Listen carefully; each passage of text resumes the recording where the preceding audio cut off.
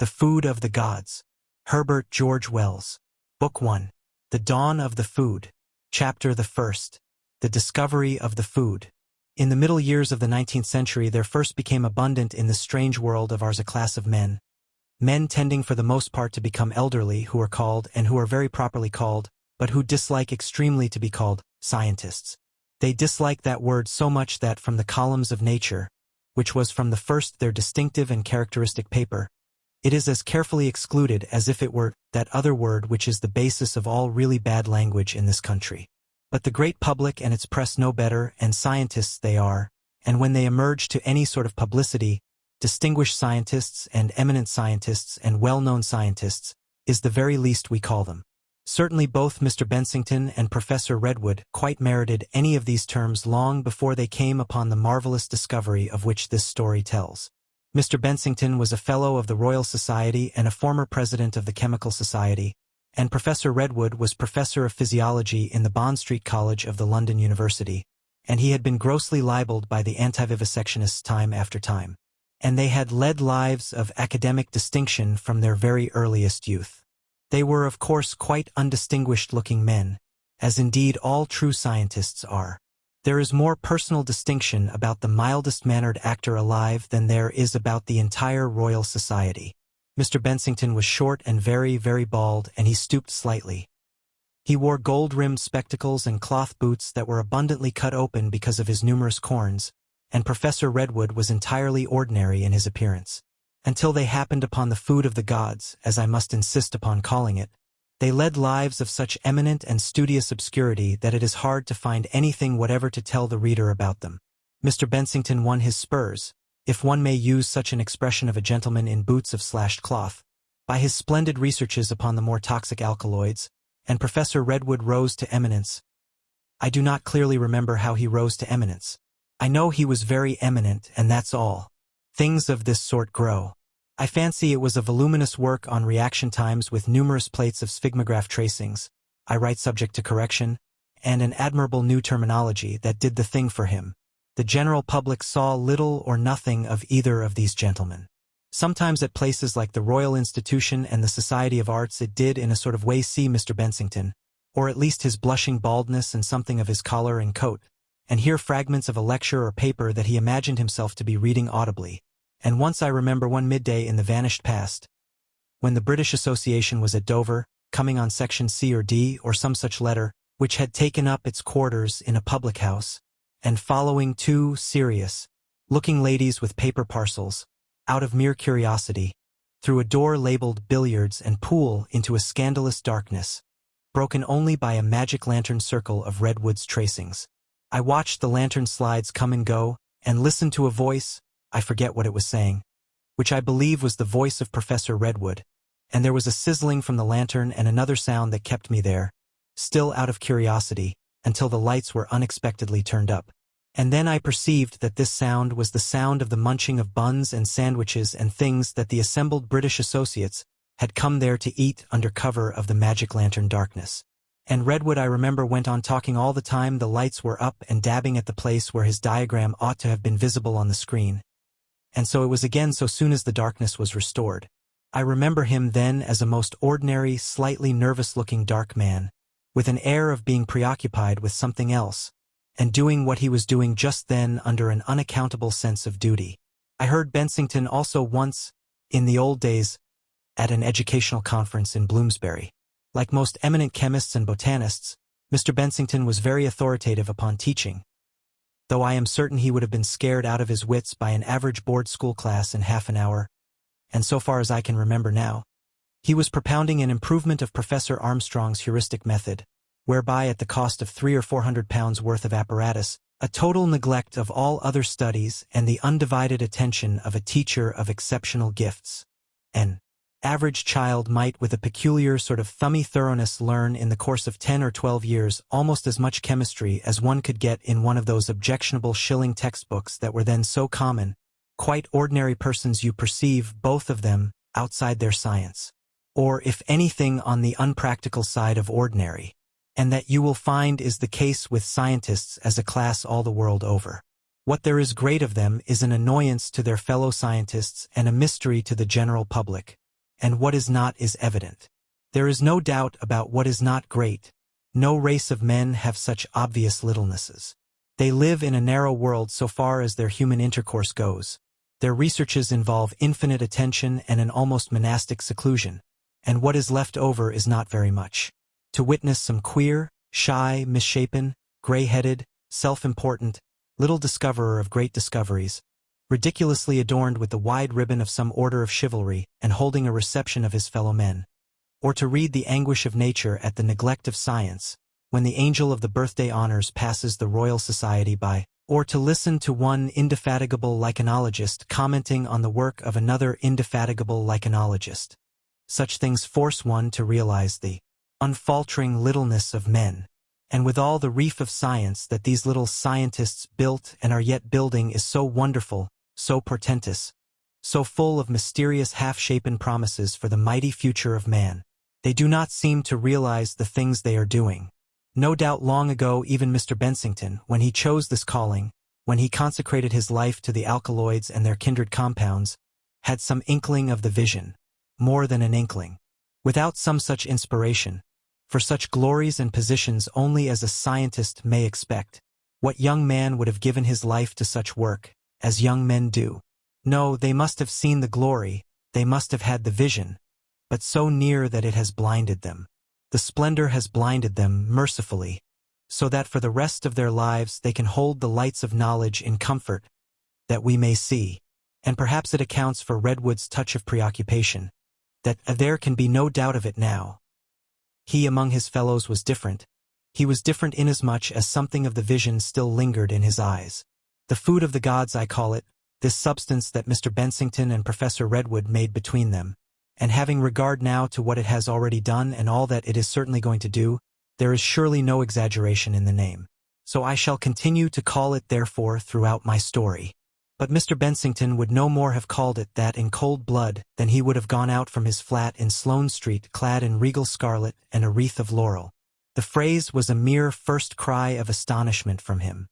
He called it the food of the gods, in his enthusiasm and for an hour or so at the most altogether. After that he decided he was being absurd. When he first thought of the thing he saw, as it were, a vista of enormous possibilities, literally enormous possibilities. But upon this dazzling vista, after one stare of amazement, he resolutely shut his eyes, even as a conscientious scientist should. After that, the food of the gods sounded blatant to the pitch of indecency. He was surprised he had used the expression. Yet for all that something of that clear-eyed moment hung about him and broke out ever and again. Really, you know, he said, rubbing his hands together and laughing nervously. It has more than a theoretical interest. For example, he confided, bringing his face close to the professor's and dropping to an undertone. It would perhaps, if suitably handled, sell. Precisely, he said, walking away. As a food, or at least a food ingredient. Assuming, of course, that it is palatable. A thing we cannot know till we have prepared it. He turned upon the hearthrug and studied the carefully designed slits upon his cloth shoes. Name? He said, looking up in response to an inquiry. For my part, one inclined to the good old classical illusion. It makes science rest, gives it a touch of old-fashioned dignity. I have been thinking, I don't know if you will think it absurd of me. A little fancy is surely occasionally permissible. Heracleophobia. The nutrition of a possible Hercules? You know, it might. Of course, if you think not. Redwood reflected with his eyes on the fire and made no objection. You think it would do? Redwood moved his head gravely. It might be titanophobia, you know. Food of titans. You prefer the former. You're quite sure you don't think it a little too? No. Ah, I'm glad. And so they called it Heracleophobia throughout their investigations, and in their report, the report that was never published because of the unexpected developments that upset all their arrangements, it is invariably written in that way. There were 3 kindred substances prepared before they hit on the one their speculations had foretold, and these they spoke of as Heracleophobia I, Heracleophobia II, and Heracleophobia III. It is Heracleophobia IV which I, insisting upon Bensington's original name, call here the food of the gods. The idea was Mr. Bensington's, but as it was suggested to him by one of Professor Redwood's contributions to the Philosophical Transactions, he very properly consulted that gentleman before he carried it further. Besides which it was, as a research, a physiological quite as much as a chemical inquiry. Professor Redwood was one of those scientific men who are addicted to tracings and curves. You are familiar, if you are at all the sort of reader I like, with the sort of scientific paper.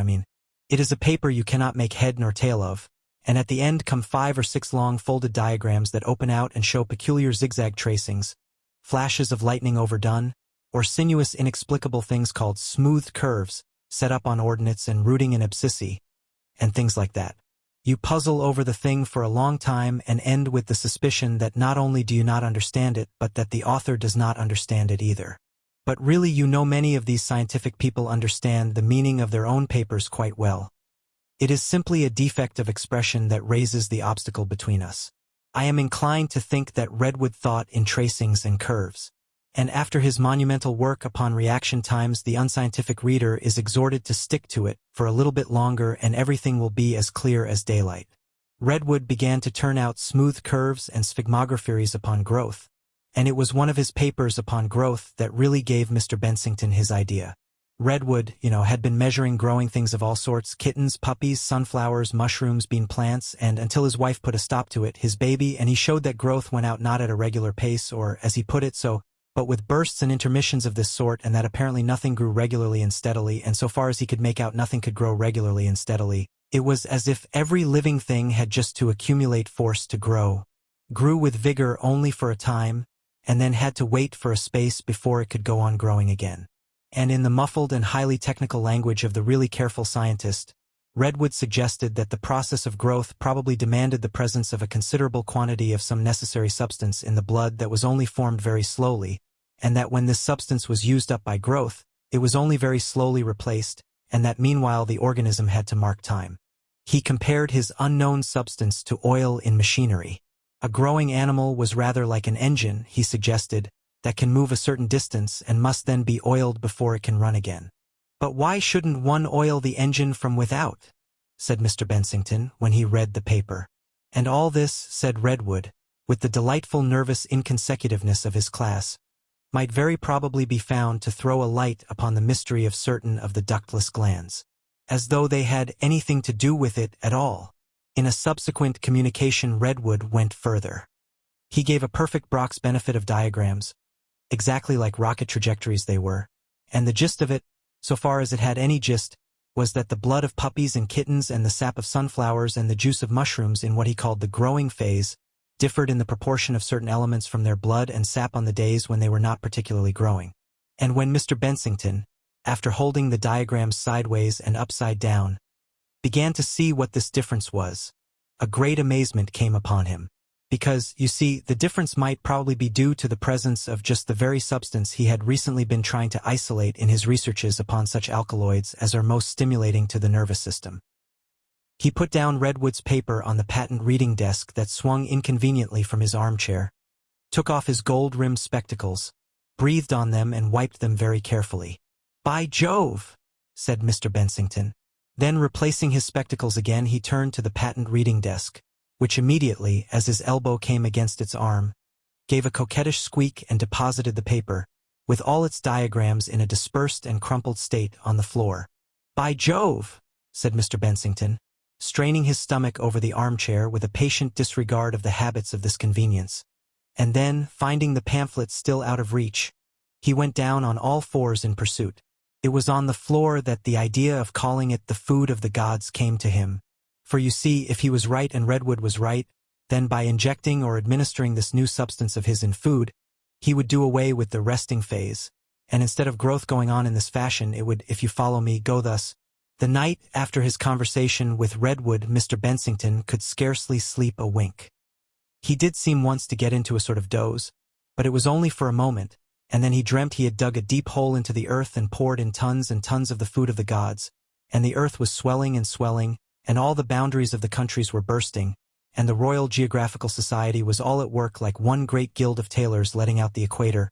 That, of course, was a ridiculous dream, but it shows the state of mental excitement into which Mr. Bensington got and the real value he attached to his idea, much better than any of the things he said or did when he was awake and on his guard. Or I should not have mentioned it, because as a general rule I do not think it is at all interesting for people to tell each other about their dreams. By a singular coincidence Redwood also had a dream that night, and his dream was this. It was a diagram done in fire upon a long scroll of the abyss. And he, Redwood, was standing on a planet before a sort of black platform lecturing about the new sort of growth that was now possible, to the more than royal institution of primordial forces which had always previously, even in the growth of races, empires, planetary systems, and worlds, gone so, and even in some cases so, and he was explaining to them quite lucidly and convincingly that these even retrogressive methods would be very speedily quite put out of fashion by his discovery. Ridiculous, of course, but that too shows that either dream is to be regarded as in any way significant or prophetic beyond what I have categorically said. I do not for one moment suggest. Chapter the 2nd. The Experimental Farm. Mr. Bensington proposed originally to try this stuff so soon as he was really able to prepare it upon tadpoles. One always does try this sort of thing upon tadpoles to begin with, this being what tadpoles are for.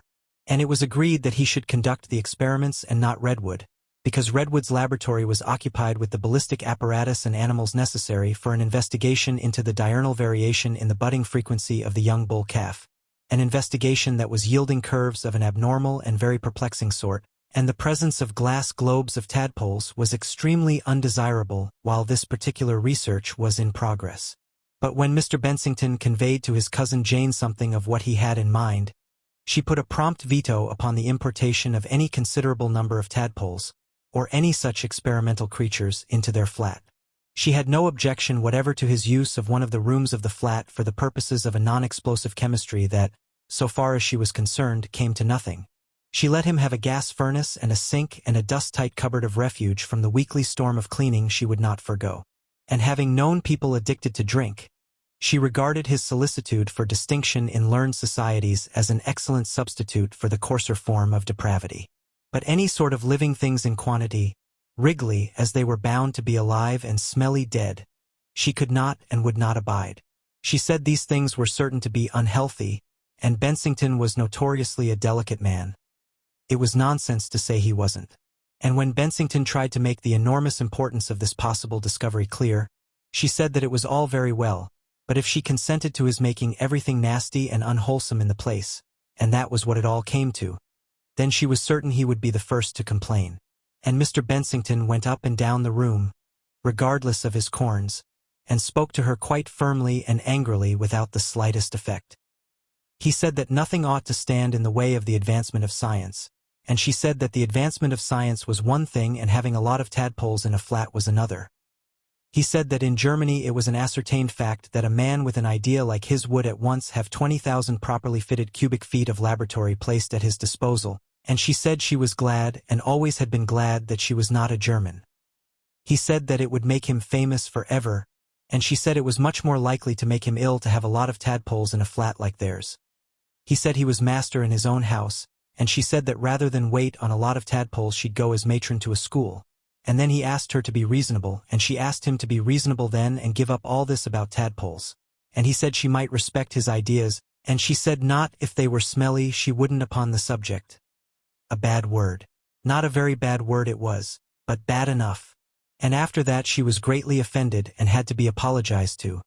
And the prospect of ever trying the food of the gods upon tadpoles in their flat at any rate vanished completely in the apology. So Bensington had to consider some other way of carrying out these experiments in feeding that would be necessary to demonstrate his discovery, so soon as he had his substance isolated and prepared.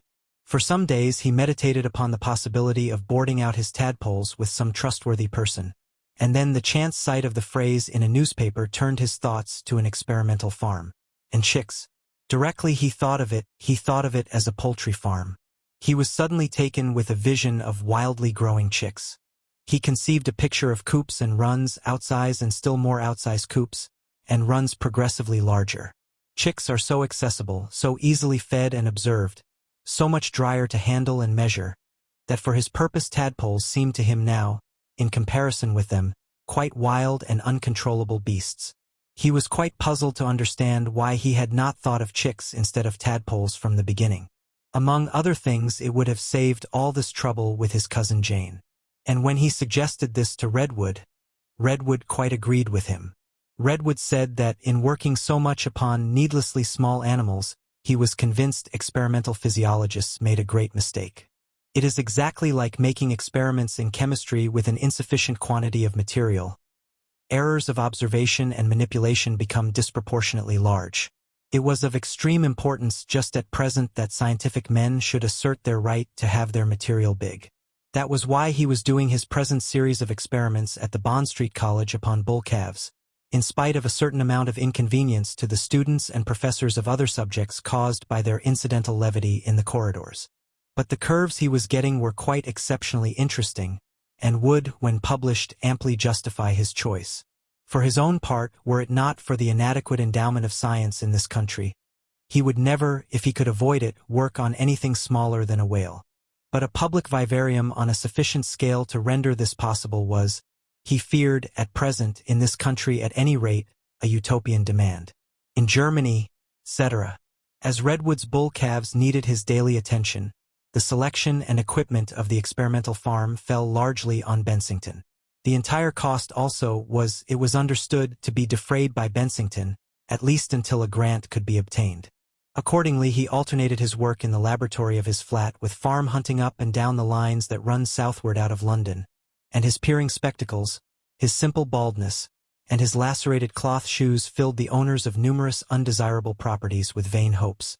And he advertised in several daily papers in Nature for a responsible couple married, punctual, active, and used to poultry, to take entire charge of an experimental farm of 3 acres. He found the place he seemed in need of at Hickley-Brow, near Ayrshire, in Kent.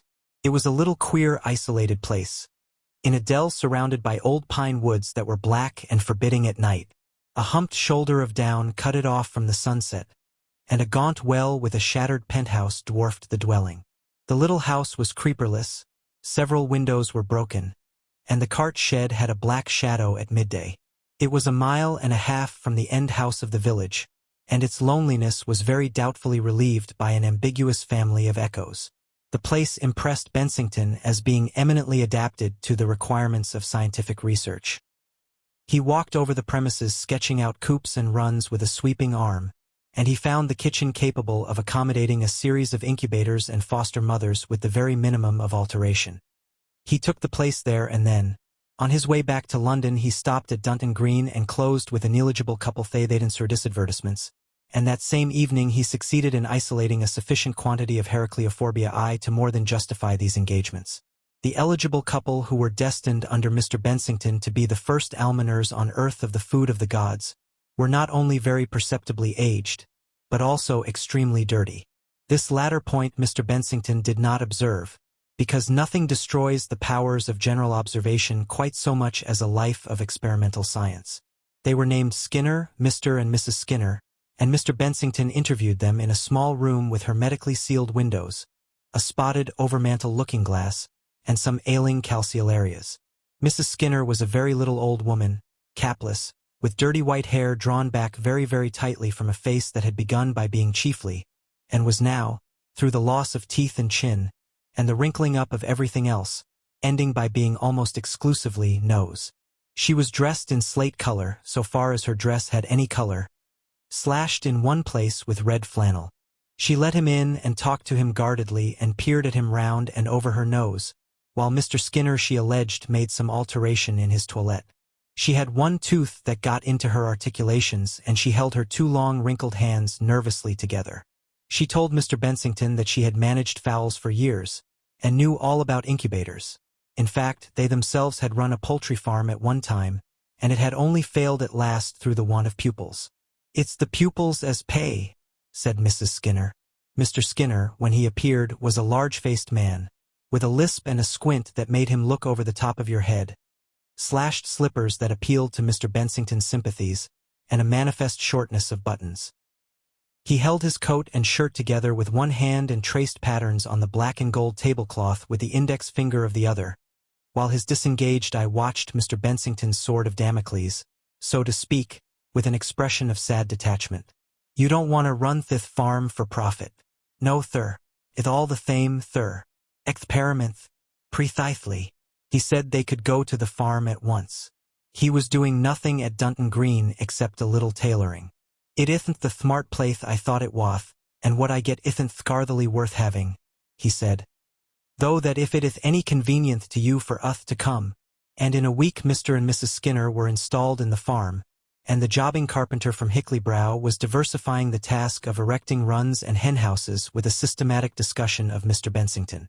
I haven't theen much of 'im yet, said Mr. Skinner, but as far as I can make 'im out 'e theems to be a stupid o' fool. I thought 'e seemed a bit dotty, said the carpenter from Hickley-brow. 'E fancyeth 'imself about poultry, said Mr. Skinner. Oh my goodness, you'd think nobody knew nothin' about poultry thept 'im. 'E looks like a n, said the carpenter from Hickley-brow. What with them spectacles of is?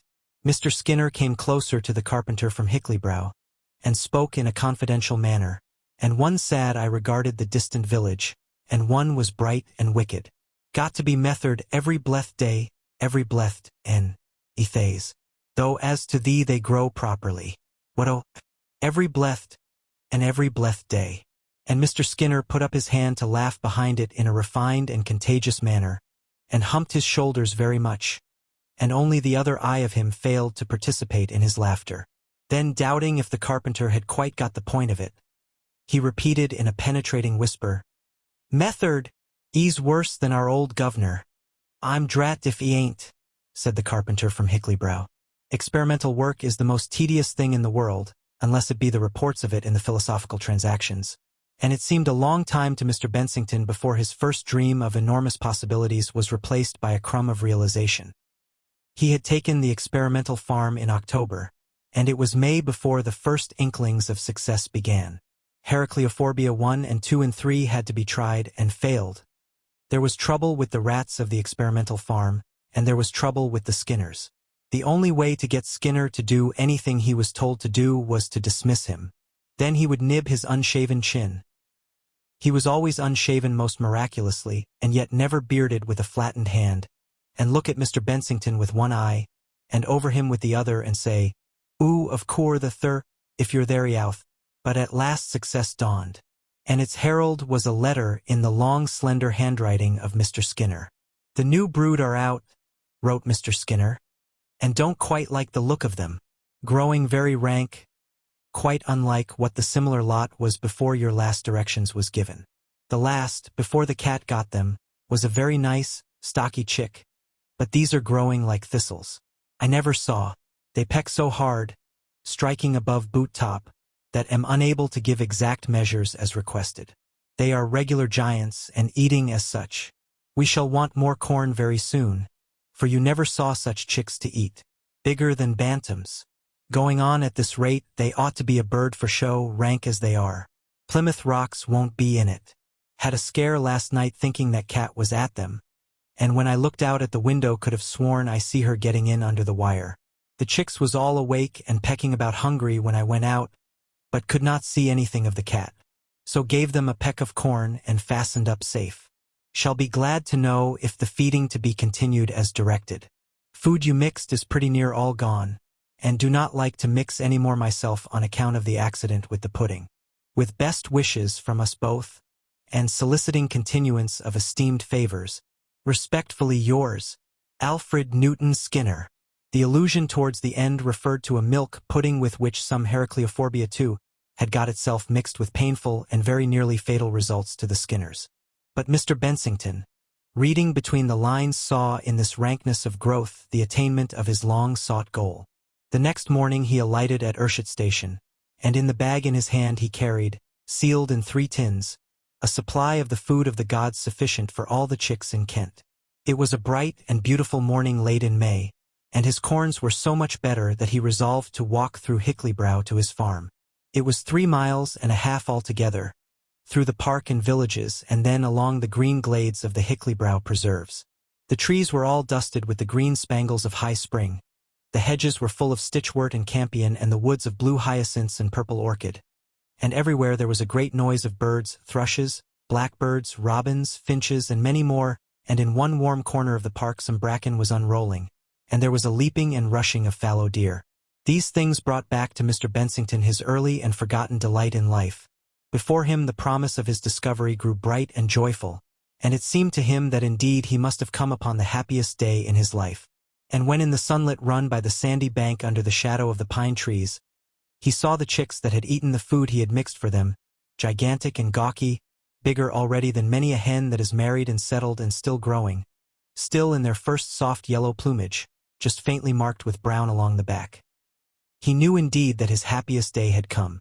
At Mr. Skinner's urgency he went into the runs, but after he had been pecked through the cracks in his shoes once or twice, he got out again, and watched these monsters through the wire netting. He peered close to the netting, and followed their movements as though he had never seen a chick before in his life. "What they'll be when they're grown up ith impossible to think," said Mr. Skinner. "Big as a horse," said Mr. Bensington. "Pretty near," said Mr. Skinner. "Several people could dine off a wing," said Mr. Bensington. "They'd cut up into joints like butcher's meat." "They won't go on growing at thith path though," said Mr. Skinner. "No," said Mr. Bensington. "No," said Mr. Skinner. "I know thith thort. They begin rank, but they don't go on. Bleth you. No." There was a pause. "Ith management," said Mr. Skinner modestly. Mr. Bensington turned his glasses on him suddenly.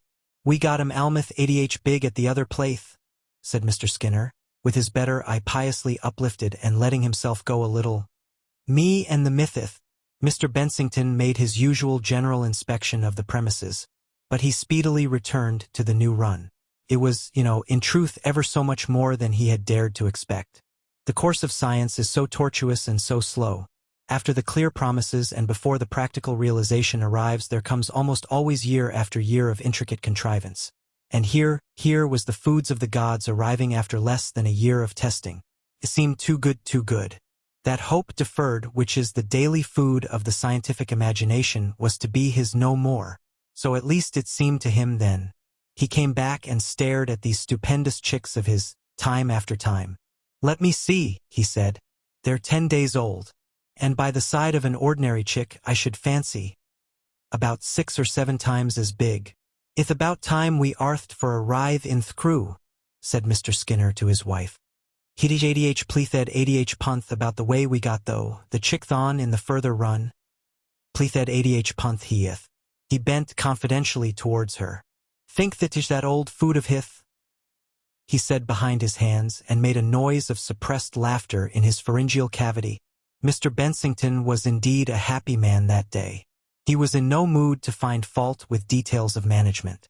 The bright day certainly brought out the accumulating slovenliness of the Skinner couple more vividly than he had ever seen it before. But his comments were of the gentlest. The fencing of many of the runs was out of order, but he seemed to consider it quite satisfactory when Mr. Skinner explained that it was a fox or a dog or tommy thing did it. He pointed out that the incubator had not been cleaned. "That it essent, sir?" said Mrs. Skinner with her arms folded, smiling coyly behind her nose. "We don't seem to have had time to clean it not since we been air." He went upstairs to see some rat holes that Skinner said would justify a trap. They certainly were enormous, and discovered that the room in which the food of the gods was mixed with meal and bran was in a quite disgraceful order. The Skinners were the sort of people who find a use for cracked saucers and old cans and pickle jars and mustard boxes, and the place was littered with these. In one corner a great pile of apples that Skinner had saved was decaying, and from a nail in the sloping part of the ceiling hung several rabbit skins, upon which he proposed to test his gift as a furrier. "There ith muth about firth and thinkth that I don't know," said Skinner. Mr. Bensington certainly sniffed critically at this disorder, but he made no unnecessary fuss, and even when he found a wasp regaling itself in a gallipot half full of Heracleophorbiaphore, he simply remarked mildly that his substance was better sealed from the damp than exposed to the air in that manner. And he turned from these things at once to remark, what had been for some time in his mind. "I think, Skinner, I shall kill one of these chicks as a specimen. I think we will kill it this afternoon, and I will take it back with me to London." He pretended to peer into another gallipot and then took off his spectacles to wipe them. "I should like," he said, "I should like very much To have some relic, some memento of this particular brood at this particular day. By the by, he said, you don't give those little chicks meat? Oh, no, thir, said Skinner. I can assure you, thir, we know far too much about the management of fowlth of all descriptions to do anything of that sort. Quite sure you don't throw your dinner refuse. I thought I noticed the bones of a rabbit scattered about the far corner of the run, but when they came to look at them, they found they were the larger bones of a cat picked very clean and dry. That's no chick, said Mr. Bensington's cousin Jane. Well, I should think I knew a chick when I saw it, said Mr. Bensington's cousin Jane hotly. It's too big for a chick, for one thing, and besides you can see perfectly well it isn't a chick. It's more like a bustard than a chick. For my part, said Redwood, reluctantly allowing Bensington to drag him into the argument, I must confess that, considering all the evidence— Oh, aye, if you do that, said Mr. Bensington's cousin Jane, instead of using your eyes like a sensible person. Well, but really, Miss Bensington— Oh, go on, said cousin Jane. You men are all alike. Considering all the evidence, this certainly falls within the definition. No doubt it's abnormal and hypertrophied, but still, especially since it was hatched from the egg of a normal hen, yes, I think, Miss Bensington, I must admit this, so far as one can call it anything, is a sort of chick. You mean it's a chick? Said cousin Jane. I think it's a chick, said Redwood.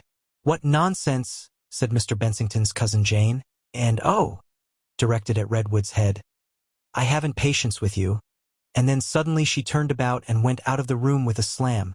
And it's a very great relief for me to see it too, Bensington, said Redwood, when the reverberation of the slam had died away.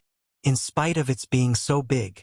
Without any urgency from Mr. Bensington, he sat down in the low armchair by the fire and confessed to proceedings that even in an unscientific man would have been indiscreet. You will think it very rash of me, Bensington, I know, he said. But the fact is I put a little, not very much of it, but some into baby's bottle very nearly a week ago. But suppose, cried Mr. Bensington. I know, said Redwood, and glanced at the giant chick upon the plate on the table. It's turned out all right, thank goodness. And he felt in his pocket for his cigarettes. He gave fragmentary details. Poor little chap wasn't putting on weight. Desperately anxious. Winkles, a frightful duffer. Former pupil of mine. No good. Mrs. Redwood. Unmitigated confidence in Winkles. You know, man with a manner like a cliff towering. No confidence in me, of course. Taught Winkles. Scarcely allowed in the nursery. Something had to be done. Slipped in while the nurse was at breakfast. Got at the bottle. But he'll grow, said Mr. Bensington. He's growing. 27 ounces last week. You should hear Winkles. It's management, he said. Dear me, that's what Skinner says.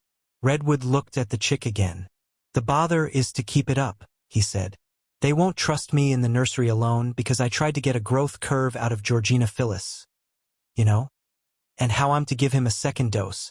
Need you? He's been crying 2 days. Can't get on with his ordinary food again. Anyhow, he wants some more now. Tell Winkles. Hang Winkles, said Redwood. You might get at Winkles and give him powders to give the child. That's about what I shall have to do, said Redwood, resting his chin on his fist and staring into the fire. Bensington stood for a space, smoothing the down on the breast of the giant chick. They will be monstrous fowls, he said. They will, said Redwood, still with his eyes on the glow. Big as horses, said Bensington. Bigger, said Redwood. That's just it. Bensington turned away from the specimen. Redwood, he said. These fowls are going to create a sensation. Redwood nodded his head at the fire. And by Jove, said Bensington, coming round suddenly with a flash in his spectacles. So will your little boy. That's just what I'm thinking of, said Redwood. He sat back, sighed, threw his unconsumed cigarette into the fire and thrust his hands deep into his trousers pockets. That's precisely what I'm thinking of. This Heracleophobia is going to be queer stuff to handle. The pace that chick must have grown at. A little boy growing at that pace, said Mr. Bensington slowly, and stared at the chick as he spoke. I say, said Bensington. "He'll be big. I shall give him diminishing doses," said Redwood. "Or at any rate Winkles will. It's rather too much of an experiment." "Much. Yet still, I must confess. Some baby will sooner or later have to try it." "Oh, we'll try it on some baby, certainly." "Exactly so," said Bensington, and came and stood on the hearthrug and took off his spectacles to wipe them. "Until I saw these chicks, Redwood, I don't think I began to realize anything of the possibilities of what we were making. It's only beginning to dawn upon me, the possible consequences. And even then, Mr. Bensington was far from any conception of the mine that little train would fire. That happened early in June. For some weeks Bensington was kept from revisiting the experimental farm by a severe imaginary catarrh, and one necessary flying visit was made by Redwood. He returned an even more anxious-looking parent than he had gone. Altogether there were 7 weeks of steady, uninterrupted growth, and then the wasps began their career. It was late in July and nearly a week before the hens escaped from Hickley-Brow that the first of the big wasps was killed. The report of it appeared in several papers, but I do not know whether the news reached Mr. Bensington, much less whether he connected it with the general laxity of method that prevailed in the experimental farm. There can be but little doubt now that while Mr. Skinner was plying Mr. Bensington's chicks with Heracleophobia 4, a number of wasps were just as industriously, perhaps more industriously, carrying quantities of the same paste to their early summer broods in the sandbanks beyond the adjacent pine woods. And there can be no dispute whatever that these early broods found just as much growth and benefit in the substance as Mr. Bensington's hens. It is in the nature of the wasp to attain to effective maturity before the domestic fowl, and in fact of all the creatures that were, through the generous carelessness of the Skinners, partaking of the benefits Mr. Bensington heaped upon his hens, the wasps were the first to make any sort of figure in the world. It was a keeper named Godfrey, on the estate of Lieutenant Colonel Rupert Hick near Maidstone, who encountered and had the luck to kill the first of these monsters of whom history has any record. He was walking knee-high in bracken across an open space in the beechwoods that diversify Lieutenant Colonel Hick's park, and he was carrying his gun, very fortunately for him a double-barreled gun, over his shoulder, when he first caught sight of the thing. It was, he says, coming down against the light, so that he could not see it very distinctly, and as it came it made a drone like a motor car. He admits he was frightened. It was evidently as big or bigger than a barn owl, and, to his practiced eye, its flight and particularly the misty whirl of its wings must have seemed weirdly unbirdlike. The instinct of self-defense, I fancy, mingled with long habit, when, as he says, he let fly right away. The queerness of the experience probably affected his aim. At any rate most of his shot missed, and the thing merely dropped for a moment with an angry was that revealed the wasp at once, and then rose again with all its stripes shining against the light. He says it turned on him. At any rate, he fired his second barrel at less than 20 yards and threw down his gun, ran a pace or so and ducked to avoid it. It flew, he is convinced, within a yard of him, struck the ground, rose again, came down again perhaps 30 yards away, and rolled over with its body wriggling and its sting stabbing out and back in its last agony. He emptied both barrels into it again before he ventured to go near. When he came to measure the thing, he found it was 27.5 inches across its open wings, and its sting was 3 inches long. The abdomen was blown clean off from its body, but he estimated the length of the creature from head to sting as 18 inches, which is very nearly correct. Its compound eyes were the size of penny pieces. That is the first authenticated appearance of these giant wasps. The day after, a cyclist riding, feet up, down the hill between Sevenoaks and Tunbridge, very narrowly missed running over a second of these giants that was crawling across the roadway. His passage seemed to alarm it, and it rose with a noise like a sawmill. His bicycle jumped the footpath in the emotion of the moment, and when he could look back, the wasp was soaring away above the woods towards Westerham. After riding unsteadily for a little time, he put on his brake, dismounted. He was trembling so violently that he fell over his machine in doing so, and sat down by the roadside to recover. He had intended to ride to Ashford, but he did not get beyond Tunbridge that day. After that, curiously enough, there is no record of any big wasps being seen for 3 days. I find on consulting the meteorological record of those days that they were overcast and chilly with local showers, which may perhaps account for this intermission. Then on the fourth day came blue sky and brilliant sunshine and such an outburst of wasps as the world had surely never seen before. How many big wasps came out that day it is impossible to guess. There are at least 50 accounts of their apparition. There was one victim, a grocer, who discovered one of these monsters in a sugar cask and very rashly attacked it with a spade as it rose. He struck it to the ground for a moment, and it stung him through the boot as he struck at it again and cut its body in half. He was first dead of the two. The most dramatic of the 50 appearances was certainly that of the wasp that visited the British Museum about midday, dropping out of the blue serene upon one of the innumerable pigeons that feed in the courtyard of that building, and flying up to the cornice to devour its victim at leisure. After that it crawled for a time over the museum roof, entered the dome of the reading room by a skylight, buzzed about inside it for some little time. There was a stampede among the readers, and at last found another window and vanished again with a sudden silence from human observation. Most of the other reports were of mere passings or descents. A picnic party was dispersed at Aldington Knoll and all its sweets and jam consumed, and a puppy was killed and torn to pieces near Whitstable under the very eyes of its mistress. The streets that evening resounded with the cry.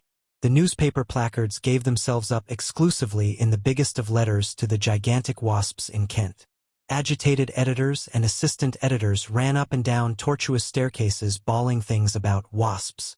And Professor Redwood, emerging from his college in Bond Street at 5, flushed from a heated discussion with his committee about the price of bull calves, bought an evening paper, opened it, changed color, forgot about bull calves and committee forthwith, and took a handsome headlong for Bensington's flat.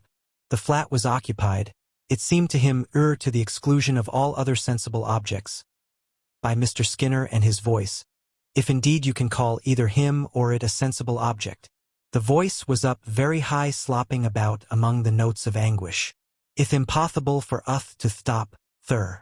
We've stopped on hoping things would get better and they've only got worse, thur. It ithn't ony the waptheth.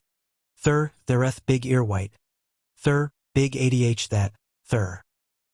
He indicated all his hand and about 3 inches of fat dirty wrist. They pretty near give mithith Skinner fifth, thur. And the thattinging netleth by the runth, thur, they're growing, thur, and the canary creeper, thur, what we though wed near the think, thur. It putteth tendril through the window in the night, thur, and very nearly caught Mithith Skinner by the legs, thur. It that food of your thur. Wherever we splathed it about, thur, a bit, it ish that everything growing ranker, thur, than I ever thought anything could grow. It's impossible to stop a month, thur. It's more than our liveth are worth, thur. Even if the waptheth don't thatting uth, we thall be suffocated by the creeper, thur. You can't imagine, thur, unless you come down to thee, thur. He turned his superior eye to the cornice above Redwood's head. How do we know the wrath? Avent got it, thur. That, tich what I think of mothed, thur. I avent theen any big wrath, thur. But, how do I know, thur? We been frightened for daith beckoth of the earwhite we've theen, like lobsters they wath, 2 of 'em, thur, and the frightful way the canary creeper wath growing. And directly I heard the waptheth, directly I heard 'em, thur, I undertood. I didn't wait for nothing except to thaw on a button I'd lorthed, and then I came on up. Even now, thur, I'm arf wild with anxiety, thur. How do I know whath happenin' to Mithith Skinner, thur? There'th the creeper growing all over the place like a snake, thur. Thwelp me but you ave to watch it, thur, and jump out of ith way, and the earwhite gettin' bigger and bigger, and the waptheth. She athn't even got a blue bag, thur. If anything thoud happen, thur. But the hens, said Mr. Bensington. How are the hens? We fed 'em up to yesterday, thwelp me, said Mr. Skinner.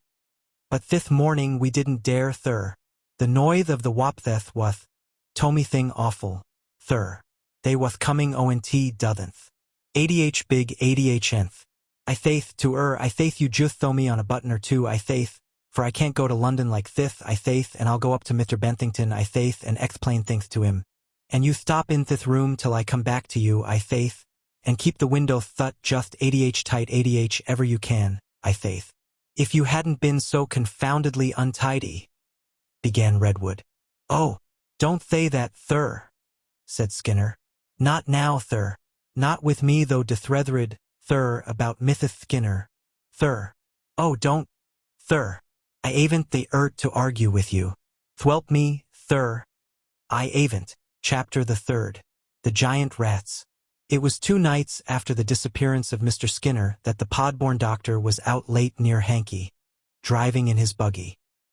He had been up all night assisting another undistinguished citizen into this curious world of ours, and his task accomplished, he was driving homeward in a drowsy mood enough. It was about 2 o'clock in the morning, and the waning moon was rising. The summer night had gone cold, and there was a low-lying whitish mist that made things indistinct. He was quite alone, for his coachman was ill in bed, and there was nothing to be seen on either hand but a drifting mystery of hedge running athwart the yellow glare of his lamps, and nothing to hear but the clitter-clatter of his horses and the gride and hedge echo of his wheels. His horse was as trustworthy as himself, and one does not wonder that he dozed.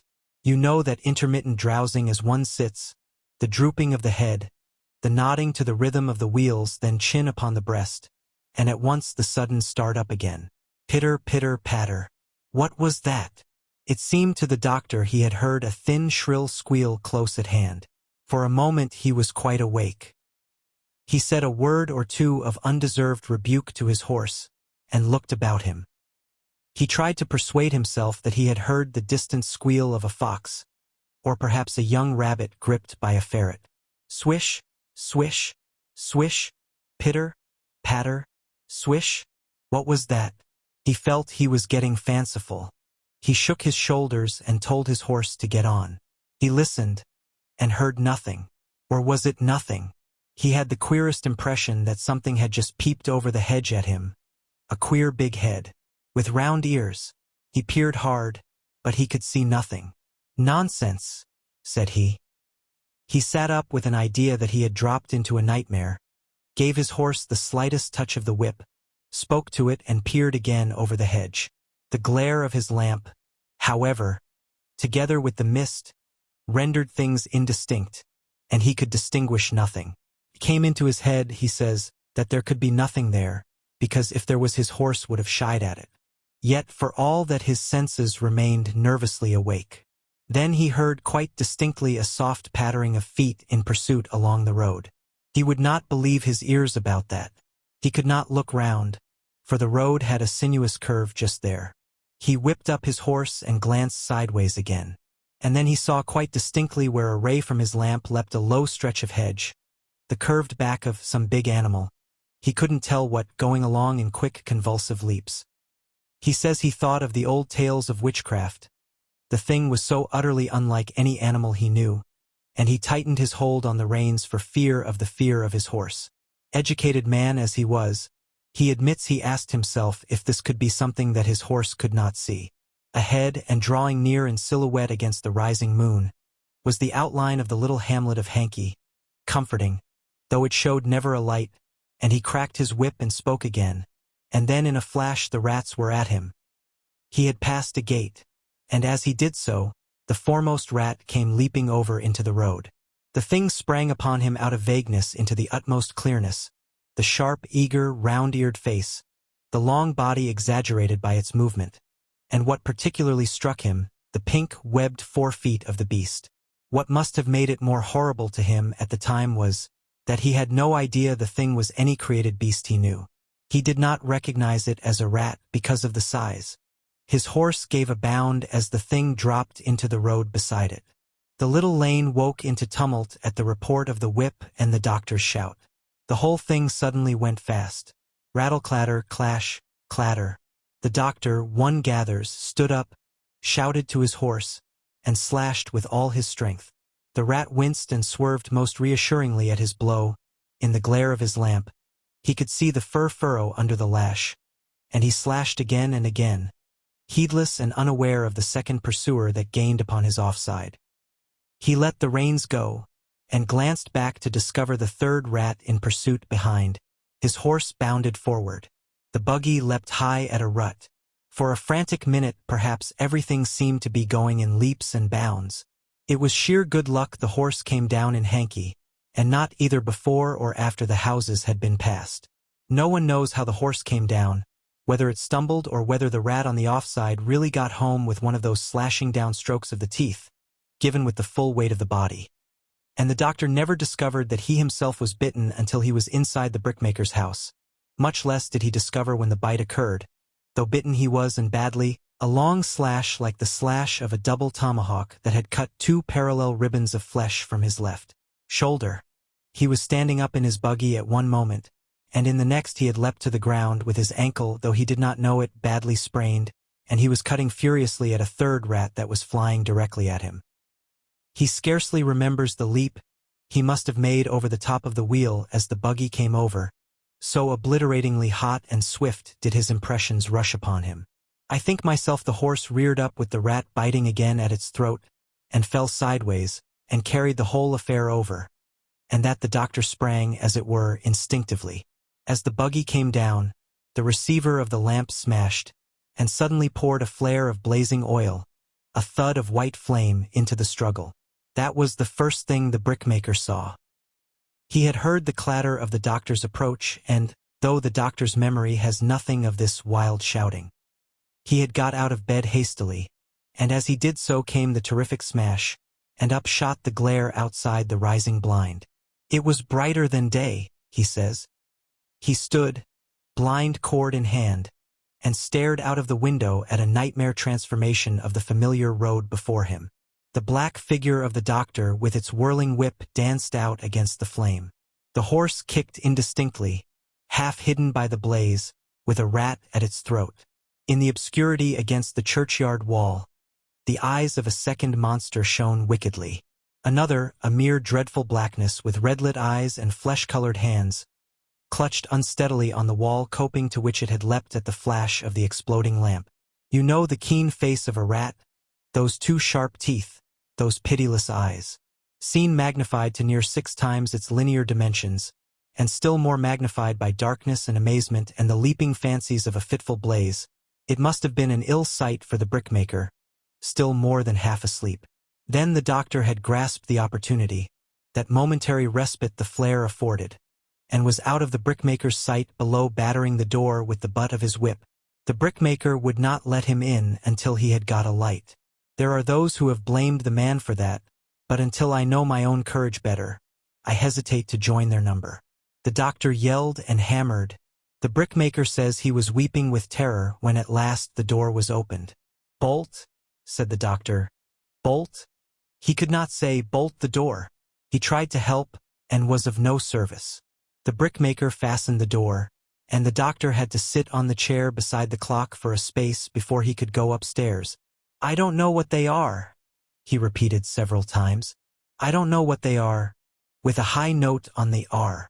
The brickmaker would have got him whiskey, but the doctor would not be left alone with nothing but a flickering light just then. It was long before the brickmaker could get him to go upstairs, and when the fire was out the giant rats came back, took the dead horse, dragged it across the churchyard into the brickfield and ate at it until it was dawn, none even then daring to disturb them. Redwood went round to Bensington about 11 the next morning with the second editions of 3 evening papers in his hand. Bensington looked up from a despondent meditation over the forgotten pages of the most distracting novel the Brompton Road librarian had been able to find him. "Anything fresh?" he asked. "2 men stung near Chartham. They ought to let us smoke out that nest. They really did. It's their own fault." "It's their own fault, certainly," said Redwood. "Have you heard anything about buying the farm?" "The house agent," said Redwood, "is a thing with a big mouth and made of dense wood. Pretend someone else is after the house. It always does, you know. And won't understand there's a hurry. This is a matter of life and death." I said, "Don't you understand?" It drooped its eyes half shut and said, "Then why don't you go the other £200?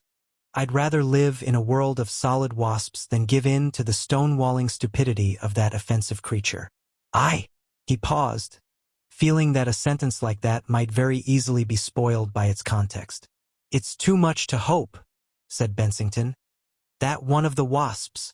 The wasp has no more idea of public utility than a house agent," said Redwood. He talked for a little while about house agents and solicitors and people of that sort, in the unjust, unreasonable way that so many people do somehow get to talk of these business calculi. Of all the cranky things in this cranky world, it is the most cranky to my mind of all, that while we expect honor, courage, efficiency, from a doctor or a soldier as a matter of course, a solicitor or a house agent is not only permitted but expected to display nothing but a sort of greedy, greasy, obstructive, overreaching imbecility, etc. And then, greatly relieved, he went to the window and stared out at the Sloane Street traffic. Bensington had put the most exciting novel conceivable on the little table that carried his electric standard. He joined the fingers of his opposed hands very carefully and regarded them. "Redwood," he said, "do they say much about us?" "Not so much as I should expect." "They don't denounce us at all?" "Not a bit. But, on the other hand, they don't back up what I point out must be done. I've written to the Times, explaining the whole thing." "We take the Daily Chronicle," said Bensington, "and the Times has a long leader on the subject, a very high-class, well-written leader with 3 pieces of Times Latin, status quo is 1, and it reads like the voice of somebody impersonal of the greatest importance suffering from influenza headache and talking through sheets and sheets of felt without getting any relief from it whatever. Reading between the lines, it's pretty clear that the Times considers that it is useless to mince matters, and that something indefinite, of course, has to be done at once. Otherwise, still more undesirable consequences. Times English, for more wasps and stings. Thoroughly statesmanlike article. And meanwhile this bigness is spreading in all sorts of ugly ways. Precisely. I wonder if Skinner was right about those big rats. "Oh no, that would be too much," said Redwood. He came and stood by Bensington's chair. "By the by," he said with a slightly lowered voice, "how does she?" He indicated the closed door. "Cousin Jane? She simply knows nothing about it. Doesn't connect us with it and won't read the articles. Gigantic wasps, she says. I haven't patience to read the papers." "That's very fortunate," said Redwood. "I suppose, Mrs. Redwood?" "No," said Redwood. "Just at present it happens. She's terribly worried about the child. He keeps on growing. Yes, put on 41 ounces in 10 days. Weighs nearly 4 stone. And only 6 months old. Naturally rather alarming. Healthy. Vigorous. His nurse is leaving because he kicks so forcibly. And everything, of course, shockingly outgrown. Everything, has had to be made fresh, clothes and everything. Perambulator light affair. Broke 1 wheel. And the youngster had to be brought home on the milkman's hand truck. Yes, quite a crowd. And we've put Georgina Phyllis back into his cot and put him into the bed of Georgina Phyllis. His mother, naturally alarmed. Proud at first and inclined to praise Winkles. Not now. Feels the thing can't be wholesome. I imagined you were going to put him on diminishing doses. I tried it. Didn't it work? Howls. In the ordinary way, the cry of a child is loud and distressing. It is for the good of the species that this should be so. But since he has been on the Heracleophobia treatment, said Bensington, regarding his fingers with more resignation than he had hitherto displayed, practically the thing must come out. People will hear of this child, connect it up with our hens and things, and the whole thing will come round to my wife. How she will take it I haven't the remotest idea. It is difficult, said Mr. Bensington, to form any plan certainly. He removed his glasses and wiped them carefully. It is another instance, he generalized, of the thing that is continually happening. We, if indeed I may presume to the adjective scientific men, we work of course always for a theoretical result, a purely theoretical result. But, incidentally, we do set forces in operation, new forces. We mustn't control them, and nobody else can. Practically, Redwood, the thing is out of our hands. We supply the material, and they, said Redwood, turning to the window, get the experience. So far as this trouble down in Kent goes, I am not disposed to worry further. Unless they worry us. Exactly. And if they like to muddle about with solicitors and pettifoggers and legal obstructions and weighty considerations of the tomfool order, until they have got a number of new gigantic species of vermin well established, things always have been in a muddle, Redwood. Redwood traced a twisted, tangled line in the air. And our real interest lies at present with your boy. Redwood turned about and came and stared at his collaborator. What do you think of him, Bensington? You can look at this business with a greater detachment than I can. What am I to do about him? Go on feeding him. On Heracleophobia? On Heracleophobia. And then he'll grow. He'll grow, as far as I can calculate from the hens and the wasps, to the height of about 35 feet, with everything in proportion. And then what'll he do? That, said Mr. Bensington, is just what makes the whole thing so interesting. Confound it, man. Think of his clothes. And when he's grown up, said Redwood, he'll only be one solitary Gulliver in a pygmy world. Mr. Bensington's eye over his gold rim was pregnant. Why solitary? He said, and repeated still more darkly, why solitary? But you don't propose? I said Mr. Bensington, with the self-complacency of a man who has produced a good significant saying, why solitary? Meaning that one might bring up other children? Meaning nothing beyond my inquiry. Redwood began to walk about the room. Of course, he said, one might, but still, what are we coming to? Bensington evidently enjoyed his line of high intellectual detachment. The thing that interests me most, Redwood, of all this, is to think that his brain at the top of him will also, so far as my reasoning goes, be 35 feet or so above our level. What's the matter? Redwood stood at the window and stared at a news placard on a paper cart that rattled up the street. What's the matter? Repeated Bensington, rising. Redwood exclaimed violently. What is it? Said Bensington. Get a paper, said Redwood, moving doorward. Why? Get a paper. Something? I didn't quite catch. Gigantic rats. Rats? Yes, rats. Skinner was right after all. What do you mean? How the deuce am I to know till I see a paper? Great rats. Good Lord. I wonder if he's eaten. He glanced for his hat and decided to go hatless. As he rushed downstairs 2 steps at a time, he could hear along the street the mighty howlings, to and fro of the hooligan paper sellers making a boom. Horrible affair in Kent. Horrible affair in Kent. Doctor eaten by rats. Horrible affair. Horrible affair. Rats eaten by stupendous rats. Full particulars. Horrible affair. Casa, the well-known civil engineer, found them in the great doorway of the flat mansions. Redwood holding out the damp pink paper, and Bensington on tiptoe reading over his arm. Casa was a large-bodied man with gaunt, inelegant limbs casually placed at convenient corners of his body, and a face like a carving abandoned at an early stage as altogether too unpromising for completion. His nose had been left square, and his lower jaw projected beyond his upper. He breathed audibly. Few people considered him handsome. His hair was entirely tangential, and his voice, which he used sparingly, was pitched high, and had commonly a quality of bitter protest. He wore a gray cloth jacket suit and a silk hat on all occasions. He plumbed an abysmal trouser pocket with a vast red hand, paid his cabman, and came panting resolutely up the steps, a copy of the pink paper clutched about the middle, like Jove's thunderbolt in his hand. Skinner, Bensington was saying, regardless of his approach. Nothing about him, said Redwood. Bound to be eaten. Both of them. It's too terrible. Hello, Casa. This your stuff? Asked Casa, waving the paper. Well, why don't you stop it? He demanded. Can't be jiggered, said Casa. Buy the place, he cried. What nonsense. Burn it. I knew you chaps would fumble this. What are you to do? Why, what I tell you. You? Do? Why? Go up the street to the gunsmith's, of course. Why? For guns. Yes, there's only one shop. Get 8 guns. Rifles. Not elephant guns, no. Too big.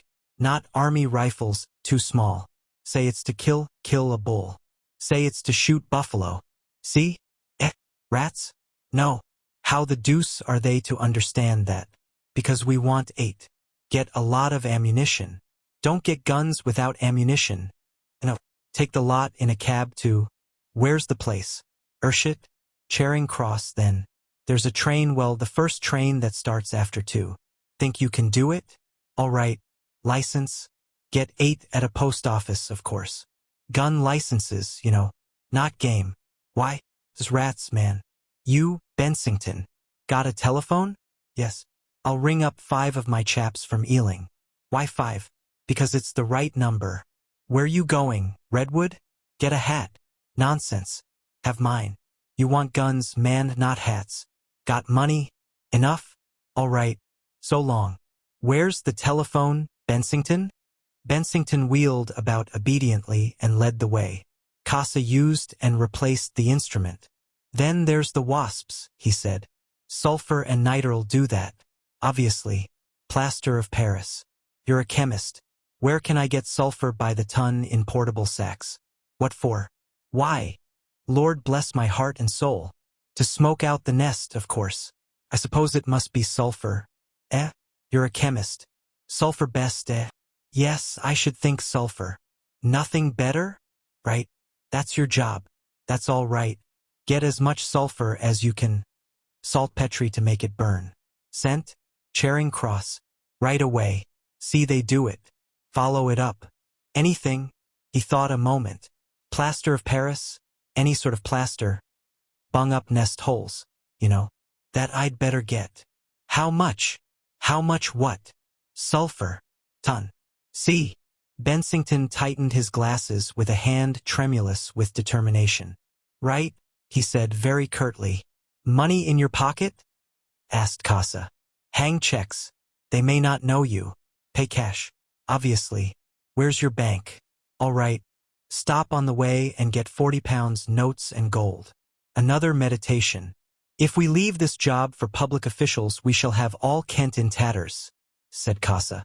Now is there anything? No. Hi. He stretched a vast hand towards a cab that became convulsively eager to serve him. Cab, sir? Said the cabman. Obviously, said Casa. And Bensington, still hatless, paddled down the steps and prepared to mount.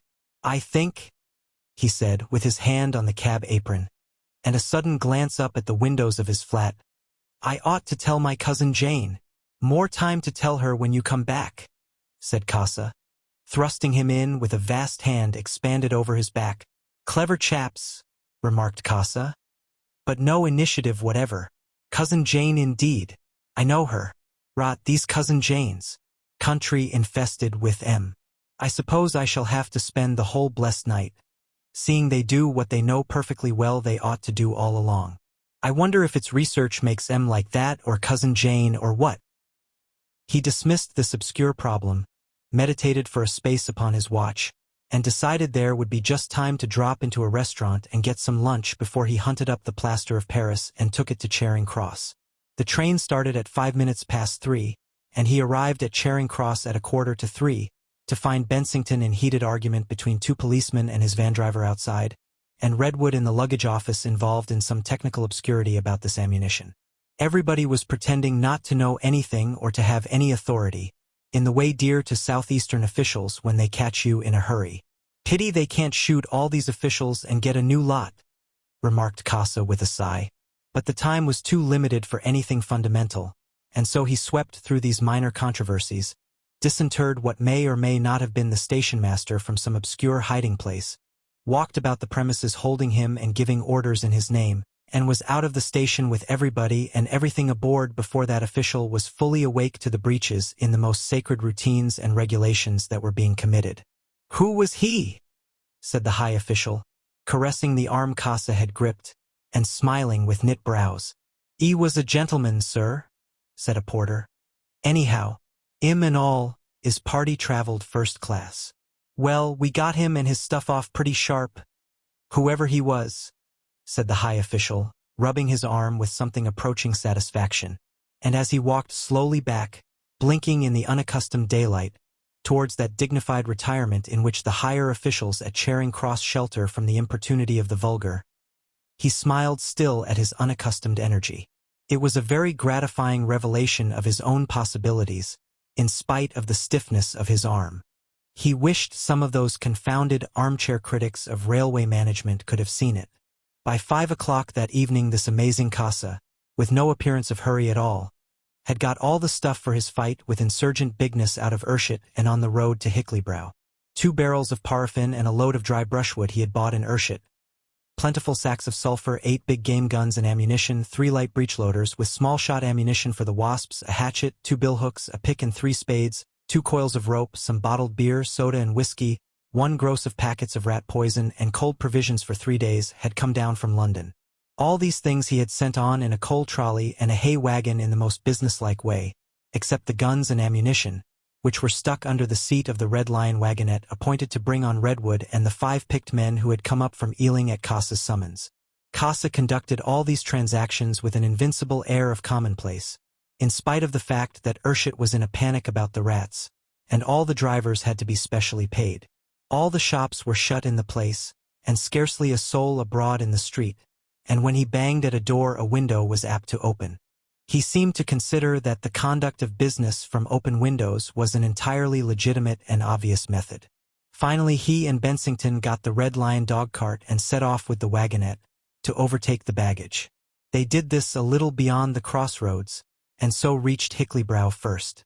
Bensington, with a gun between his knees, sitting beside Cassa in the dog-cart, developed a long germinated amazement. All they were doing was, no doubt, as Cassa insisted, quite the obvious thing to do, only, in England one so rarely does the obvious thing. He glanced from his neighbor's feet to the boldly sketched hands upon the reins. Cassa had apparently never driven before, and he was keeping the line of least resistance down the middle of the road by some no doubt quite obvious but certainly unusual light of his own. "Why don't we all do the obvious?" thought Bensington. "How the world would travel if one did. I wonder for instance why I don't do such a lot of things I know would be all right to do, things I want to do. Is everybody like that, or is it peculiar to me?" He plunged into obscure speculation about the will. He thought of the complex organized futilities of the daily life, and in contrast with them the plain and manifest things to do, the sweet and splendid things to do, that some incredible influences will never permit us to do. Cousin Jane? Cousin Jane, he perceived, was important in the question, in some subtle and difficult way. Why should we after all eat, drink, and sleep, remain unmarried, go here, abstain from going there, all out of deference to Cousin Jane? She became symbolical without ceasing to be incomprehensible. A stile and a path across the fields caught his eye and reminded him of that other bright day, so recent in time, so remote in its emotions, when he had walked from Urshet to the experimental farm to see the giant chicks. "Fate plays with us." "Check, check," said Cassa. "Get up." It was a hot midday afternoon, not a breath of wind, and the dust was thick in the roads. Few people were about, but the deer beyond the park palings browsed in profound tranquility. They saw a couple of big wasps stripping a gooseberry bush just outside Hicklybrow, and another was crawling up and down the front of the little grocer's shop in the village street trying to find an entry. The grocer was dimly visible within, with an ancient fowling piece in hand, watching its endeavors. The driver of the wagonette pulled up outside the Jolly Drovers and informed Redwood that his part of the bargain was done.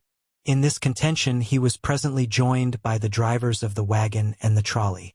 Not only did they maintain this, but they refused to let the horses be taken further. "Them big rats is nuts on 'orses," the trolley driver kept on repeating. Cassa surveyed the controversy for a moment. "Get the things out of that wagonette," he said, and one of his men, a tall, fair, dirty engineer, obeyed. "Gimme that shotgun," said Cassa. He placed himself between the drivers. "We don't want you to drive," he said. "You can say what you like," he conceded, "but we want these horses." They began to argue, but he continued speaking. "If you try and assault us I shall, in self-defense, let fly at your legs. The horses are going on." He treated the incident as closed. "Get up on that wagon, Flack," he said to a thick-set, wiry little man. "Boone, take the trolley." The 2 drivers blustered to Redwood. "You've done your duty to your employers," said Redwood. "You stop in this village until we come back. No one will blame you, seeing we've got guns. We've no wish to do anything unjust or violent, but this occasion is pressing. I'll pay if anything happens to the horses, never fear." "That's all right," said Casa, who rarely promised. They left the wagonette behind, and the men who were not driving went afoot. Over each shoulder sloped a gun.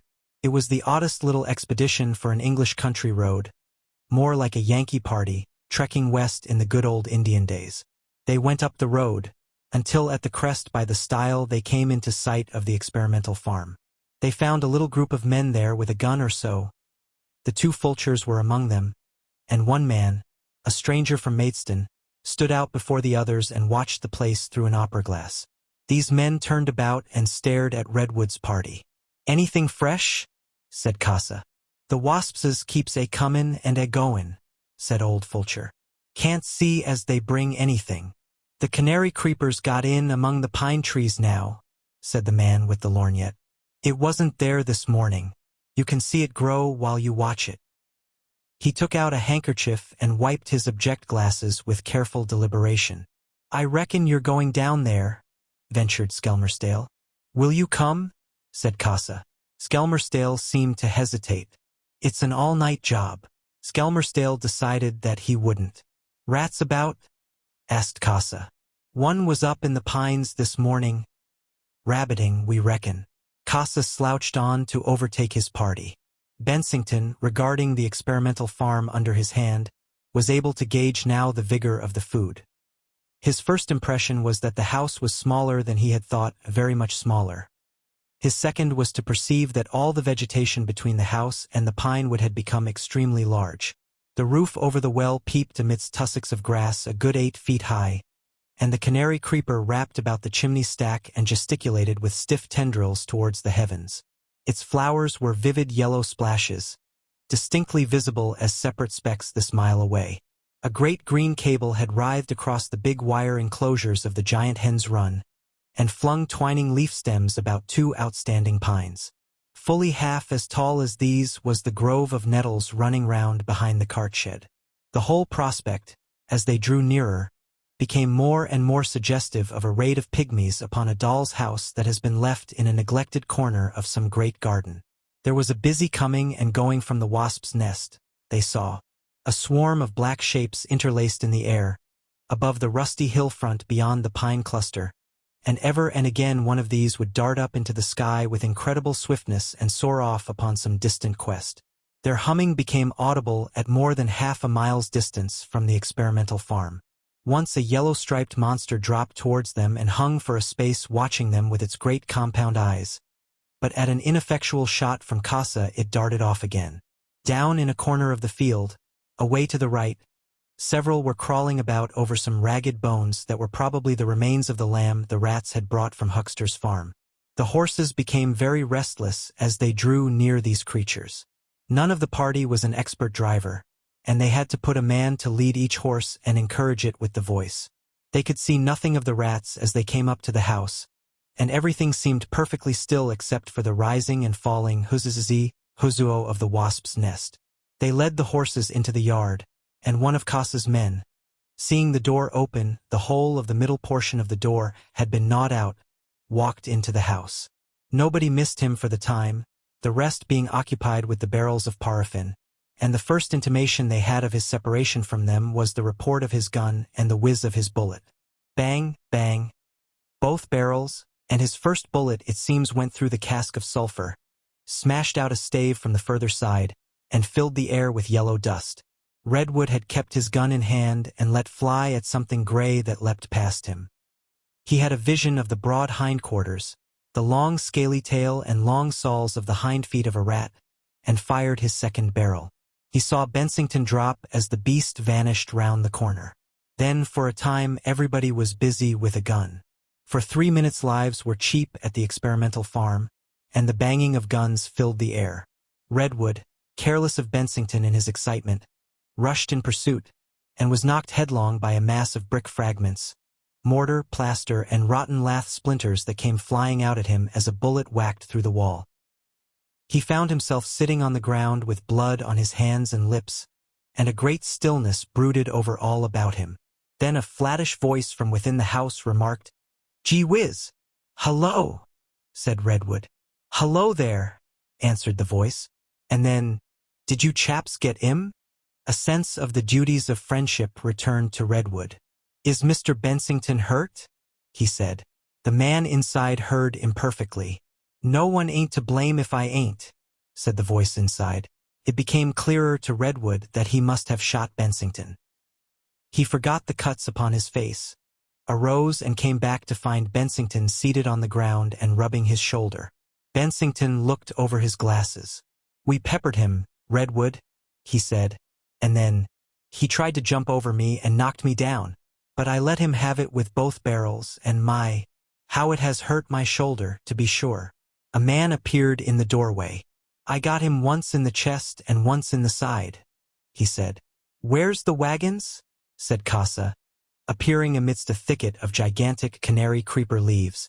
It became evident to Redwood's amazement, first, that no one had been shot, and secondly, that the trolley and wagon had shifted 50 yards, and were now standing with interlocked wheels amidst the tangled distortions of Skinner's kitchen garden. The horses had stopped their plunging. Halfway towards them, the burst barrel of sulfur lay in the path with a cloud of sulfur dust above it. He indicated this to Casa and walked towards it. "Has anyone seen that rat?" shouted Casa, following. "I got him in between the ribs once, and once in the face as he turned on me." They were joined by 2 men, as they worried at the locked wheels. "I killed that rat," said one of the men. "Have they got him?" asked Casa. "Jim Bates has found him, beyond the hedge. I got him just as he came round the corner. Whack behind the shoulder." When things were a little shipshape again, Redwood went and stared at the huge misshapen corpse. The brute lay on its side, with its body slightly bent. Its rodent teeth overhanging its receding lower jaw gave its face a look of colossal feebleness, of weak avidity. It seemed not in the least ferocious or terrible. Its forepaws reminded him of lank, emaciated hands. Except for one neat round hole with a scorched rim on either side of its neck, the creature was absolutely intact.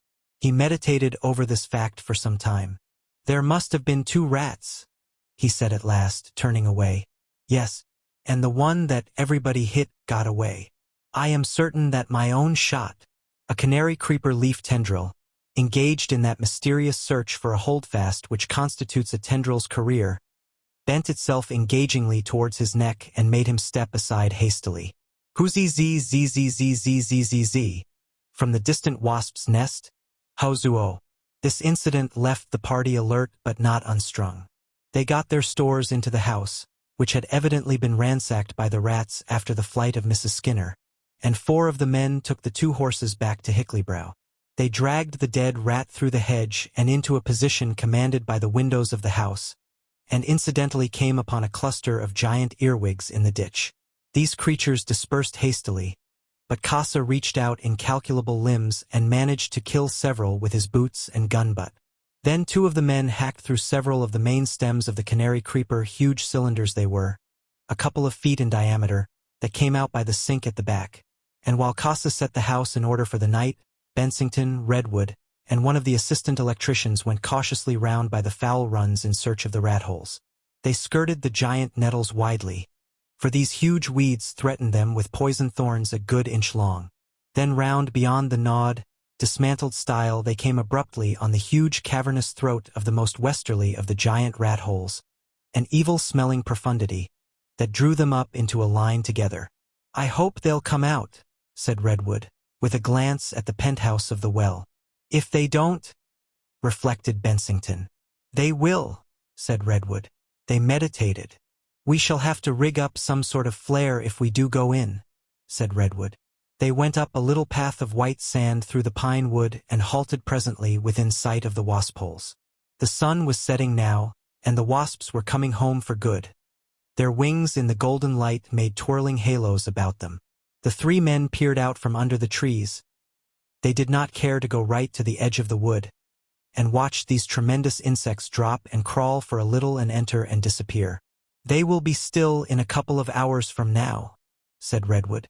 "This is like being a boy again." "We can't miss those holes," said Bensington, "even if the night is dark. By the by, about the light." "Full moon," said the electrician. "I looked it up." They went back and consulted with Casa. He said that, obviously, they must get the sulfur, niter, and plaster of Paris through the wood before twilight, and for that they broke bulk and carried the sacks. After the necessary shouting of the preliminary directions, never a word was spoken, and as the buzzing of the wasp's nest died away there was scarcely a sound in the world but the noise of footsteps, the heavy breathing of burthened men, and the thud of the sacks. They all took turns at that labor except Mr. Bensington, who was manifestly unfit. He took post in the Skinner's bedroom with a rifle, to watch the carcass of the dead rat, and of the others, they took turns to rest from sack-carrying and to keep watch 2 at a time upon the rat-holes behind the nettle grove. The pollen sacs of the nettles were ripe, and every now and then the vigil would be enlivened by the dehiscence of these, the bursting of the sacs sounding exactly like the crack of a pistol, and the pollen grains as big as buckshot pattered all about them. Mr. Bensington sat at his window on a hard horsehair-stuffed armchair, covered by a grubby antimacassar that had given a touch of social distinction to the Skinner's sitting room for many years. His unaccustomed rifle rested on the sill, and his spectacles anon watched the dark bulk of the dead rat in the thickening twilight, anon wandered about him in curious meditation. There was a faint smell of paraffin without, for one of the casks leaked, and it mingled with a less unpleasant odor arising from the hacked and crushed creeper. Within, when he turned his head, a blend of faint domestic scents, beer, cheese, rotten apples, and old boots as the leading motifs, was full of reminiscences of the vanished Skinners. He regarded the dim room for a space. The furniture had been greatly disordered perhaps by some inquisitive rat, but a coat upon a clothes peg on the door, a razor and some dirty scraps of paper, and a piece of soap that had hardened through years of disuse into a horny cube, were redolent of Skinner's distinctive personality. It came to Bensington's mind with a complete novelty of realization that in all probability the man had been killed and eaten, at least in part, by the monster that now lay dead there in the darkling. To think of all that a harmless-looking discovery in chemistry may lead to. Here he was in homely England and yet in infinite danger, sitting out alone with a gun in a twilit, ruined house, remote from every comfort, his shoulder dreadfully bruised from a gun kick, and, by Jove, he grasped now how profoundly the order of the universe had changed for him. He had come right away to this amazing experience, without even saying a word to his cousin Jane. What must she be thinking of him? He tried to imagine it, and he could not. He had an extraordinary feeling that she and he were parted forever and would never meet again. He felt he had taken a step and come into a world of new immensities. What other monsters might not those deepening shadows hide? The tips of the giant nettles came out sharp and black against the pale green and amber of the western sky. Everything was very still indeed. He wondered why he could not hear the others away there round the corner of the house. The shadow in the cart shed was now an abysmal black. Bang, bang, bang. A sequence of echoes and a shout. A long silence. Bang and a diminuendo of echoes. Stillness. Then, thank goodness, Redwood and Casa were coming out of the inaudible darknesses, and Redwood was calling, "Bensington, Bensington, we've bagged another of the rats. Casa's bagged another of the rats." When the expedition had finished refreshment, the night had fully come. The stars were at their brightest, and a growing pallor towards Hanky heralded the moon. The watch on the rat holes had been maintained, but the watchers had shifted to the hill slope above the holes, feeling this a safer firing point. They squatted there in a rather abundant dew, fighting the damp with whiskey. The others rested in the house, and the 3 leaders discussed the night's work with the men. The moon rose towards midnight, and as soon as it was clear of the downs, every one except the rat-hole sentinels started off in single file, led by Casa, towards the wasp's nest. So far as the wasp's nest went, they found their task exceptionally easy, astonishingly easy. Except that it was a longer labor, it was no graver affair than any common wasp's nest might have been. Danger there was, no doubt, danger to life, but it never so much as thrust its head out of that portentous hillside. They stuffed in the sulfur and niter, they bunged the holes soundly, and fired their trains. Then with a common impulse all the party but Casa turned and ran athwart the long shadows of the pines, and, finding Casa had stayed behind, came to a halt together in a knot, 100 yards away, convenient to a ditch that offered cover. Just for a minute or two the moonlit night, all black and white, was heavy with a suffocated buzz that rose and mingled to a roar, a deep abundant note, and culminated and died, and then almost incredibly the night was still. "By Jove!" said Bensington, almost in a whisper. "It's done!" All stood intent. The hillside above the black point lace of the pine shadows seemed as bright as day and as colorless as snow. The setting plaster in the holes positively shone. Casa's loose framework moved towards them. "So far," said Casa. Crack, bang. A shot from near the house and then stillness. "What's that?" said Bensington. "One of the rats put its head out," suggested one of the men. "By the by, we left our guns up there," said Redwood. "By the sacks." Everyone began to walk towards the hill again. "That must be the rats," said Bensington. "Obviously," said Casa, gnawing his fingernails. Bang. "Hello?" said one of the men. Then abruptly came a shout, 2 shots, a loud shout that was almost a scream, 3 shots in rapid succession, and a splintering of wood. All these sounds were very clear and very small in the immense stillness of the night. Then, for some moments, nothing but a minute muffled confusion from the direction of the rat holes, and then again a wild yell. Each man found himself running hard for the guns. 2 shots. Bensington found himself, gun in hand, going hard through the pine trees after a number of receding backs. It is curious that the thought uppermost in his mind at that moment was the wish that his cousin Jane could see him. His bulbous slashed boots flew out in wild strides, and his face was distorted into a permanent grin, because that wrinkled his nose and kept his glasses in place. Also he held the muzzle of his gun projecting straight before him as he flew through the checkered moonlight. The man who had run away met them full tilt. He had dropped his gun. "Hello?" said Casa, and caught him in his arms. "What's this?" "They came out together," said the man. "The rats." "Yes, 6 of them." "Where's Flack?" "Down." "What's he say?" panted Bensington, coming up unheeded. "Flack's down. He fell down. They came out one after the other." "What?" "Made a rush. I fired both barrels first." "You left Flack." "They were on to us." "Come on," said Casa. "You come with us." "Where's Flack?" "Show us." The whole party moved forward. Further details of the engagement dropped from the man who had run away. The others clustered about him except Casa, who led. "Where are they?" "Back in their holes, perhaps." "Cleared." "They made a rush for their holes." "What do you mean? Did you get behind them?" "We got down by their holes. Saw 'em come out, and tried to cut 'em off. They lolloped out like rabbits. We ran down and let fly. They ran about wild after our first shot and suddenly came at us. Went for us." "How many?" 6 or 7. Casa led the way to the edge of the pine wood and halted. "Do yer mean they got Flack?" asked someone. "One of 'em was on to him." "Didn't you shoot?" "How could I?" "Everyone loaded?" said Casa over his shoulder. There was a confirmatory movement. "But Flack," said one. "Do yer mean Flack?" said another. Chapter the 4th. The Giant Children. For a time at least the spreading circle of residual consequences about the experimental farm must pass out of the focus of our narrative. How for a long time a power of bigness, in fungus and toadstool, in grass and weed, radiated from that charred but not absolutely obliterated center. Nor can we tell here at any length how these mournful spinsters, the 2 surviving hens, made a wonder of and a show, spent their remaining years in eggless celebrity.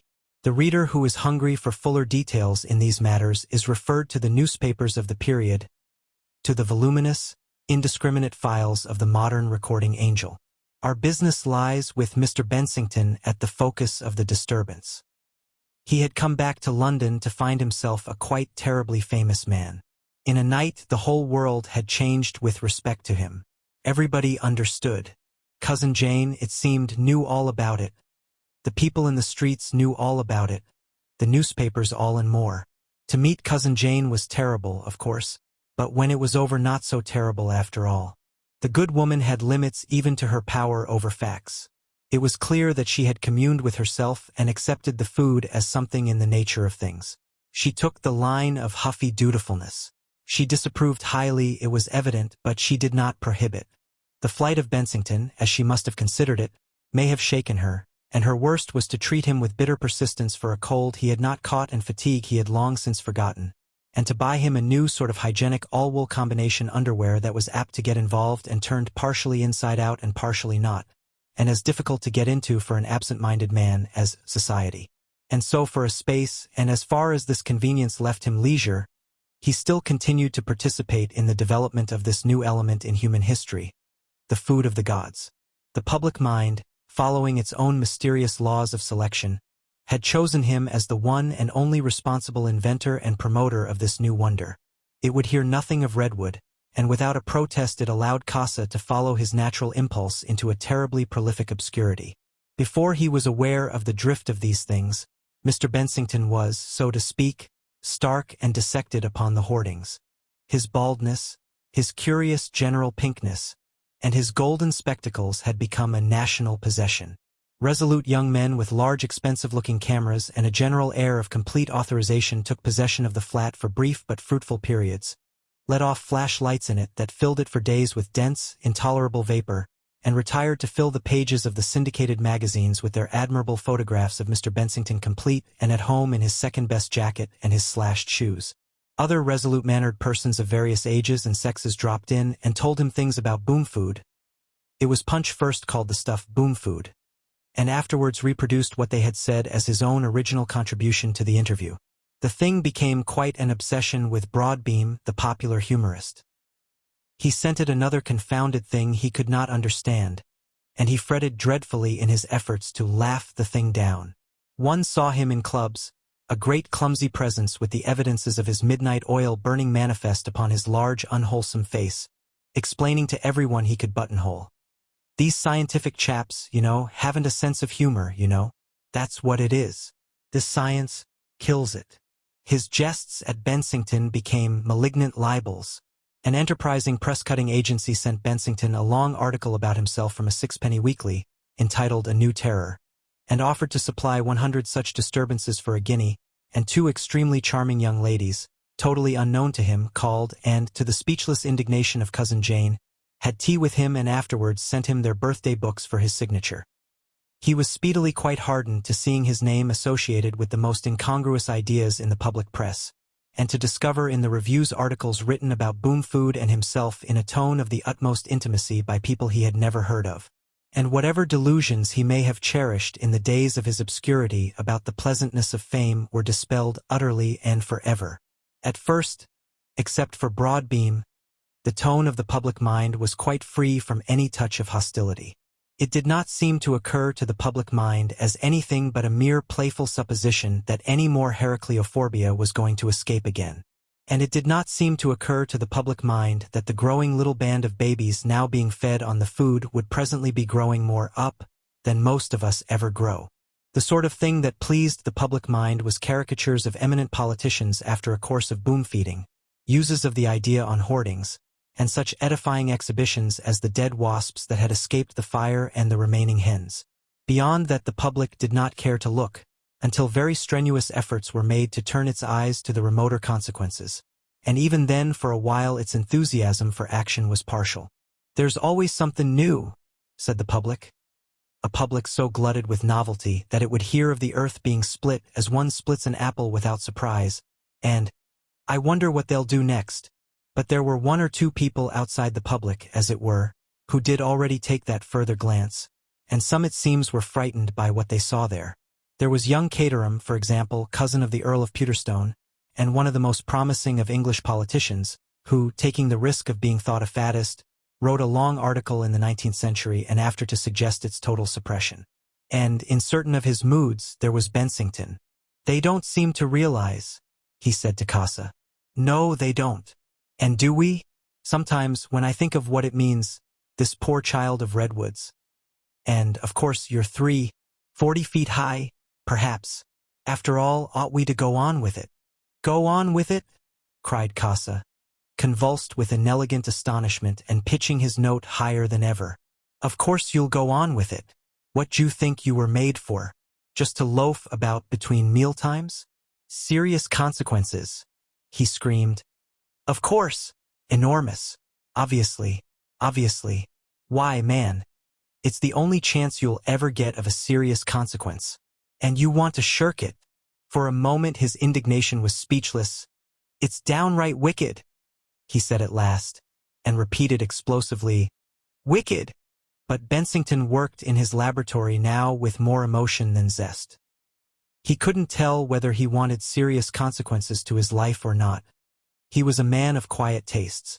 It was a marvelous discovery, of course quite marvelous, but he had already become the proprietor of several acres of scorched, discredited property near Hickley-brow, at a price of nearly L90 an acre, and at times he was disposed to think this as serious a consequence of speculative chemistry as any unambitious man could wish. Of course he was famous, terribly famous. More than satisfying, altogether more than satisfying, was the fame he had attained. But the habit of research was strong in him, and at moments, rare moments in the laboratory chiefly, he would find something else than habit and Cass's arguments to urge him to his work. This little spectacled man, poised perhaps with his slashed shoes wrapped about the legs of his high stool and his hand upon the tweezer of his balance weights, would have again a flash of that adolescent vision, would have a momentary perception of the eternal unfolding of the seed that had been sown in his brain, would see as it were in the sky, behind the grotesque shapes and accidents of the present, the coming world of giants and all the mighty things the future has in store, vague and splendid, like some glittering palace seen suddenly in the passing of a sunbeam far away, and presently it would be with him as though that distant splendor had never shone upon his brain, and he would perceive nothing ahead but sinister shadows, vast declivities and darknesses, inhospitable immensities, cold, wild, and terrible things. Amidst the complex and confused happenings, the impacts from the great outer world that constituted Mr. Bensington's fame, a shining and active figure presently became conspicuous, became almost, as it were, a leader and marshal of these externalities in Mr. Bensington's eyes.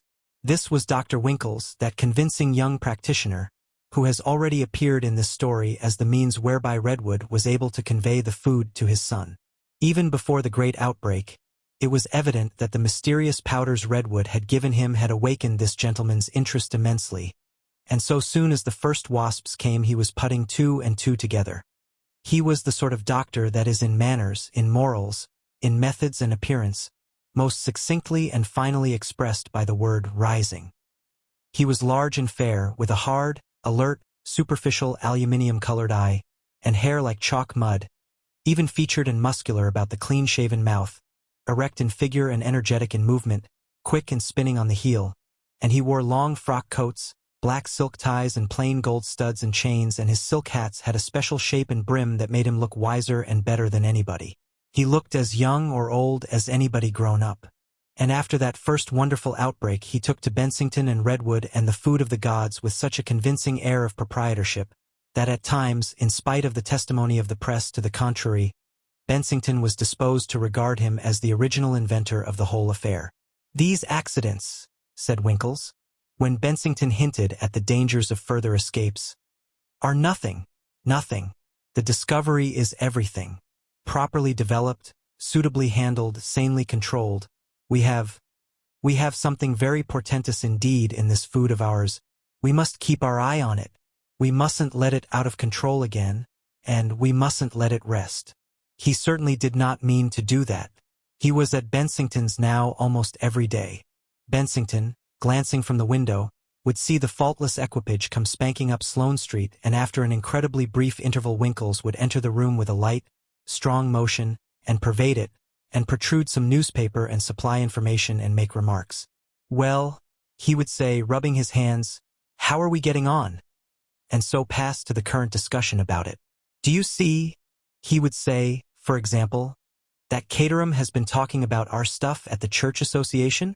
"Dear me," said Bensington, "that's a cousin of the Prime Minister, isn't it?" "Yes," said Winkles. "A very able young man, very able. Quite wrong-headed, violently reactionary, but thoroughly able. And he's evidently disposed to make capital out of this stuff of ours. Takes a very emphatic line. Talks of our proposal to use it in the elementary schools. Our proposal to use it in the elementary schools. I said something about that the other day. quite in passing little affair at a polytechnic. Trying to make it clear the stuff was really highly beneficial. Not in the slightest degree dangerous in spite of those first little accidents, which cannot possibly occur again. You know it would be rather good stuff. But he's taken it up. What did you say? Mere obvious nothings. But as you see, takes it up with perfect gravity. Treats the thing as an attack. Says there is already a sufficient waste of public money in elementary schools without this. Tells the old stories about piano lessons again. No one, he says, wishes to prevent the children of the lower classes obtaining an education suited to their condition, but to give them a food of this sort will be to destroy their sense of proportion utterly. Expands the topic. What good will it do, he asks, to make poor people 36 feet high? He really believes, that they will be 36 feet high. So they would be, said Bensington, if you gave them our food at all regularly. But nobody said anything.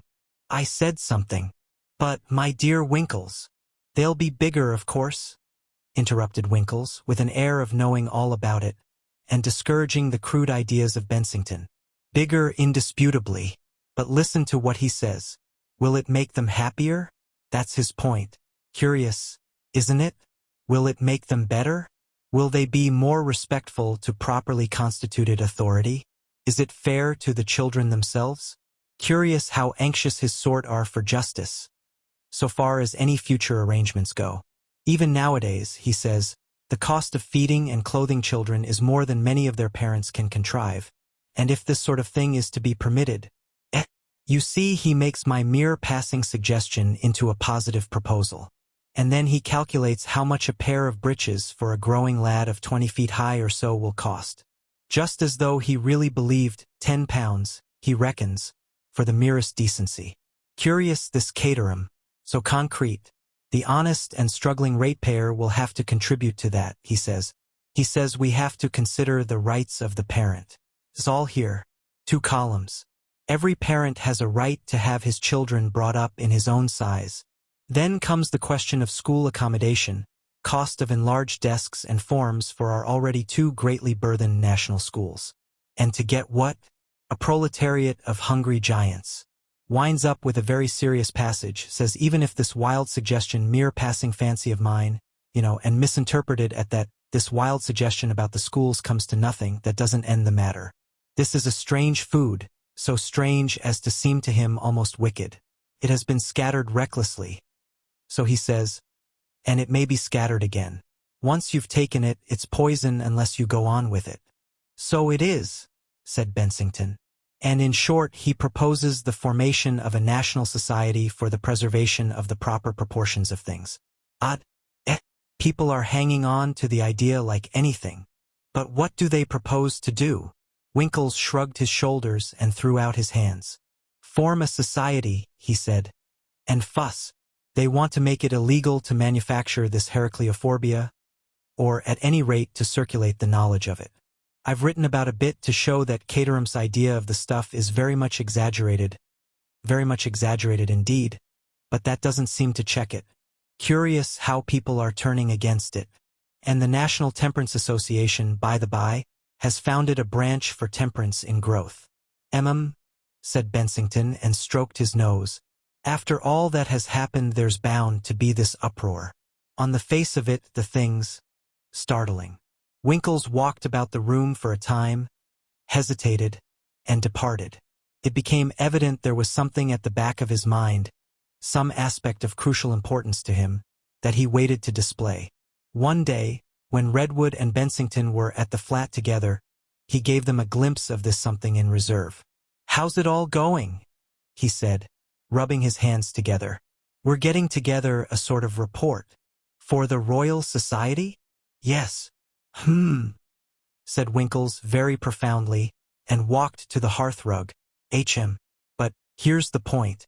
Ought we what? Ought you to publish? We're not in the Middle Ages, said Redwood. I know. As Casa says, swapping wisdom, that's the true scientific method. In most cases, certainly, but this is exceptional. We shall put the whole thing before the Royal Society in the proper way, said Redwood. Winkles returned to that on a later occasion. It's in many ways an exceptional discovery. That doesn't matter, said Redwood. It's the sort of knowledge that could easily be subject to grave abuse, grave dangers, as Caterham puts it. Redwood said nothing. Even carelessness, you know? If we were to form a committee of trustworthy people to control the manufacture of boom food, Heracleophobia, I should say, we might. He paused, and Redwood, with a certain private discomfort, pretended that he did not see any sort of interrogation. Outside the apartments of Redwood and Bensington, Winkle, in spite of the incompleteness of his instructions, became a leading authority upon boom food. He wrote letters defending its use. He made notes and articles explaining its possibilities. He jumped up irrelevantly at the meetings of the scientific and medical associations to talk about it. He identified himself with it. He published a pamphlet called The Truth About Boom Food, in which he minimized the whole of the Hickley-Brow affair almost to nothing. He said that it was absurd to say boom food would make people 37 feet high. That was obviously exaggerated.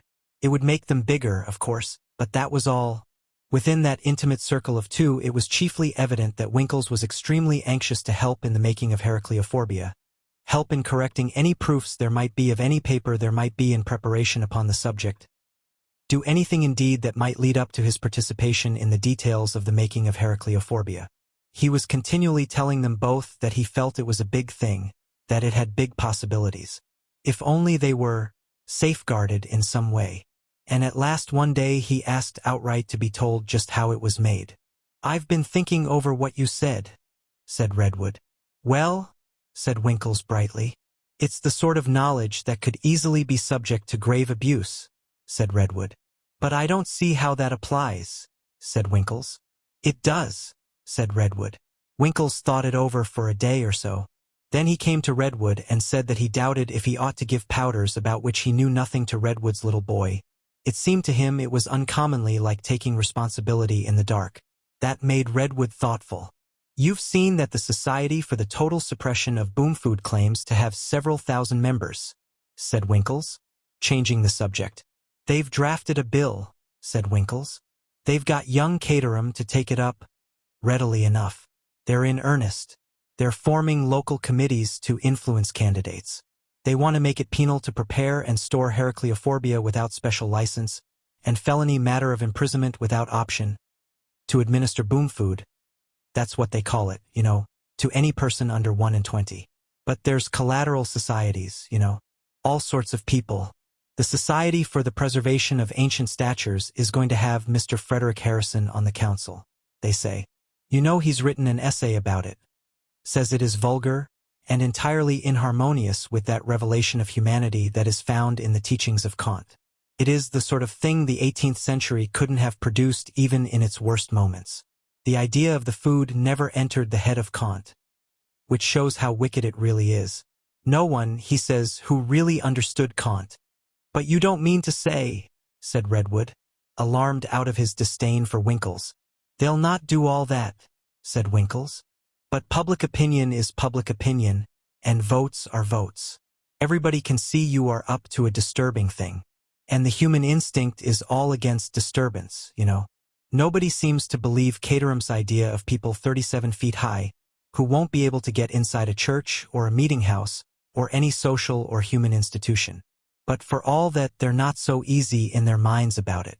They see there's something more than a common discovery." "There is," said Redwood, "in every discovery. Anyhow, they're getting restive. Caterham keeps harping on what may happen if it gets loose again. I say over and over again it won't and it can't. But there it is." And he bounced about the room for a little while as if he meant to reopen the topic of the secret, and then thought better of it and went. The two scientific men looked at one another. For a space only their eyes spoke.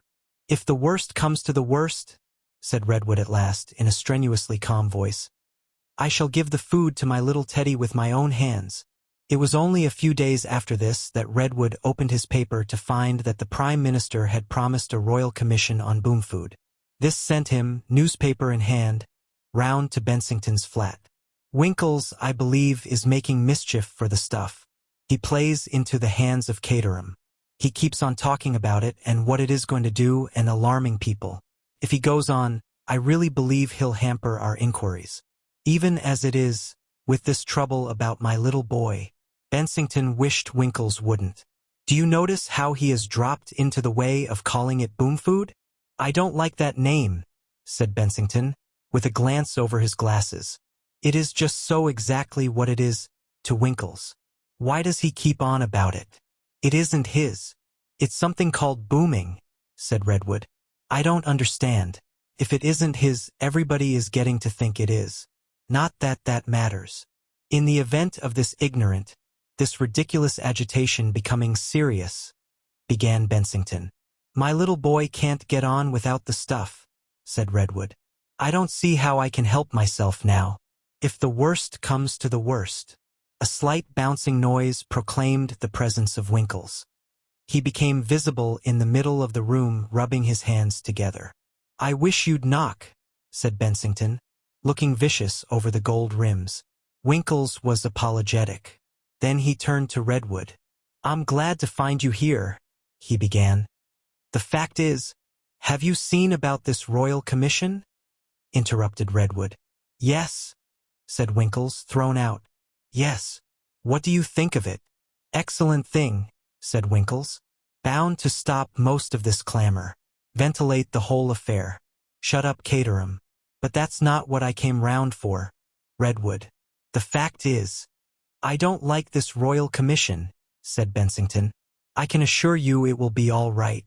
I may say, I don't think it's a breach of confidence, that very possibly I may have a place on the commission. Said Redwood, looking into the fire. I can put the whole thing right. I can make it perfectly clear, first, that the stuff is controllable, and secondly, that nothing short of a miracle is needed before anything like that catastrophe at Hickley can possibly happen again. That is just what is wanted, an authoritative assurance. Of course, I could speak with more confidence if I knew, but that's quite by the way. And just at present there's something else, another little matter, upon which I'm wanting to consult you. Ahem. The fact is, well, I happen to be in a slight difficulty, and you can help me out. Redwood raised his eyebrows, and was secretly glad. The matter is highly confidential. Go on, said Redwood. Don't worry about that. I have recently been entrusted with a child, the child of an exalted personage. Winkles coughed. You're getting on, said Redwood. I must confess it's largely your powders, and the reputation of my success with your little boy. There is, I cannot disguise, a strong feeling against its use. And yet I find that among the more intelligent, one must go quietly in these things, little by little. Still, in the case of her Serene this new little patient of mine. As a matter of fact, the suggestion came from the parent. Or I should never. He struck Redwood as being embarrassed. I thought you had a doubt of the advisability of using these powders, said Redwood. Merely a passing doubt. You don't propose to discontinue. In the case of your little boy? Certainly not. So far as I can see, it would be murder. I wouldn't do it for the world. You shall have the powders, said Redwood. I suppose you couldn't. No fear, said Redwood. There isn't a recipe. It's no good, Winkles, if you'll pardon my frankness. I'll make you the powders myself. Just as well, perhaps, said Winkles, after a momentary hard stare at Redwood. Just as well. And then, I can assure you I really don't mind in the least. When Winkles had gone, Bensington came and stood on the hearthrug and looked down at Redwood. Her Serene Highness, he remarked. Her Serene Highness, said Redwood. It's the Princess of Weser-Drayberg, no further than a third cousin. Redwood, said Bensington.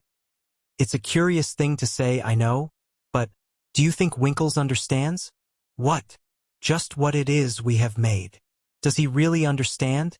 Said Bensington, dropping his voice and keeping his eye doorward. That in the family of his new patient. Go on, said Redwood. Who have always been, if anything, a little under. The average. Yes, and so very tactfully undistinguished in any way. He is going to produce a royal personage. An outsized royal personage, of that size. You know, Redwood, I'm not sure whether there is not something almost treasonable. He transferred his eyes from the door to Redwood. Redwood flung a momentary gesture, index finger erect, at the fire. By Jove, he said. He doesn't know. That man, said Redwood, doesn't know anything. That was his most exasperating quality as a student. Nothing. He passed all his examinations, he had all his facts, and he had just as much knowledge as a rotating bookshelf containing the Times Encyclopedia. And he doesn't know anything now. He's Winkles, and incapable of really assimilating anything not immediately and directly related to his superficial self. He is utterly void of imagination and, as a consequence, incapable of knowledge. No one could possibly pass so many examinations and be so well dressed, so well done, and so successful as a doctor without that precise incapacity. That's it. And in spite of all he's seen and heard and been told, there he is. He has no idea whatever of what he has set going. He has got a boom on, he's working it well on boom food, and someone has let him in to this new royal baby. And that's boomier than ever. And the fact that Weezer Drayberg will presently have to face the gigantic problem of a 30-odd-foot princess not only hasn't entered his head, but couldn't. There'll be a fearful row, said Bensington, in a year or so soon as they really see she is going on growing. Unless, after their fashion, they hush it up. It's a lot to hush up. Rather, I wonder what they'll do. They never do anything, royal tact. They're bound to do something. Perhaps she will. Oh Lord! Yes. They'll suppress her. Such things have been known. Redwood burst into desperate laughter. The redundant royalty, the bouncing babe in the iron mask, he said. They'll have to put her in the tallest tower of the old Weezer Drayberg castle and make holes in the ceilings as she grows from floor to floor. Well, I'm in the very same pickle. And Casa and his 3 boys. And, well, there'll be a fearful row, Bensington repeated, not joining in the laughter. A fearful row. I suppose, he argued. You've really thought it out thoroughly, Redwood. You're quite sure it wouldn't be wiser to warn Winkles, wean your little boy gradually, and rely upon the theoretical triumph. I wish to goodness you'd spend half an hour in my nursery when the food's a little late, said Redwood, with a note of exasperation in his voice. Then you wouldn't talk like that, Bensington. Besides, fancy warning Winkles. No, the tide of this thing has caught us unawares, and whether we're frightened or whether we're not, we've got to swim. I suppose we have, said Bensington, staring at his toes. Yes, we've got to swim. And your boy will have to swim, and Casa's boys. He's given it to all 3 of them. Nothing partial about Casa, all or nothing. And Her Serene Highness. And everything. We are going on making the food. Casa also. We're only just in the dawn of the beginning. Redwood. It's evident all sorts of things are to follow. Monstrous great things. But I can't imagine them, Redwood. Except, he scanned his fingernails. He looked up at Redwood with eyes bland through his glasses. I've half a mind, he adventured. That Caterham is right. Times. It's going to destroy the proportions of things. It's going to dislocate. What isn't it going to dislocate? Whatever it dislocates, said Redwood. My little boy must have the food. They heard someone falling rapidly upstairs. Then Casa put his head into the Fiat. Hello, he said at their expressions, and entering, well, they told him about the princess. Difficult question, he remarked. Not a bit of it. She'll grow. Your boy'll grow. All the others you give it to LL grow. Everything. Like anything. What's difficult about that? That's all right. A child could tell you that. Where's the bother? They tried to make it clear to him. Not go on with it, he shrieked. But, you can't help yourselves now. This is what you're for. This is what Winkles is for. It's all right. Often wondered what Winkles was for. Now it's obvious. What's the trouble? Disturbance? Obviously. Upset things? Upset everything. Finally, upset every human concern. Plain as a pikestaff. They're going to try and stop it, but they're too late.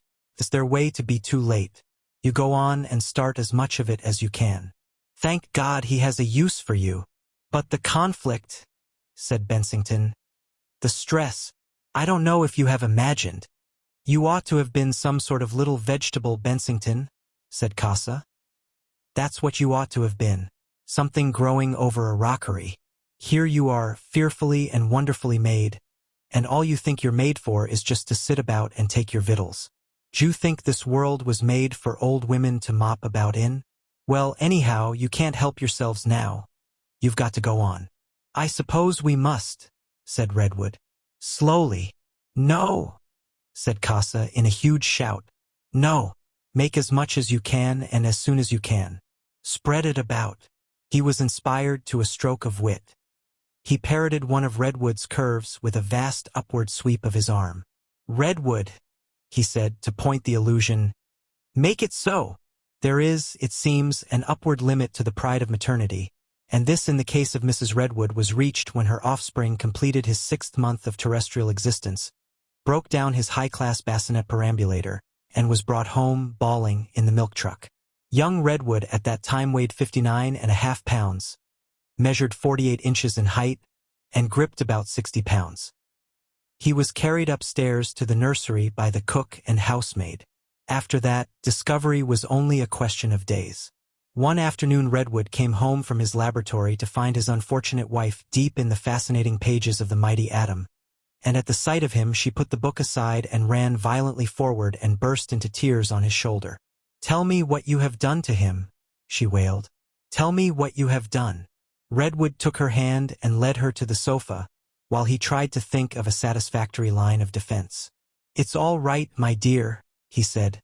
"It's all right. You're only a little overwrought. It's that cheap perambulator. I've arranged for a bath chairman to come round with something stouter tomorrow." Mrs. Redwood looked at him tearfully over the top of her handkerchief. "A baby in a bath chair?" she sobbed. Chapter the 5th.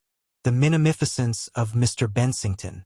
It was while the Royal Commission on Boom Food was preparing its report that Heracleophobia really began to demonstrate its capacity for leakage.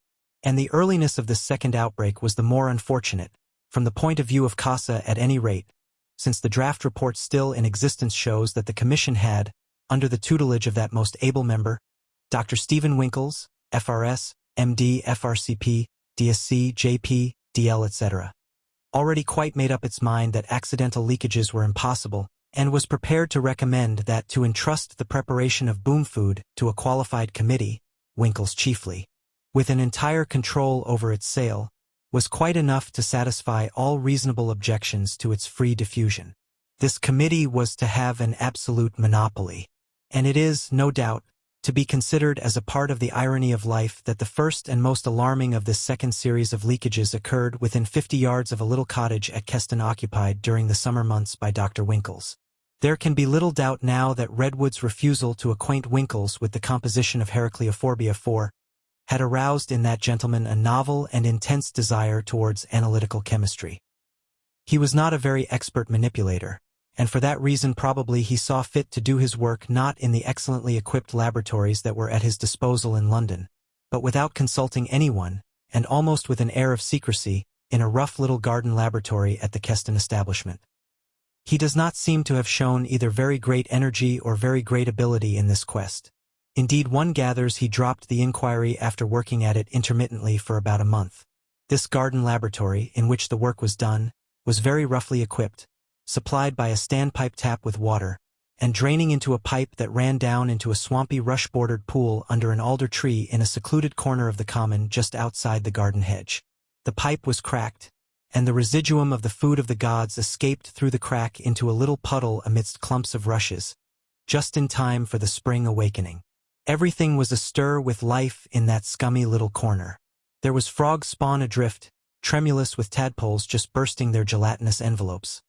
There were little pond snails creeping out into life, and under the green skin of the rush stems the larvae of a big water beetle were struggling out of their egg cases. I doubt if the reader knows the larva of the beetle called, I know not why, Dytiscus. It is a jointed, queer-looking thing, very muscular and sudden in its movements, and given to swimming head downward with its tail out of water. The length of a man's top thumb joint it is, and more, 2 inches, that is for those who have not eaten the food, and it has 2 sharp jaws that meet in front of its head, tubular jaws with sharp points, through which its habit is to suck its victim's blood. The first things to get at the drifting grains of the food were the little tadpoles and the little water snails. The little wriggling tadpoles in particular, once they had the taste of it, took to it with zest.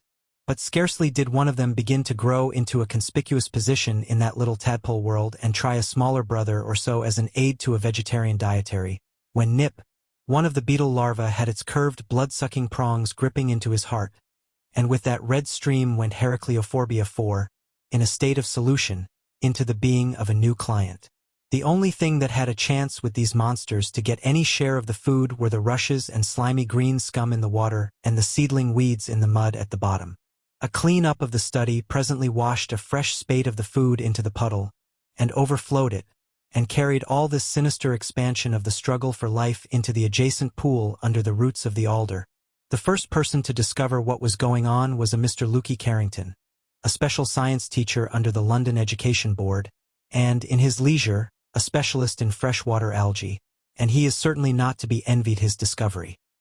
He had come down to Keston Common for the day to fill a number of specimen tubes for subsequent examination, and he came, with a dozen or so of corked tubes clanking faintly in his pocket, over the sandy crest and down towards the pool, spiked walking stick in hand. A garden lad standing on the top of the kitchen steps clipping Dr. Winkle's hedge saw him in this unfrequented corner, and found him and his occupation sufficiently inexplicable and interesting to watch him pretty closely. He saw Mr. Carrington stoop down by the side of the pool, with his hand against the old alder stem, and peer into the water, but of course he could not appreciate the surprise and pleasure with which Mr. Carrington beheld the big unfamiliar-looking blobs and threads of the algal scum at the bottom. There were no tadpoles visible.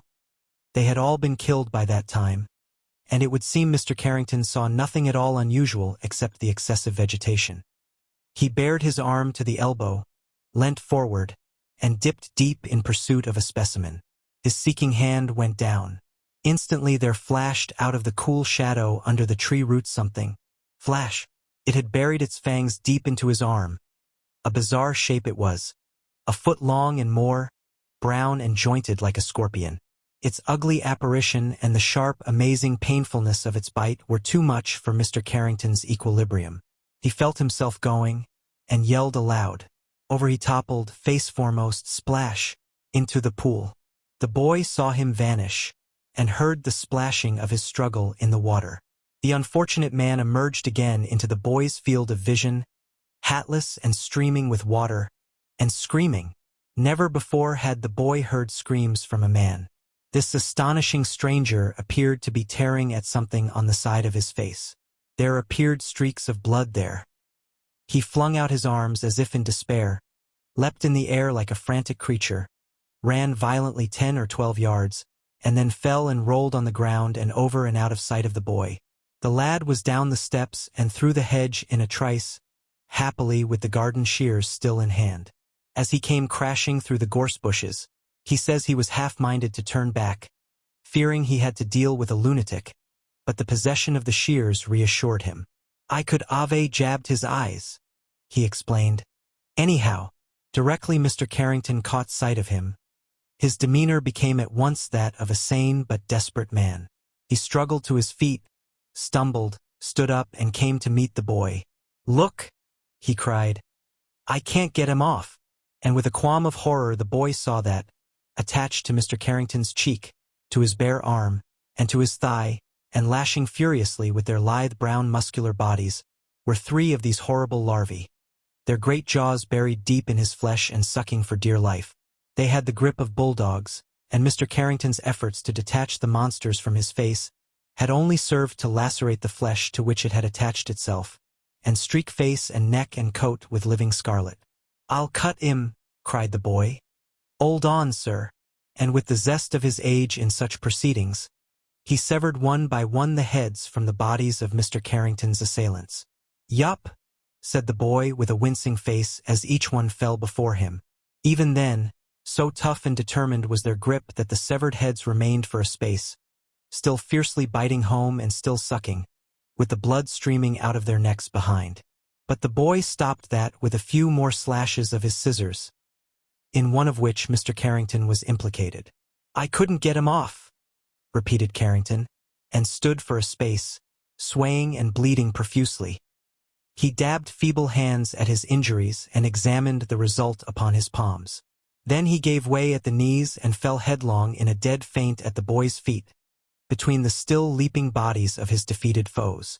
Very luckily, it didn't occur to the boy to splash water on his face, for there were still more of these horrors under the alder roots, and instead he passed back by the pond and went into the garden with the intention of calling assistance. And there he met the gardener coachman and told him of the whole affair. When they got back to Mr. Carrington, he was sitting up, dazed and weak, but able to warn them against the danger in the pool. Such were the circumstances by which the world had its first notification that the food was loose again. In another week, Keston Common was in full operation as what naturalists call a center of distribution.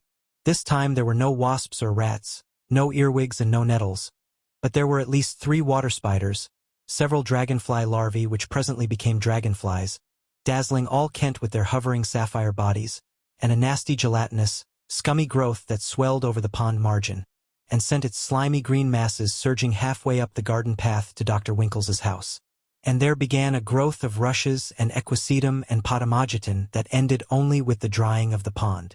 It speedily became evident to the public mind that this time there was not simply one center of distribution, but quite a number of centers. There was one at Ealing, there can be no doubt now, and from that came the plague of flies and red spider.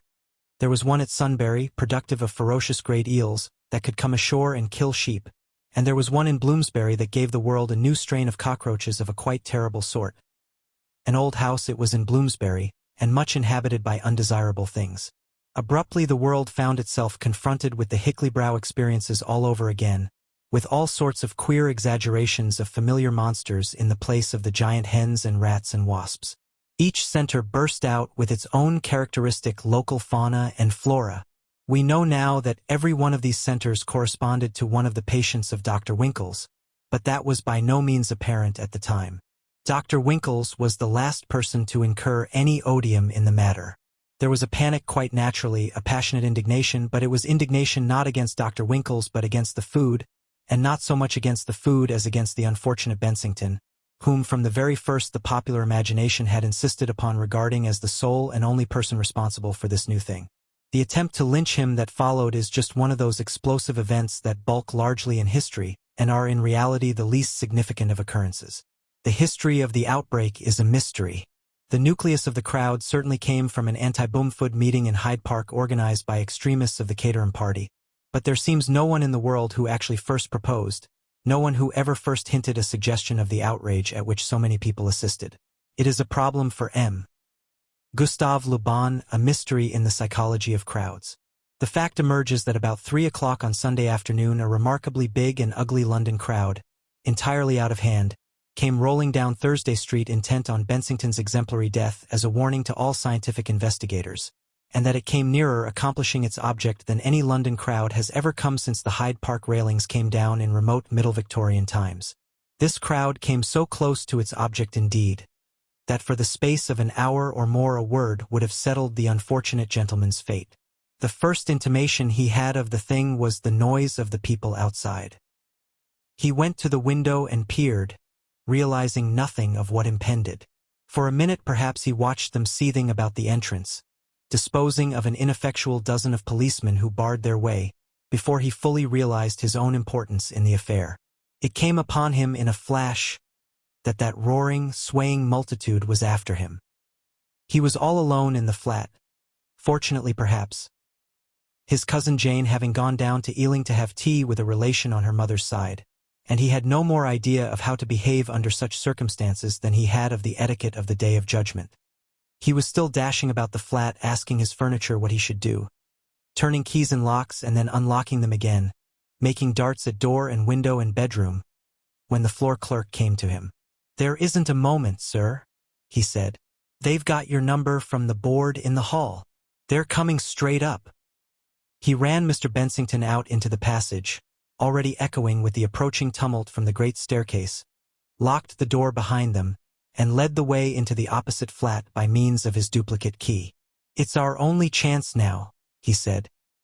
He flung up a window which opened on a ventilating shaft, and showed that the wall was set with iron staples that made the rudest and most perilous of wall ladders to serve as a fire escape from the upper flats.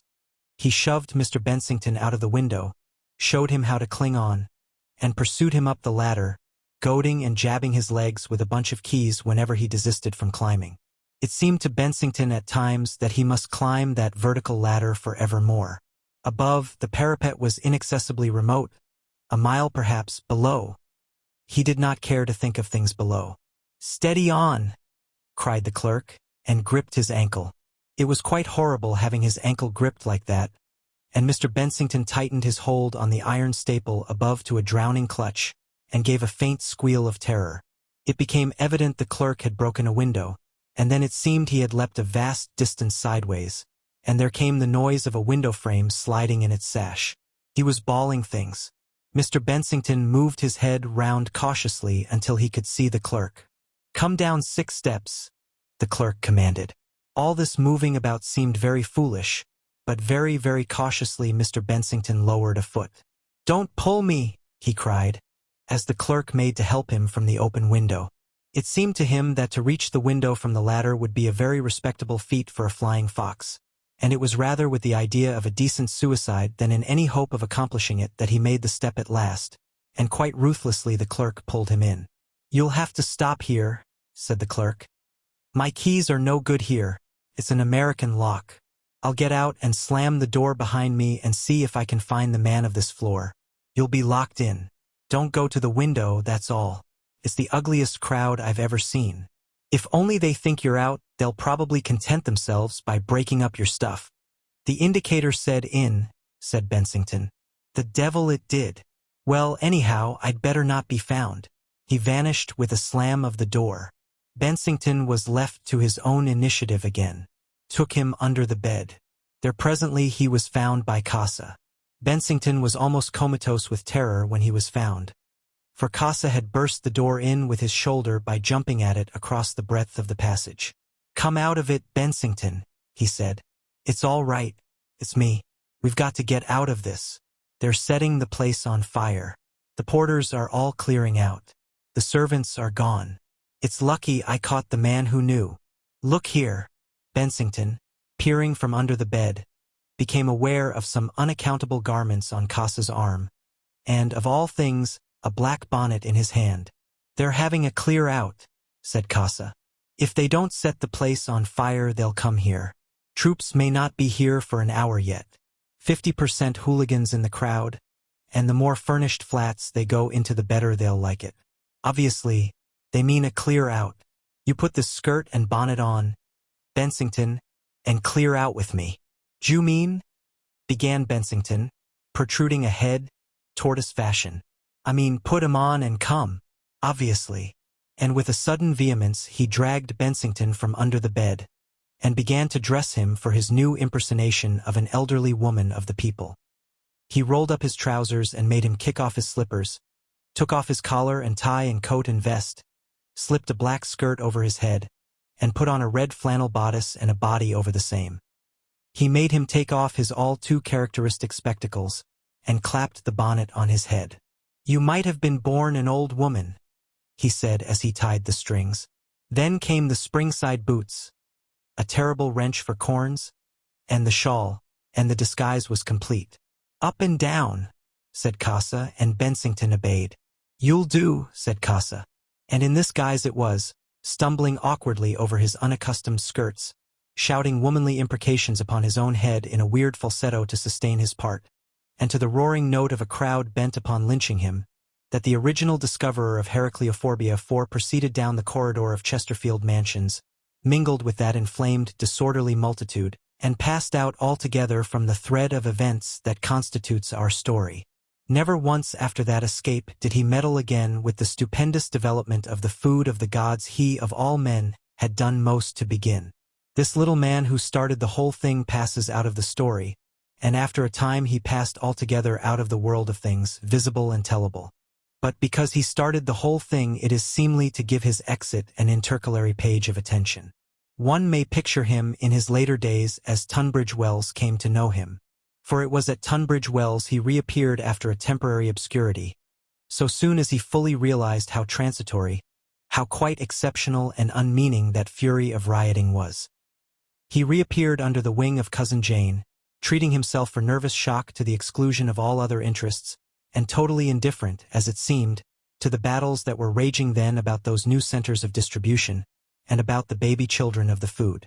He took up his quarters at the Mount Glory Hydrotherapeutic Hotel, where there are quite extraordinary facilities for baths, carbonated baths, creosote baths, galvanic and ferratic treatment, massage, pine baths, starch and hemlock baths, radium baths, light baths, heat baths, bran and needle baths, tar and birdsdown baths, all sorts of baths, and he devoted his mind to the development of that system of curative treatment that was still imperfect when he died. And sometimes he would go down in a hired vehicle and a sealskin-trimmed coat, and sometimes, when his feet permitted, he would walk to the pantiles, and there he would sip chalybeate water under the eye of his Cousin Jane. His stooping shoulders, his pink appearance, his beaming glasses, became a feature of Tunbridge Wells. No one was the least bit unkind to him, and indeed the place and the hotel seemed very glad to have the distinction of his presence. Nothing could rob him of that distinction now. And though he preferred not to follow the development of his great invention in the daily papers, yet when he crossed the lounge of the hotel or walked down the pantiles and heard the whisper, "There he is, that's him," it was not dissatisfaction that softened his mouth and gleamed for a moment in his eye. This little figure, this minute little figure, launched the food of the gods upon the world. One does not know which is the most amazing, the greatness or the littleness of these scientific and philosophical men.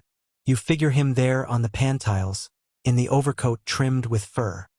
He stands under that chinaware window where the spring spouts, and holds and sips the glass of chalybeate water in his hand. One bright eye over the gilt rim is fixed, with an expression of inscrutable severity, on Cousin Jane. He says and sips. So we make our souvenir, so we focus and photograph this discoverer of ours for the last time, and leave him, a mere dot in our foreground, and pass to the greater picture that has developed about him, to the story of his food, how the scattered giant children grew up day by day into a world that was all too small for them, and how the net of boom food laws and boom food conventions, which the Boom Food Commission was weaving even then, drew closer and closer upon them with every year of their growth until Book 2, The Food in the Village, Chapter the First, The Coming of the Food. Our theme, which began so compactly in Mr. Bensington's study, has already spread and branched, until it points this way and that, and henceforth our whole story is one of dissemination. To follow the food of the gods further is to trace the ramifications of a perpetually branching tree. In a little while, in the quarter of a lifetime, the food had trickled and increased from its first spring in the little farm near Hickley-brow until it had spread, it and the report and shadow of its power, throughout the world. It spread beyond England very speedily. Soon in America, all over the continent of Europe, in Japan, in Australia, at last all over the world, the thing was working towards its appointed end. Always it worked slowly, by indirect courses and against resistance. It was bigness insurgent. In spite of prejudice, in spite of law and regulation, in spite of all that obstinate conservatism that lies at the base of the formal order of mankind, the food of the gods, once it had been set going, pursued its subtle and invincible progress. The children of the food grew steadily through all these years. That was the cardinal fact of the time. But it is the leakages make history. The children who had eaten grew, and soon there were other children growing, and all the best intentions in the world could not stop further leakages and still further leakages. The food insisted on escaping with the pertinacity of a thing alive. Flour treated with the stuff crumbled and dry, whether almost as if by intention, into an impalpable powder, and would lift and travel before the lightest breeze. Now it would be some fresh insect won its way to a temporary fatal new development, now some fresh outbreak from the sewers of rats and such like vermin. For some days the village of Pangbourne in Berkshire fought with giant ants. 3 men were bitten and died. There would be a panic, there would be a struggle, and the salient evil would be fought down again, leaving always something behind, in the obscurer things of life, changed forever. Then again another acute and startling outbreak, a swift upgrowth of monstrous weedy thickets, a drifting dissemination about the world of inhumanly growing thistles, Of cockroaches men fought with shotguns, or a plague of mighty flies. There were some strange and desperate struggles in obscure places. The food begot heroes in the cause of littleness. And men took such happenings into their lives, and met them by the expedients of the moment, and told one another there was no change in the essential order of things. After the first great panic, Caterham, in spite of his power of eloquence, became a secondary figure in the political world, remained in men's minds as the exponent of an extreme view. Only slowly did he win a way towards a central position in affairs. There was no change in the essential order of things. That eminent leader of modern thought, Dr. Winkles, was very clear upon this, and the exponents of what was called in those days progressive liberalism grew quite sentimental upon the essential insincerity of their progress. Their dreams, it would appear, ran wholly on little nations, little languages, little households, each self-supported on its little farm. A fashion for the small and neat set in. To be big was to be vulgar, and dainty, neat, mignon, miniature, minutely perfect, became the key words of critical approval. Meanwhile, quietly, taking their time as children must, the children of the food, growing into a world that changed to receive them, gathered strength and stature and knowledge, became individual and purposeful, rose slowly towards the dimensions of their destiny. Presently they seemed a natural part of the world. All these stirrings of bigness seemed a natural part of the world, and men wondered how things had been before their time. There came to men's ears stories of things the giant boys could do, and they said, "Wonderful!" without a spark of wonder. The popular papers would tell of the 3 sons of Casa, and how these amazing children would lift great cannons, hurl masses of iron for hundreds of yards, and leap 200 feet. They were said to be digging a well, deeper than any well or mine that man had ever made, seeking, it was said, for treasures hidden in the earth since ever the earth began. These children, said the popular magazines, will level mountains, bridge seas, tunnel your earth to a honeycomb. Wonderful, said the little folks. Isn't it? What a lot of conveniences we shall have. And went about their business as though there was no such thing as the food of the gods on earth. And indeed these things were no more than the first hints and promises of the powers of the children of the food.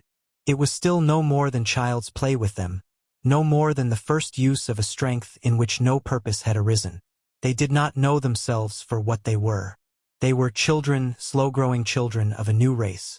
The giant strength grew day by day. The giant will had still to grow into purpose and an aim. Looking at it in a shortened perspective of time, those years of transition have the quality of a single consecutive occurrence.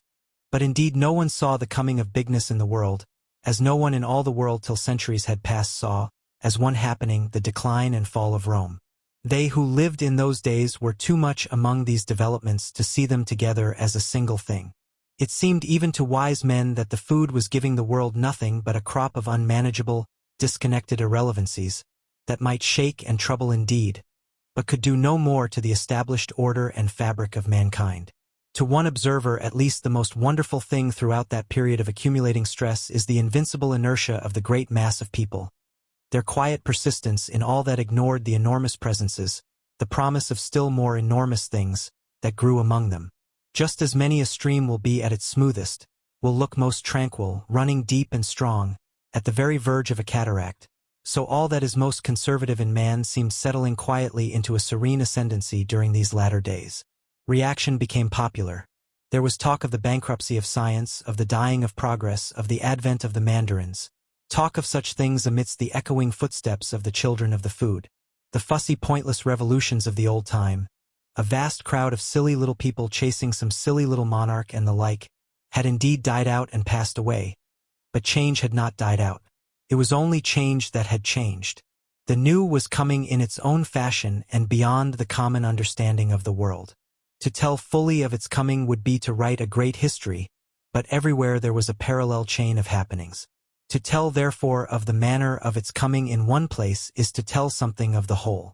It chanced one stray seed of immensity fell into the pretty petty village of Cheesing Eyebright in Kent, and from the story of its queer germination there and of the tragic futility that ensued, one may attempt following one thread, as it were, to show the direction in which the whole great interwoven fabric of the thing rolled off the loom of time. Cheesing Eyebright had of course a vicar. There are vicars and of all sorts. I love an innovating vicar, a piebald progressive professional reactionary, the least. But the vicar of Cheesing Eyebright was one of the least innovating of vicars, a most worthy, plump, ripe, and conservative-minded little man. It is becoming to go back a little in our story to tell of him. He matched his village, and one may figure them best together as they used to be, on the sunset evening when Mrs. Skinner, you will remember her flight, brought the food with her all unsuspected into these rustic serenities.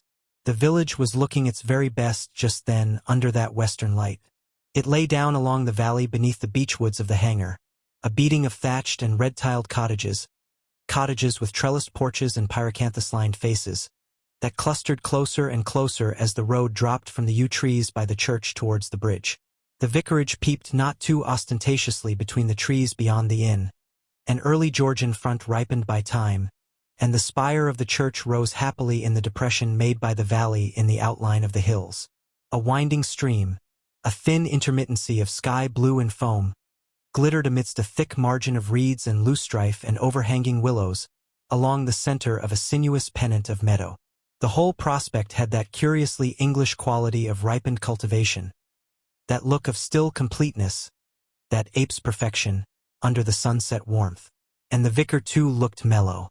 He looked habitually and essentially mellow, as though he had been a mellow baby born into a mellow class, a ripe and juicy little boy. One could see, even before he mentioned it, that he had gone to an ivy-clad public school in its anecdotage, with magnificent traditions, aristocratic associations, and no chemical laboratories, and proceeded thence to a venerable college in the very ripest Gothic. Few books he had younger than 1,000 years. Of these, Yarrow and Ellis and good pre-Methodist sermons made the bulk. He was a man of moderate height, a little shortened in appearance by his equatorial dimensions, and a face that had been mellow from the first was now climacterically ripe. The beard of a David hid his redundancy of chin. He wore no watch chain out of refinements, and his modest clerical garments were made by a West End tailor, and he sat with a hand on either shin, blinking at his village in beatific approval. He waved a plump palm towards it. His burthen sang out again. What more could anyone desire? We are fortunately situated, he said, putting the thing tamely. We are in a fastness of the hills, he expanded. He explained himself at length. We are out of it all. For they had been talking, he and his friend, of the horrors of the age of democracy and secular education and skyscrapers and motor cars, and the American invasion, the scrappy reading of the public, and the disappearance of any taste at all. We are out of it all, he repeated, and even as he spoke the footsteps of someone coming smote upon his ear, and he rolled over and regarded her. You figure the old woman's steadfastly tremulous advance, the bundle clutched in her gnarled lank hand, her nose, which was her countenance, wrinkled with breathless resolution. You see the poppies nodding fatefully on her bonnet, and the dust-white spring-sided boots beneath her skimpy skirts, pointing with an irrevocable slow alternation east and west. Beneath her arm, a restive captive, waggled and slipped a scarcely valuable umbrella.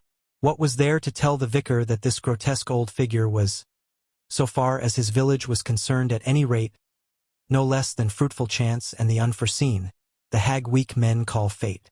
But for us, you understand, no more than Mrs. Skinner. As she was too much encumbered for a curtsy, she pretended not to see him and his friend at all, and so passed, flip-flop, within 3 yards of them, onward down towards the village. The vicar watched her slow transit in silence, and ripened a remark the while. The incident seemed to him of no importance whatever. Old womankind, ere perennius, has carried bundles since the world began. What difference has it made? We are out of it all, said the vicar. We live in an atmosphere of simple and permanent things, birth and toil, simple seedtime and simple harvest. The uproar passes us by. He was always very great upon what he called the permanent things. Things change, he would say, but humanity ere perennius. Thus the vicar. He loved a classical quotation subtly misapplied. Below, Mrs. Skinner, inelegant but resolute, had involved herself curiously with Wilmerding's style. No one knows what the vicar made of the giant puffballs. No doubt he was among the first to discover them. They were scattered at intervals up and down the path between the near down and the village end, a path he frequented daily in his constitutional round. Altogether, of these abnormal fungi there were, from first to last, quite 30. The vicar seems to have stared at each severally, and to have prodded most of them with his stick once or twice. One he attempted to measure with his arms, but it burst at his Ixion embrace. He spoke to several people about them and said they were marvelous, and he related to at least 7 different persons the well-known story of the flagstone that was lifted from the cellar floor by a growth of fungi beneath. He looked up his Sowerby to see if it was Lycoperdon coelatum or giganteum. Like all his kind since Gilbert White became famous, he Gilbert Whited. He cherished a theory that giganteum is unfairly named. One does not know if he observed that those white spheres lay in the very track that old woman of yesterday had followed, or if he noted that the last of the series swelled not a score of yards from the gate of the cattle's cottage. If he observed these things, he made no attempt to place his observation on record. His observation in matters botanical was what the inferior sort of scientific people call a trained observation. You look for certain definite things and neglect everything else.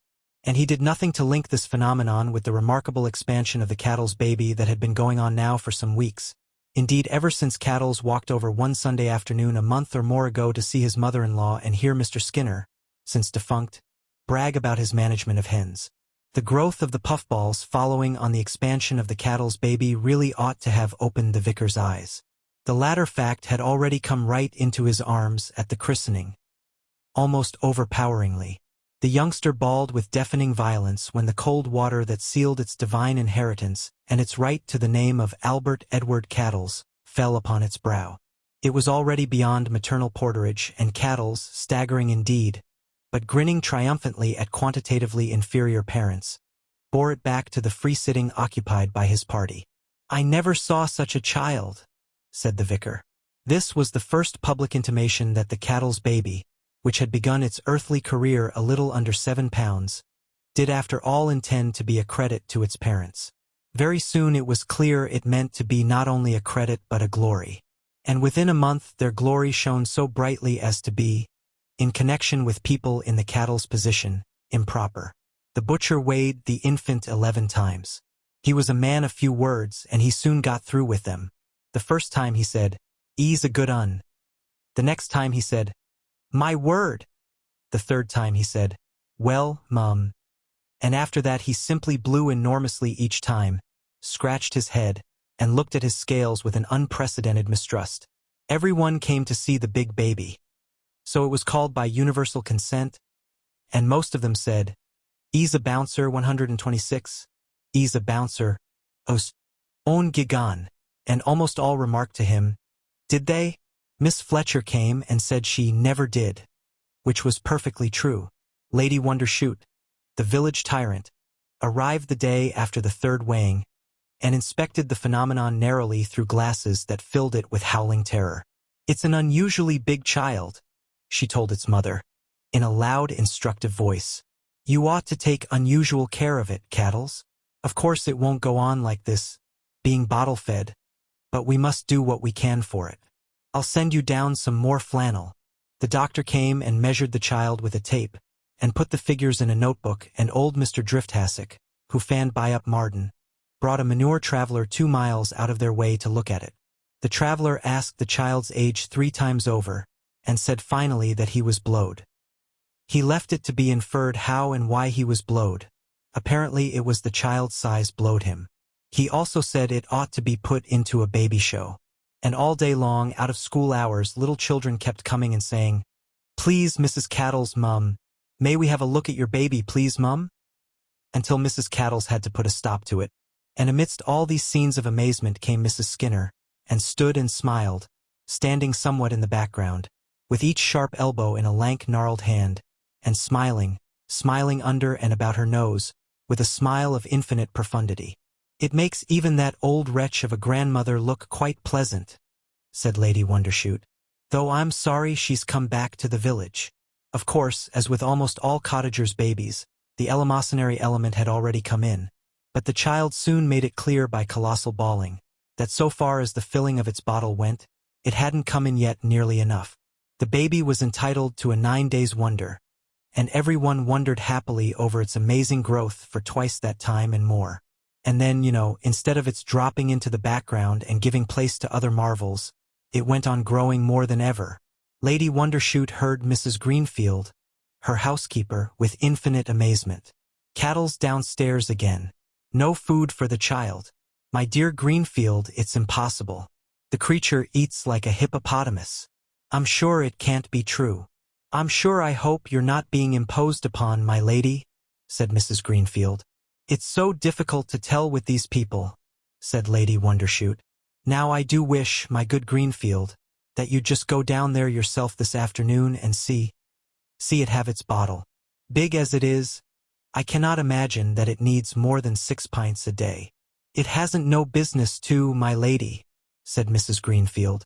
The hand of Lady Wondershoot quivered with that sort of emotion, that suspicious rage that stirs in all true aristocrats, at the thought that possibly the meaner classes are after all as mean as their betters, and, where the sting lies, scoring points in the game.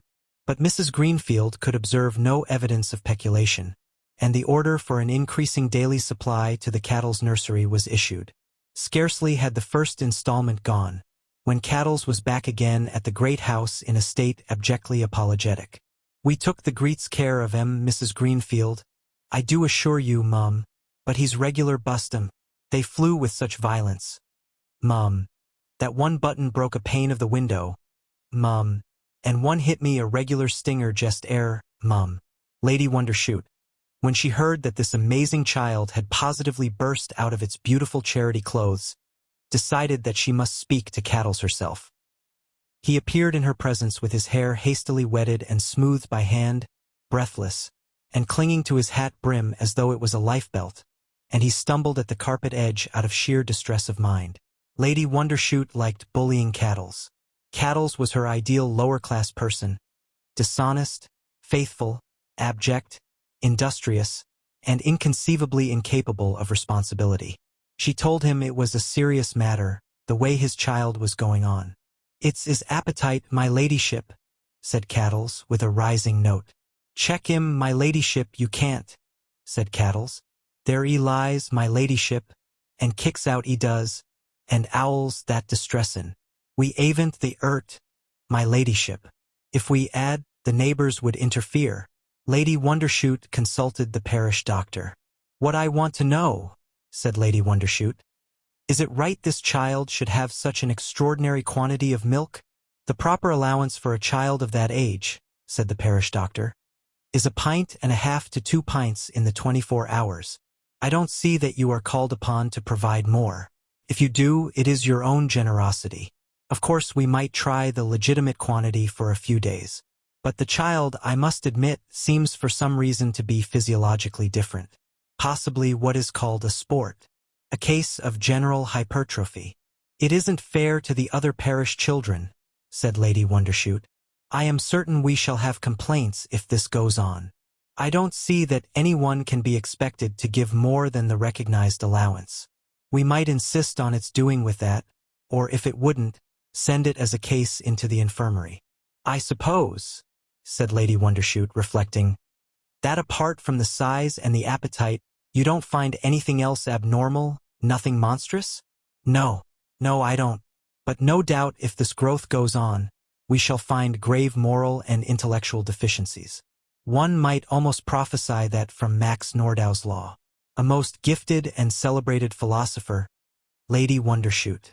He discovered that the abnormal is abnormal, a most valuable discovery, and well worth bearing in mind. I find it of the utmost help in practice. When I come upon anything abnormal, I say at once, "This is abnormal." His eyes became profound, his voice dropped, his manner verged upon the intimately confidential. He raised one hand stiffly. "And I treat it in that spirit," he said. "Tut, tut," said the vicar to his breakfast things, the day after the coming of Mrs. Skinner. "Tut, tut, what's this?"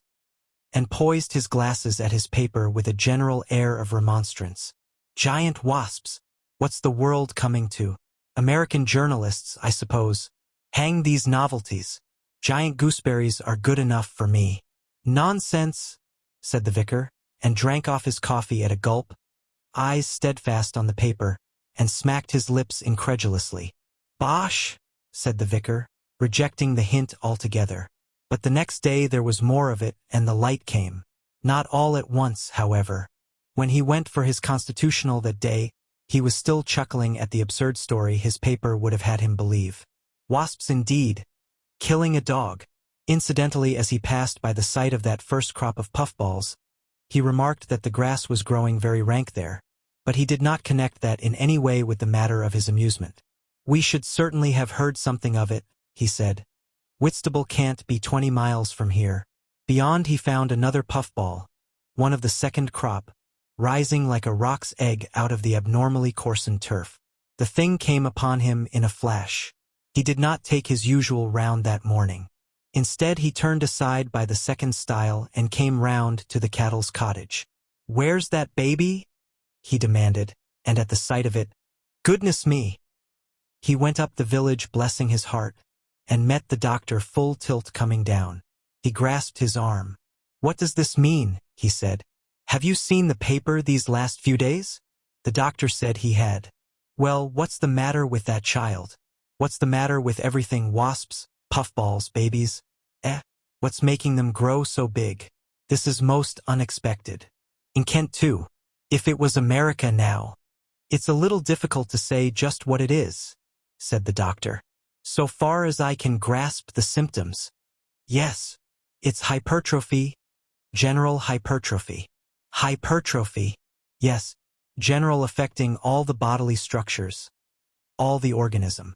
I may say that in my own mind, between ourselves, I'm very nearly convinced it's that, but one has to be careful." "Ah," said the vicar, a good deal relieved to find the doctor equal to the situation. "But how is it it's breaking out in this fashion, all over the place?" "That again," said the doctor, "is difficult to say. Urshit, here, is a pretty clear case of spreading." "Yes," said the doctor. "Yes, I think so. It has a strong resemblance at any rate to some sort of epidemic. Probably epidemic hypertrophy will meet the case." "Epidemic," said the vicar. "You don't mean it's contagious?" The doctor smiled gently and rubbed one hand against the other. "That I couldn't say," he said. "But," cried the vicar round-eyed, "if it's catching, it affects us." He made a stride up the road and turned about. "I've just been there," he cried. "Hadn't I better? I'll go home at once and have a bath and fumigate my clothes." The doctor regarded his retreating back for a moment, and then turned about and went towards his own house. But on the way he reflected that one case had been in the village a month without anyone catching the disease, and after a pause of hesitation decided to be as brave as a doctor should be and take the risks like a man. And indeed he was well advised by his second thoughts. Growth was the last thing that could ever happen to him again. He could have eaten, and the vicar could have eaten Heracleophobia by the truckful. For growth had done with them. Growth had done with these two gentlemen for evermore. It was a day or so after this conversation, a day or so, that is, after the burning of the experimental farm, that Winkles came to Redwood and showed him an insulting letter. It was an anonymous letter, and an author should respect his character's secrets. "You are only taking credit for a natural phenomenon," said the letter, "and trying to advertise yourself by your letter to the Times. You and your boom food. Let me tell you, this absurdly named food of yours has only the most accidental connection with those big wasps and rats. The plain fact is there is an epidemic of hypertrophy, contagious hypertrophy, which you have about as much claim to control as you have to control the solar system. The thing is as old as the hills. There was hypertrophy in the family of Anak. Quite outside your range at Cheesing Eyebright, at the present time there is a baby, shaky up and down writing. Old gentleman apparently, said Redwood. But it's odd a baby. He read a few lines further and had an inspiration. By Jove, said he, that's my missing Mrs. Skinner. He descended upon her suddenly in the afternoon of the following day. She was engaged in pulling onions in the little garden before her daughter's cottage when she saw him coming through the garden gate. She stood for a moment consternated, as the country folk say, and then folded her arms, and with the little bunch of onions held defensively under her left elbow, awaited his approach. Her mouth opened and shut several times. She mumbled her remaining tooth, and once quite suddenly she curtsied, like the blink of an arc light. "I thought I should find you," said Redwood. "I thought you might, sir," she said without joy. "Where's Skinner? 'E ain't never written to me, sir, not once, nor come nigh of me since I came here. Sir, don't you know what's become of him?" "Him not having written, no, sir." And she edged a step towards the left with an imperfect idea of cutting off Redwood from the barn door. "No one knows what has become of him," said Redwood. "I dessay 'e knows," said Mrs. Skinner. "He doesn't tell. He was always a great one for looking after himself and leaving them that was near and dear to 'im in trouble, was Skinner. Though clever as could be," said Mrs. Skinner. "Where's this child?" asked Redwood abruptly. She begged his pardon. "This child I hear about, the child you've been giving our stuff to, the child that weighs 2 stone. Mrs. Skinner's hands worked, and she dropped the onions. "Really, sir?" she protested. "I don't hardly know, sir, what you mean. My daughter, sir, Mrs. Cattles. As a baby, sir." And she made an agitated curtsy and tried to look innocently inquiring by tilting her nose to one side. "You'd better let me see that baby, Mrs. Skinner," said Redwood. Mrs. Skinner unmasked an eye at him as she led the way towards the barn. "Of course, sir, there may have been in a little can of nicey I give his father to bring over from the farm, or a little perhaps what I happen to bring about with me, so to speak. Me packing in a hurry and all." Said Redwood, after he had cluckered to the infant for a space. He told Mrs. Cattles the baby was a very fine child indeed, a thing that was getting well home to her intelligence. And he ignored her altogether after that. Presently she left the barn, through sheer insignificance. "Now you've started him, you'll have to keep on with him, you know," he said to Mrs. Skinner. He turned on her abruptly. "Don't splash it about this time," he said. "Splash it about, sir?" "Oh, you know." She indicated knowledge by convulsive gestures. "You haven't told these people here? The parents, the squire and so on at the big house, the doctor, no one?" Mrs. Skinner shook her head. "I wouldn't," said Redwood. He went to the door of the barn and surveyed the world about him. The door of the barn looked between the end of the cottage and some disused piggeries through a 5-barred gate upon the highroad. Beyond was a high, red brick wall rich with ivy and wallflower and pennywort, and set along the top with broken glass.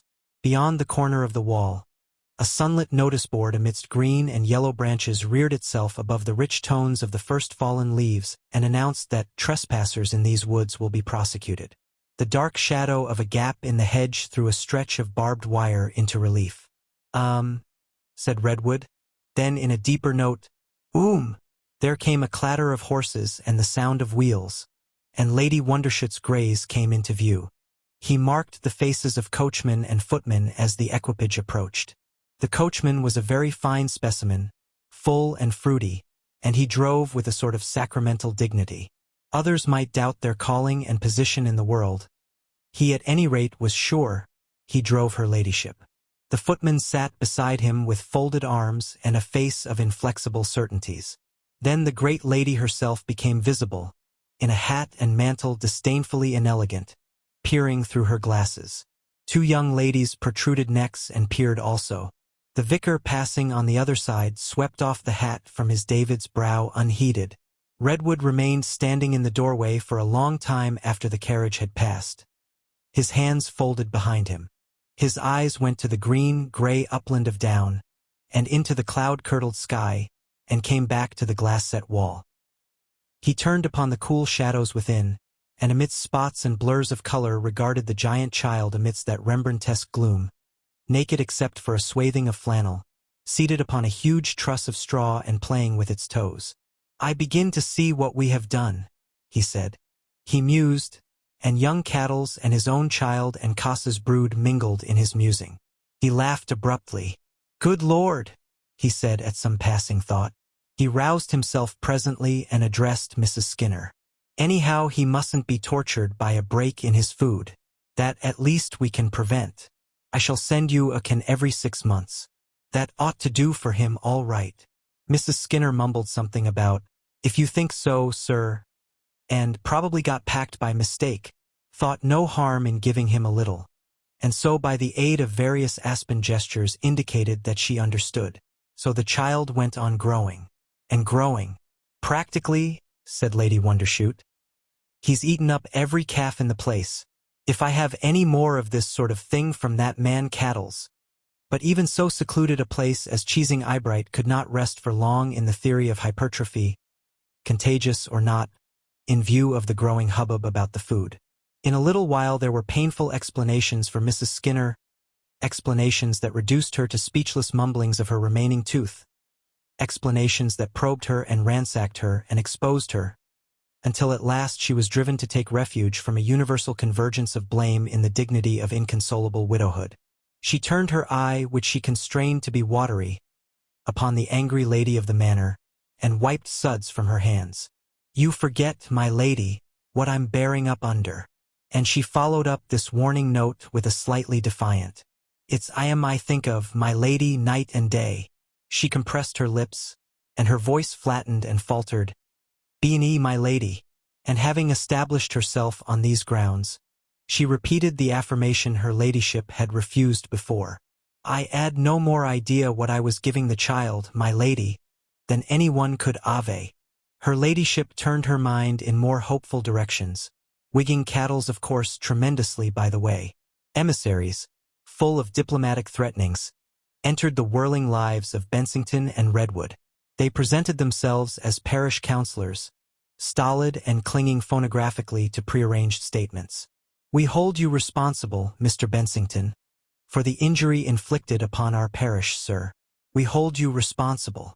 A firm of solicitors with a snake of a style, Banghurst, Brown, Flap, Codlin, Brown, Tedder, and Snoxton, they called themselves, and appeared invariably in the form of a small Rufus Cunning-looking gentleman with a pointed nose, said vague things about damages, and there was a polished personage, her ladyship's agent, who came in suddenly upon Redwood one day and asked, Well, sir, and what do you propose to do? To which Redwood answered that he proposed to discontinue supplying the food for the child, if he or Bensington were bothered any further about the matter. I give it for nothing as it is, he said, and the child will yell your village to ruins before it dies if you don't let it have the stuff. The child's on your hands and you have to keep it. Lady Wondershoot can't always be Lady Bountiful and earthly providence of her parish without sometimes meeting a responsibility, you know. The mischief's done, Lady Wondershoot decided when they told her, with expurgations, what Redwood had said. The mischief's done, echoed the vicar, though indeed as a matter of fact the mischief was only beginning. Chapter the 2nd. The brat gigantic. The giant child was ugly, the vicar would insist. He always had been ugly, as all excessive things must be. The vicar's views had carried him out of sight of just judgment in this matter. The child was much subjected to snapshots even in that rustic retirement, and their net testimony is against the vicar, testifying that the young monster was at first almost pretty, with a copious curl of hair reaching to his brow and a great readiness to smile. Usually Cattles, who was slightly built, stands smiling behind the baby, perspective emphasizing his relative smallness. After the second year, the good looks of the child became more subtle and more contestable. He began to grow, as his unfortunate grandfather would no doubt have put it, rank. He lost color and developed an increasing effect of being somehow, albeit colossal, yet slight. He was vastly delicate. His eyes and something about his face grew finer, grew, as people say, interesting. His hair, after one cutting, began to tangle into a mat. It's the degenerate strain coming out in him, said the parish doctor, marking these things, but just how far he was right in that, and just how far the youngster's lapse from ideal healthfulness was the result of living entirely in a whitewashed barn upon Lady Wondershoot's sense of charity tempered by justice, is open to question. The photographs of him that present him from 3 to 6 show him developing into a round-eyed, flaxen-haired youngster with a truncated nose and a friendly stare. There lurks about his lips that never very remote promise of a smile that all the photographs of the early giant children display. In summer he wears loose garments of ticking tacked together with string. There is usually one of those straw baskets upon his head that workmen use for their tools, and he is barefooted. In one picture he grins broadly and holds a bitten melon in his hand. The winter pictures are less numerous and satisfactory. He wears huge sabots, no doubt of beechwoods, and, as fragments of the inscription John Stickles, Iping, show sacks for socks, and his trousers and jacket are unmistakably cut from the remains of a gaily patterned carpet. Underneath that there were rude swathings of flannel. 5 or 6 yards of flannel are tied comforter fashion about his neck. The thing on his head is probably another sack. He stares, sometimes smiling, sometimes a little ruefully, at the camera. Even when he was only 5 years old, one sees that half-whimsical wrinkling over his soft brown eyes that characterized his face. He was from the first, the vicar always declared, a terrible nuisance about the village. He seems to have had a proportionate impulse to play, much curiosity and sociability, and in addition there was a certain craving within him, I grieve to say, for more to eat. In spite of what Mrs. Greenfield called an excessively generous allowance of food from Lady Wondershoot, he displayed what the doctor perceived at once was the criminal appetite. It carries out only 2 completely Lady Wondershoot's worst experiences of the lower classes, that in spite of an allowance of nourishment inordinately beyond what is known to be the maximum necessity even of an adult human being, the creature was found to steal. And what he stole he ate with an inelegant voracity. His great hand would come over garden walls. He would covet the very bread in the baker's carts.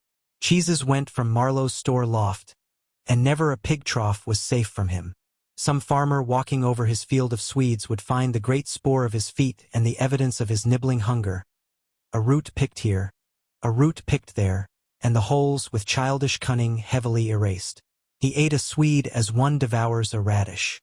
He would stand and eat apples from a tree, if no one was about, as normal children eat blackberries from a bush. In one way, at any rate, this shortness of provisions was good for the piece of cheesing eyebright. For many years, he ate up every grain very nearly of the food of the gods that was given him. Indisputably, the child was troublesome and out of place. He was always about, the vicar used to say. He could not go to school. He could not go to church by virtue of the obvious limitations of its cubical content. There was some attempt to satisfy the spirit of that most foolish and destructive law. I quote the Vicar, the Elementary Education Act of 1870, by getting him to sit outside the open window while instruction was going on within. But his presence there destroyed the discipline of the other children. They were always popping up and peering at him, and every time he spoke they laughed together. His voice was so odd, so they let him stay away. Nor did they persist in pressing him to come to church, for his vast proportions were of little help to devotion. Yet there they might have had an easier task.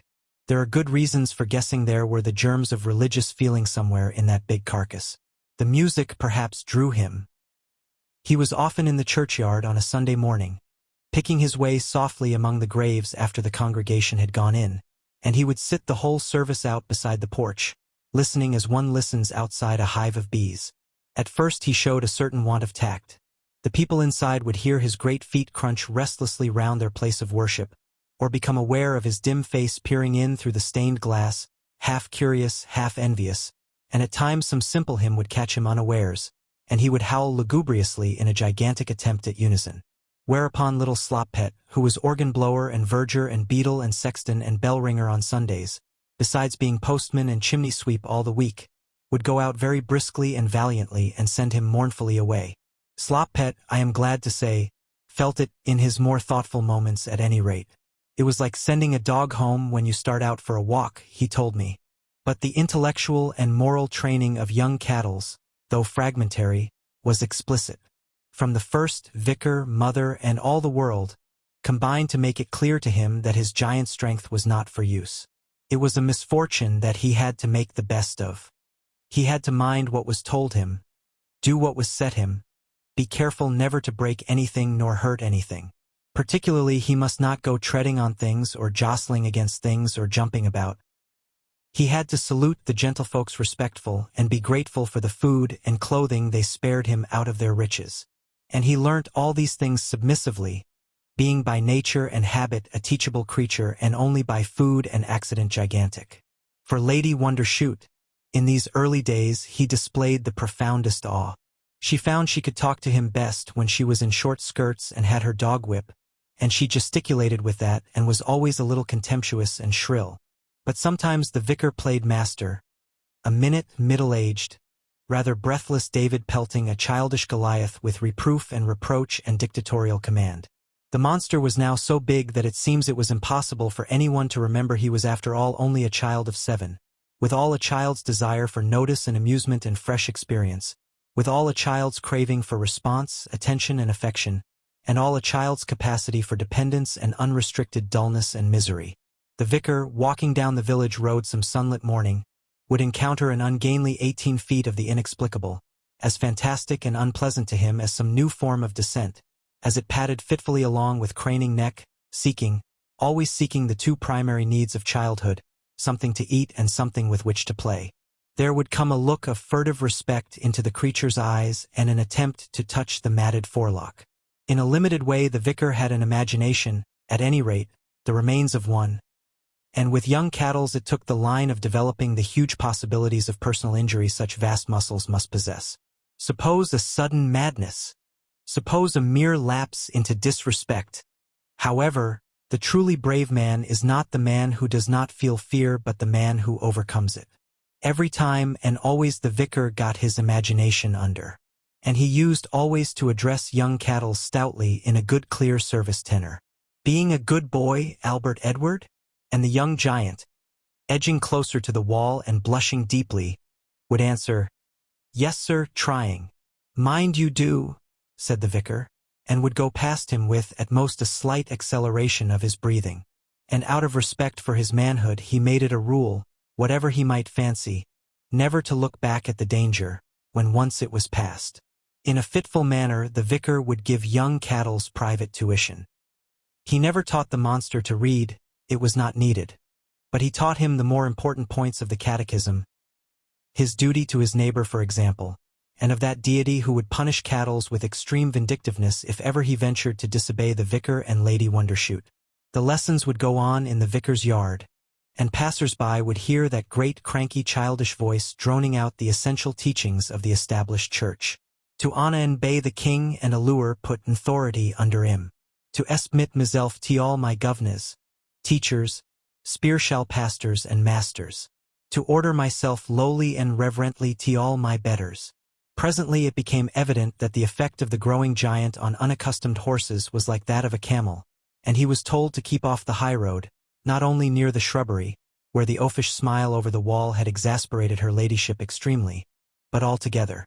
That law he never completely obeyed, because of the vast interest the high road had for him. But it turned what had been his constant resort into a stolen pleasure. He was limited at last almost entirely to old pasture and the downs. I do not know what he would have done if it had not been for the downs.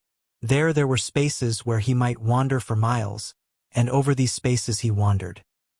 He would pick branches from trees and make insane vast nosegays there until he was forbidden, take up sheep and put them in neat rows, from which they immediately wandered. At this he invariably laughed very heartily. Until he was forbidden, dig away the turf, great wanton holes until he was forbidden. He would wander over the downs as far as the hill above Rexstone, but not farther, because there he came upon cultivated land, and the people, by reason of his depredations upon their root crops, and inspired moreover by a sort of hostile timidity, his big unkempt appearance frequently evoked, always came out against him with yapping dogs to drive him away. They would threaten him and lash at him with cart whips. I have heard that they would sometimes fire at him with shotguns. And in the other direction he ranged within sight of Hickley-brow. From above Thursday Hanger, he could get a glimpse of the London, Chatham, and Dover Railway, but ploughed fields and a suspicious hamlet prevented his nearer access. And after a time there came boards, great boards with red letters that barred him in every direction.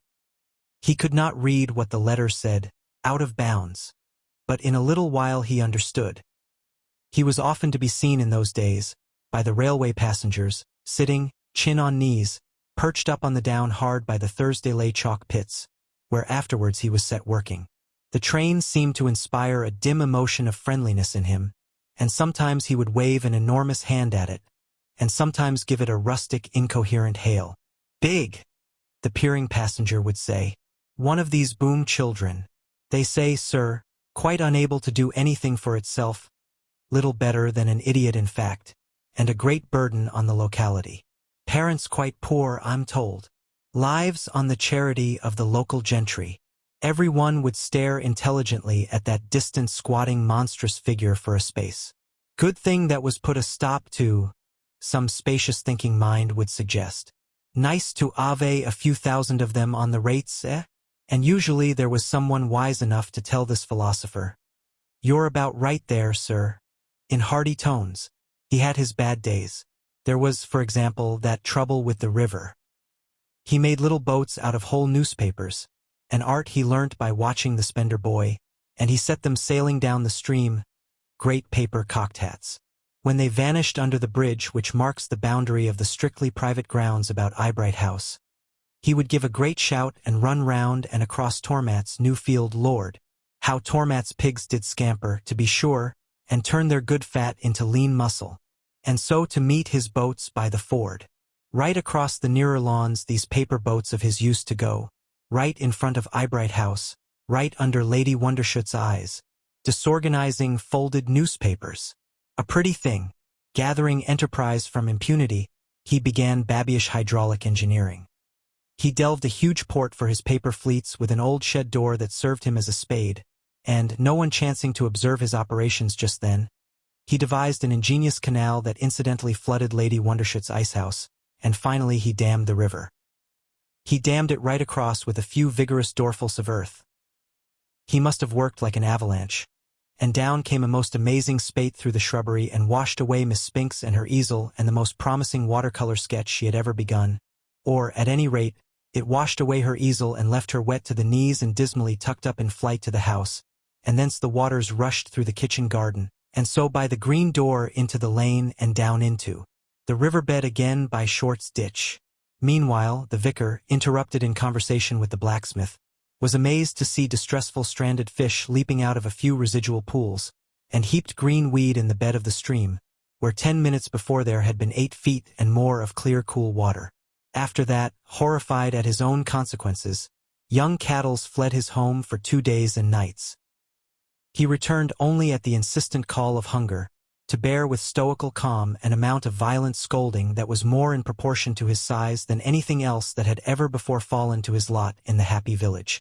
Immediately after that affair Lady Wondershoot, casting about for exemplary additions to the abuse and fastings she had inflicted, issued a ukase. She issued it first to her butler and very suddenly so that she made him jump. He was clearing away the breakfast things, and she was staring out of the tall window on the terrace where the fawns would come to be fed. "Job bet," she said in her most imperial voice. "Job bet, this thing must work for its living."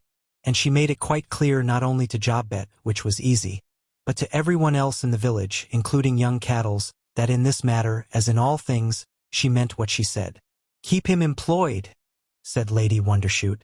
"That's the tip for Master Cattles."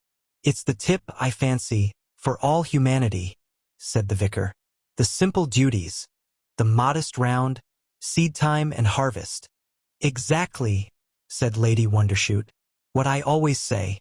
Satan finds some mischief still for idle hands to do. At any rate among the laboring classes.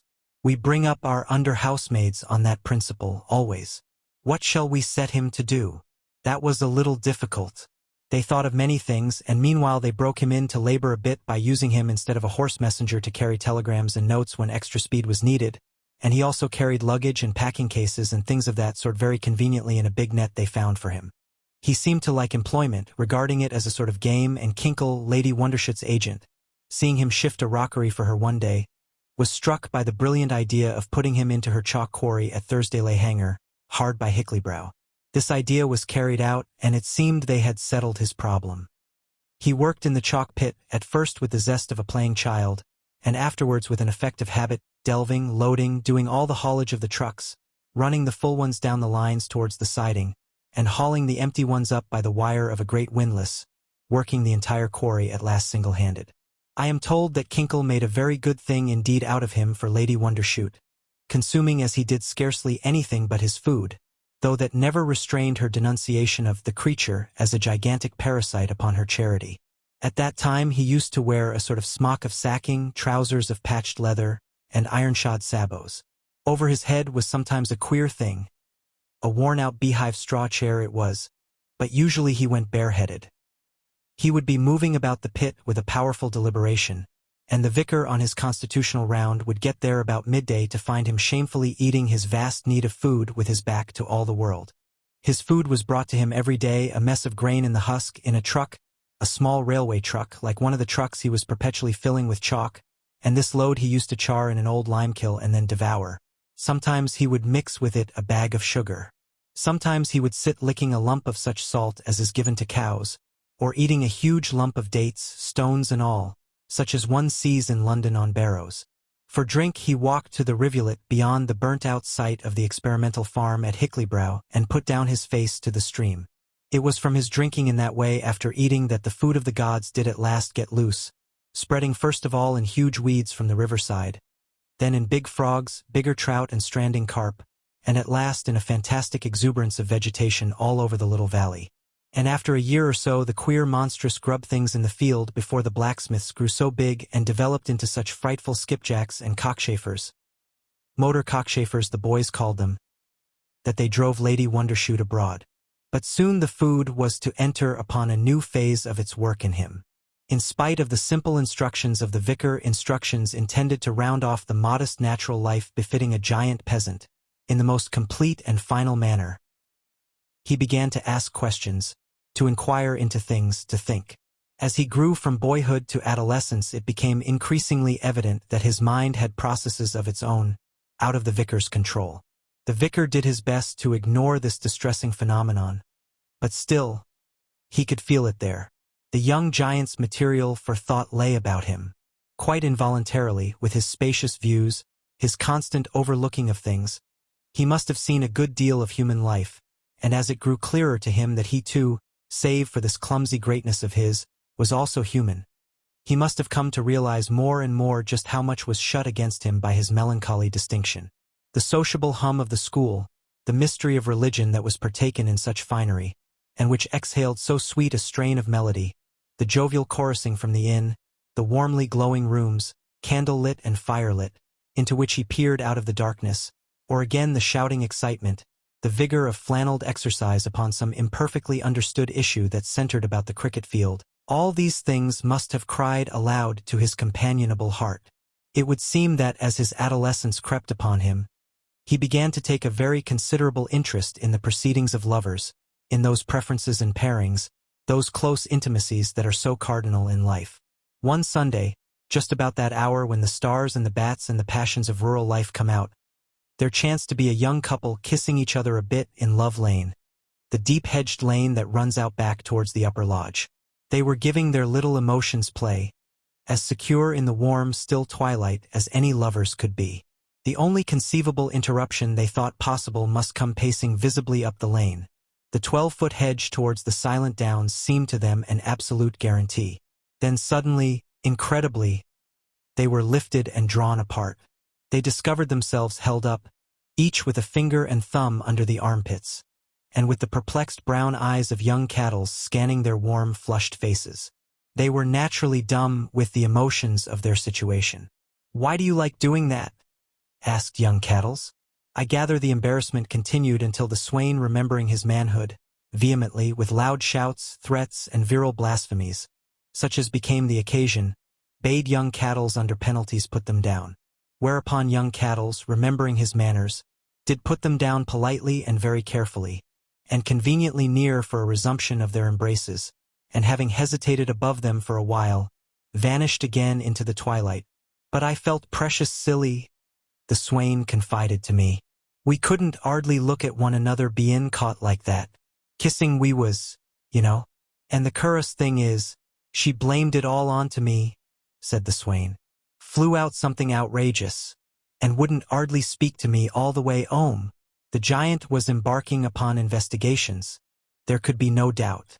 His mind, it became manifest, was throwing up questions. He put them to few people as yet, but they troubled him. His mother, one gathers, sometimes came in for cross-examination. He used to come into the yard behind his mother's cottage, and, after a careful inspection of the ground for hens and chicks, he would sit down slowly with his back against the barn. In a minute the chicks, who liked him, would be pecking all over him at the mossy chalk mud in the seams of his clothing, and if it was blowing up for wet, Mrs. Cattle's kitten, who never lost her confidence in him, would assume a sinuous form and start scampering into the cottage, up to the kitchen fender, round, out, up his leg, up his body, right up to his shoulder, meditative moment, and then scat, back again, and so on. Sometimes she would stick her claws in his face out of sheer gaiety of heart, but he never dared to touch her because of the uncertain weight of his hand upon a creature so frail. Besides, he rather liked to be tickled, and after a time he would put some clumsy questions to his mother. "Mother," he would say, "if it's good to work, why doesn't everyone work?" His mother would look up at him and answer, "It's good for the likes of us." He would meditate, "Why?" and going unanswered, "What's work for, mother? Why do I cut chalk and you wash clothes, day after day, while Lady Wondershoot goes about in her carriage, mother, and travels off to those beautiful foreign countries you and I mustn't see, mother?" "She's a lady," said Mrs. Cattles. "Oh," said young Cattles, and meditated profoundly. "If there wasn't gentlefolks to make work for us to do," said Mrs. Cattles, "how should we poor people get a living?" This had to be digested. "Mother," he tried again, "if there wasn't any gentlefolks, wouldn't things belong to people like me and you, and if they did, Lord's sakes and drat the boy?" Mrs. Cattles would say, she had, with the help of a good memory, become quite a florid and vigorous individuality since Mrs. Skinner died. "Since your poor dear grandma was took, there's no abiding you. Don't you arst no questions, and you won't be told no lies. If once I was to start out answering you serious, wire father dave to go, and arst someone else for is supper, let alone finishing the washin'."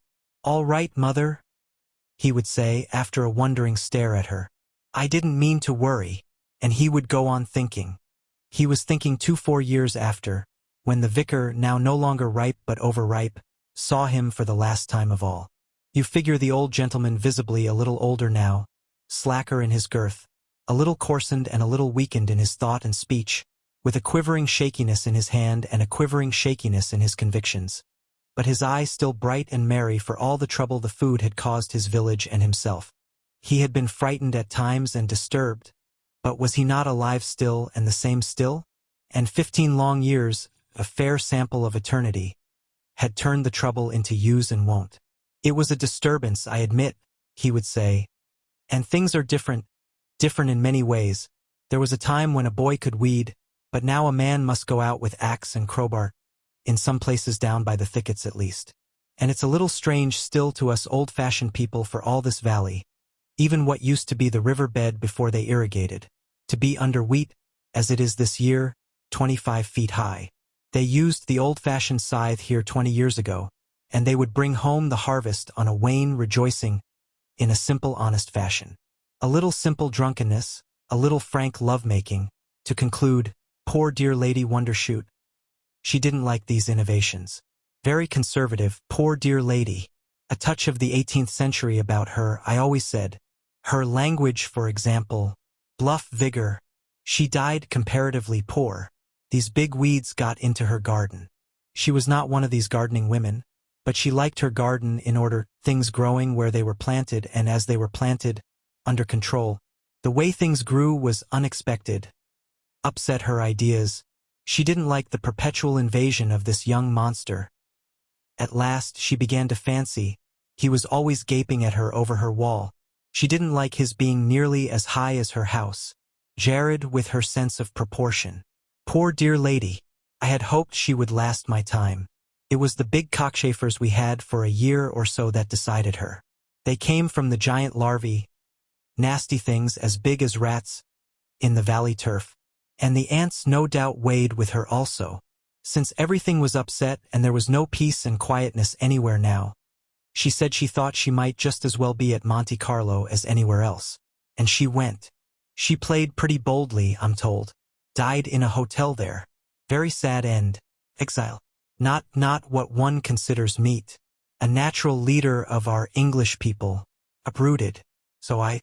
Yet after all, harped the vicar, It comes to very little. A nuisance, of course. Children cannot run about so freely as they used to do, what with ant bites and so forth. Perhaps it's as well. There used to be talk, as though this stuff would revolutionize everything. But there is something that defies all these forces of the new. I don't know, of course. I'm not one of your modern philosophers. Explain everything with ether and atoms. Evolution. Rubbish like that. What I mean is something the ologies don't include. Matter of reason, not understanding. Ripe wisdom. Human nature. Air perennius. Call it what you will. And so at last it came to the last time. The vicar had no intimation of what lay so close upon him. He did his customary walk over by Farthing Down, as he had done it for more than a score of years, and so to the place whence he would watch young cattles. He did the rise over by the chalk pit crest a little puffily. He had long since lost the muscular Christian stride of early days. But Cattles was not at his work, and then, as he skirted the thicket of giant bracken that was beginning to obscure and overshadow the hangar, he came upon the monster's huge form seated on the hill, brooding as it were upon the world. Cattle's knees were drawn up, his cheek was on his hand, his head a little aslant.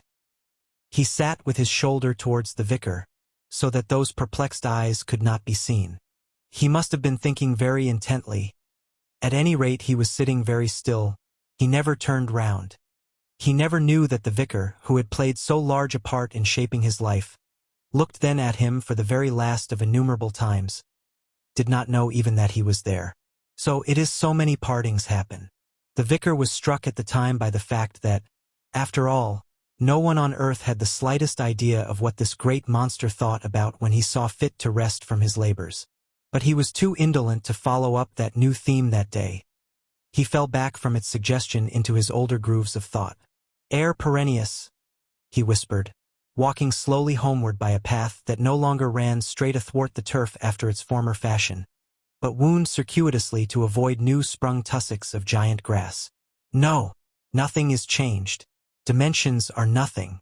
The simple round, the common way. And that night, quite painlessly and all unknowing, he himself went the common way out of this mystery of change he had spent his life in denying.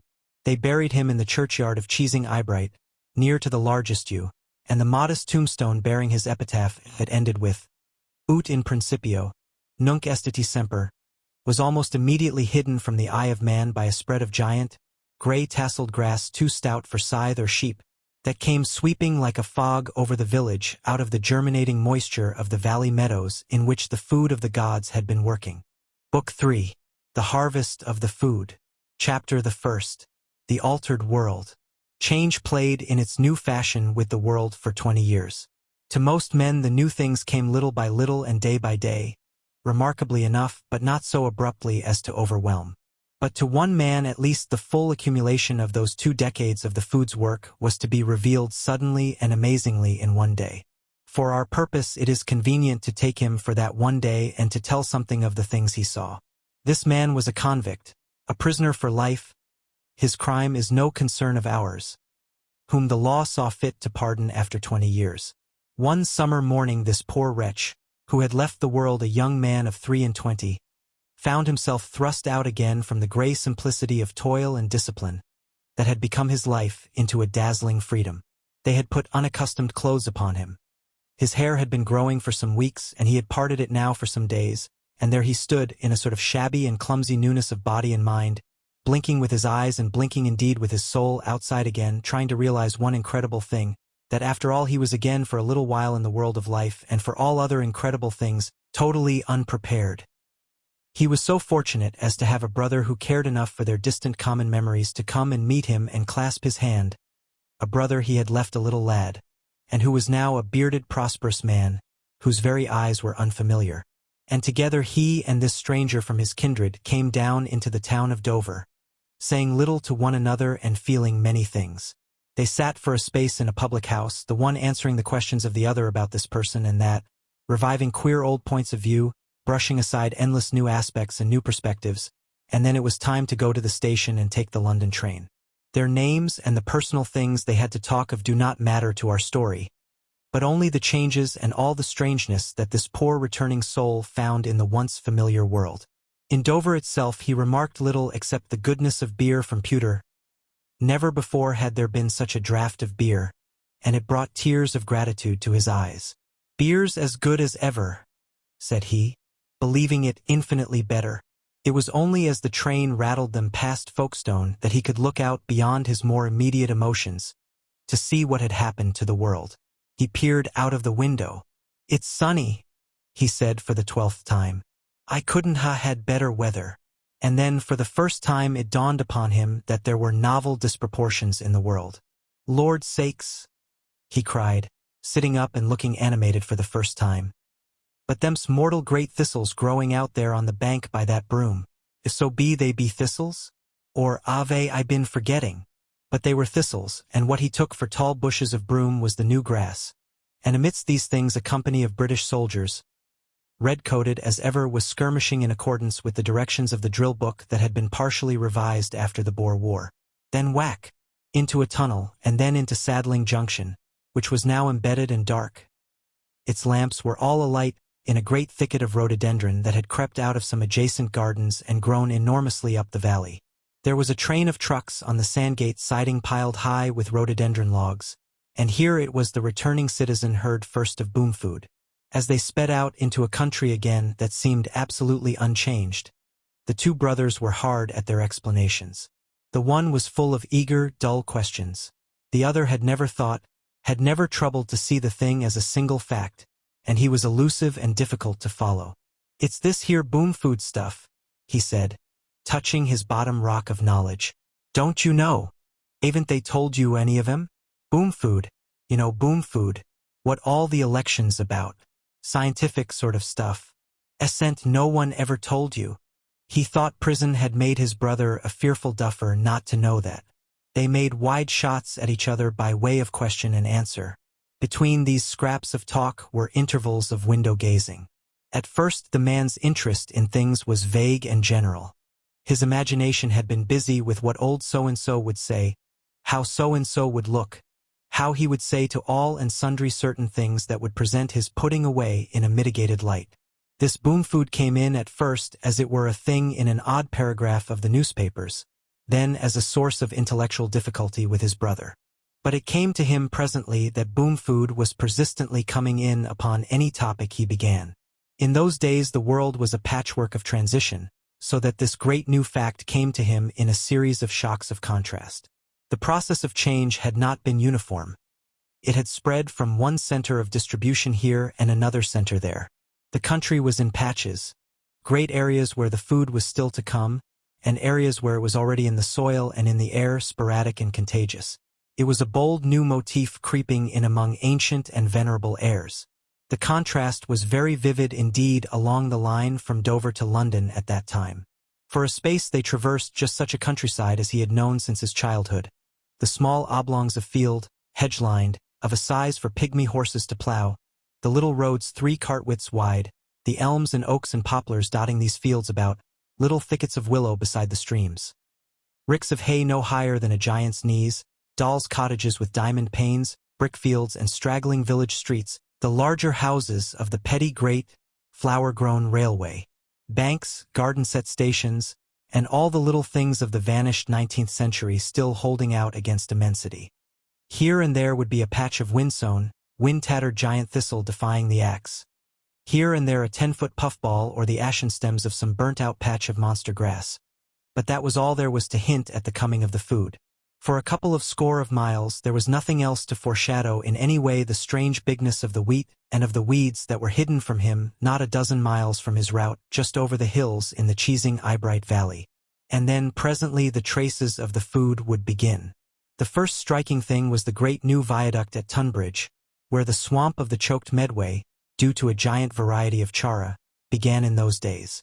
Then again the little country, and then, as the petty multitudinous immensity of London spread out under its haze, the traces of man's fight to keep out greatness became abundant and incessant.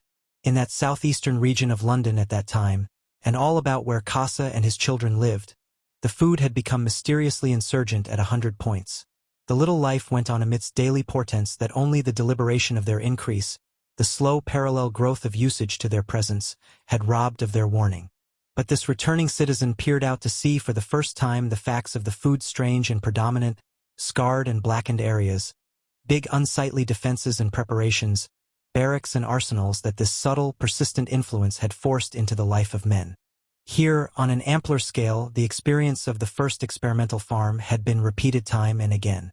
It had been in the inferior and accidental things of life, underfoot and in waste places, irregularly and irrelevantly, that the coming of a new force and new issues had first declared itself. There were great evil-smelling yards and enclosures where some invincible jungle of weed furnished fuel for gigantic machinery. Little cockneys came to stare at its clangorous oiliness and tip the men a sixpence. There were roads and tracks for big motors and vehicles, roads made of the interwoven fibers of hypertrophied hemp. There were towers containing steam sirens that could yell at once and warn the world against any new insurgence of vermin. Or, what was queerer, venerable church towers, conspicuously fitted with a mechanical scream. There were little red-painted refuge huts and garrison shelters, each with its 300-yard rifle range, where the riflemen practiced daily with soft-nosed ammunition at targets in the shape of monstrous rats. 6 times since the day of the Skinners there had been outbreaks of giant rats, each time from the southwest London sewers, and now they were as much an accepted fact there as tigers in the Delta by Calcutta.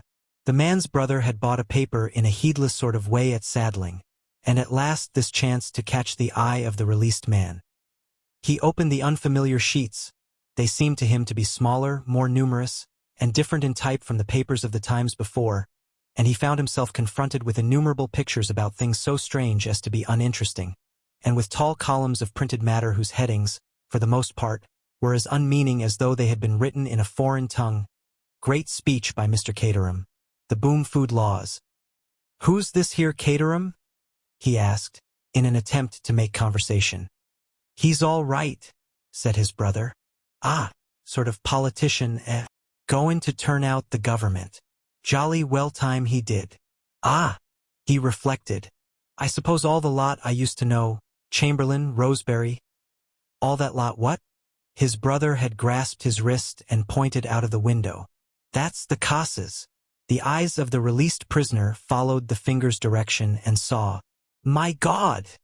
he cried, for the first time really overcome with amazement.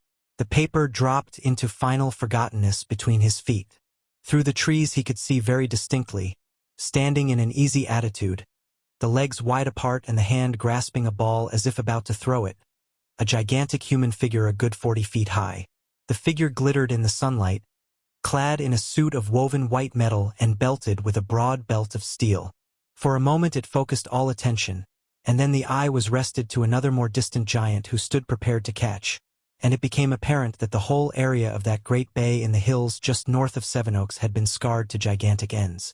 A hugely banked entrenchment overhung the chalk pit, in which stood the house, a monstrous squat Egyptian shape that Casa had built for his sons when the giant nursery had served its turn, and behind was a great dark shed that might have covered a cathedral, in which a spluttering incandescence came and went, and from out of which came a titanic hammering to beat upon the ear.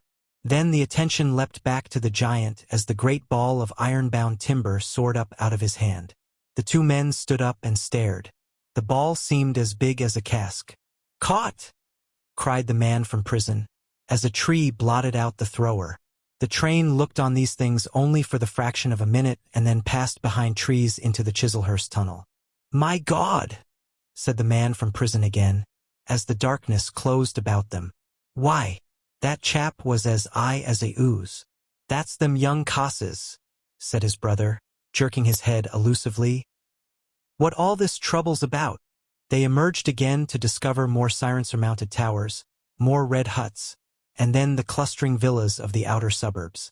The art of bill-sticking had lost nothing in the interval, and from countless tall hoardings, from house ends, from palings, and 100 such points of vantage came the polychromatic appeals of the great Boom Food election. Caterham, Boom Food, and Jack the Giant Killer again and again and again, and monstrous caricatures and distortions.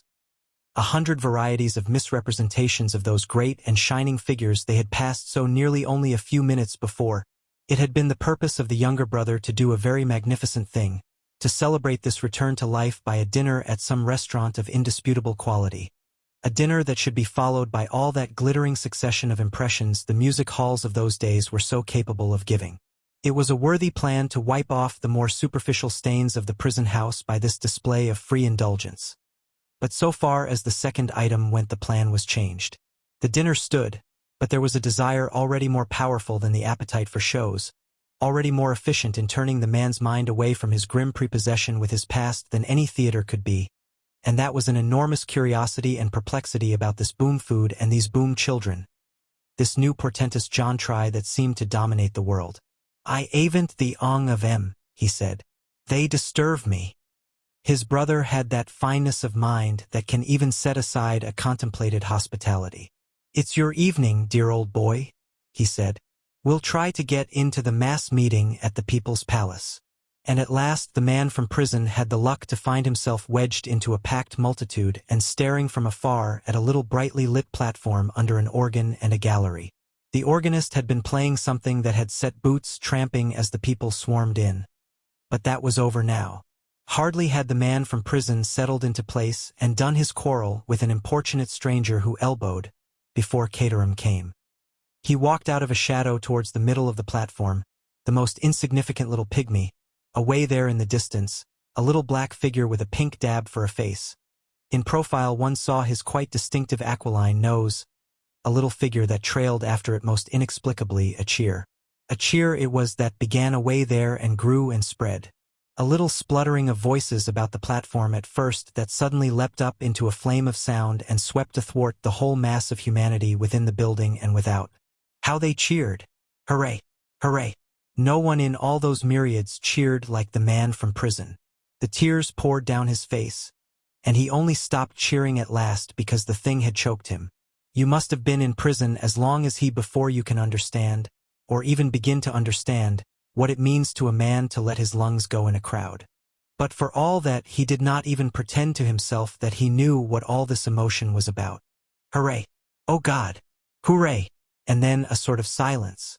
Caterham had subsided to a conspicuous patience, and subordinate and inaudible persons were saying and doing formal and insignificant things.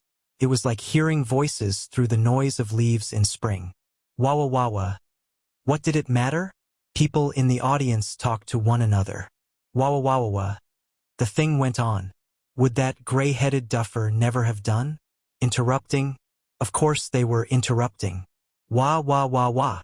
But shall we hear Caterham any better? Meanwhile, at any rate, there was Caterham to stare at, and one could stand and study the distant prospect of the great man's features. He was easy to draw, was this man, and already the world had him to study at leisure on lamp chimneys and children's plates, on anti-boomfood medals and anti-boomfood flags, on the selvages of Caterham silks and cottons, and in the linings of good old English Caterham hats. He pervades all the caricature of that time. One sees him as a sailor standing to an old-fashioned gun, a port-fire labeled New Boom Food Laws in his hand, while in the sea wallows that huge, ugly, threatening monster, Boom Food. Or he is Kappa Pi in armor, St. George's Cross on shield and helm, and a cowardly Titanic Caliban sitting amidst desecrations at the mouth of a horrid cave declines his gauntlet of the new Boom Food regulations. Or he comes flying down as Perseus and rescues a chained and beautiful Andromeda, labeled distinctly about her belt as civilization, from a wallowing waste of sea monster bearing upon its various necks and claws irreligion, trampling egotism, mechanism, monstrosity, and the like. But it was as Jack the Giant Killer that the popular imagination considered Caterham most correctly cast, and it was in the vein of a Jack the Giant Killer poster that the man from prison enlarged that distant miniature. The Wawa Wawa came abruptly to an end. He's done. He's sitting down. Yes. No. Yes. It's Caterham. Caterham. Caterham. And then came the cheers. It takes a multitude to make such a stillness as followed that disorder of cheering. A man alone in a wilderness. It's stillness of a sort, no doubt, but he hears himself breathe. He hears himself move. He hears all sorts of things. Here the voice of Caterham was the one single thing heard. A thing very bright and clear, like a little light burning in a black velvet recess. Here indeed, one heard him as though he spoke at one's elbow. It was stupendously effective to the man from prison, that gesticulating little figure in a halo of light, in a halo of rich and swaying sounds. Behind it, partially effaced as it were, sat its supporters on the platform, and in the foreground was a wide perspective of innumerable backs and profiles, a vast multitudinous attention. That little figure seemed to have absorbed the substance from them all. Caterham spoke of our ancient institutions. "Ear," roared the crowd. "Ear, ear," said the man from prison. He spoke of our ancient spirit of order and justice. "Ear," roared the crowd. "Ear, ear," cried the man from prison, deeply moved. He spoke of the wisdom of our forefathers, of the slow growth of venerable institutions, of moral and social traditions, that fitted our English national characteristics as the skin fits the hand. "Ear, ear," groaned the man from prison, with tears of excitement on his cheeks. And now all these things were to go into the melting pot. Yes, into the melting pot. Because 3 men in London 20 years ago had seen fit to mix something indescribable in a bottle, all the order and sanctity of things. Cries of "No! No!" Well, if it was not to be so, they must exert themselves, they must say goodbye to hesitation. Here there came a gust of cheering. They must say goodbye to hesitation and half measures. "We have heard, gentlemen," cried Caterham, "of nettles that become giant nettles. At first they are no more than other nettles, little plants that a firm hand may grasp and wrench away. But if you leave them, they grow with such a power of poisonous expansion that at last you must needs have axe and rope, you must needs have danger to life and limb, you must needs have toil and distress. Men may be killed in their felling. Men may be killed in their felling." There came a stir and interruption, and then the man from prison heard Caterham's voice again, ringing clear and strong. "Learn about boom food from boom food itself and—" He paused. "Grasp your nettle before it is too late." He stopped and stood wiping his lips. "A crystal," cried someone. "A crystal." And then came that same strange, swift growth to thunderous tumult, until the whole world seemed cheering.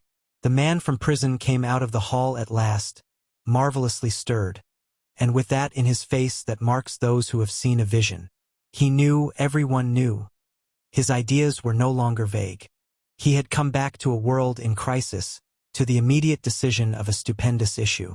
He must play his part in the great conflict like a man, like a free, responsible man.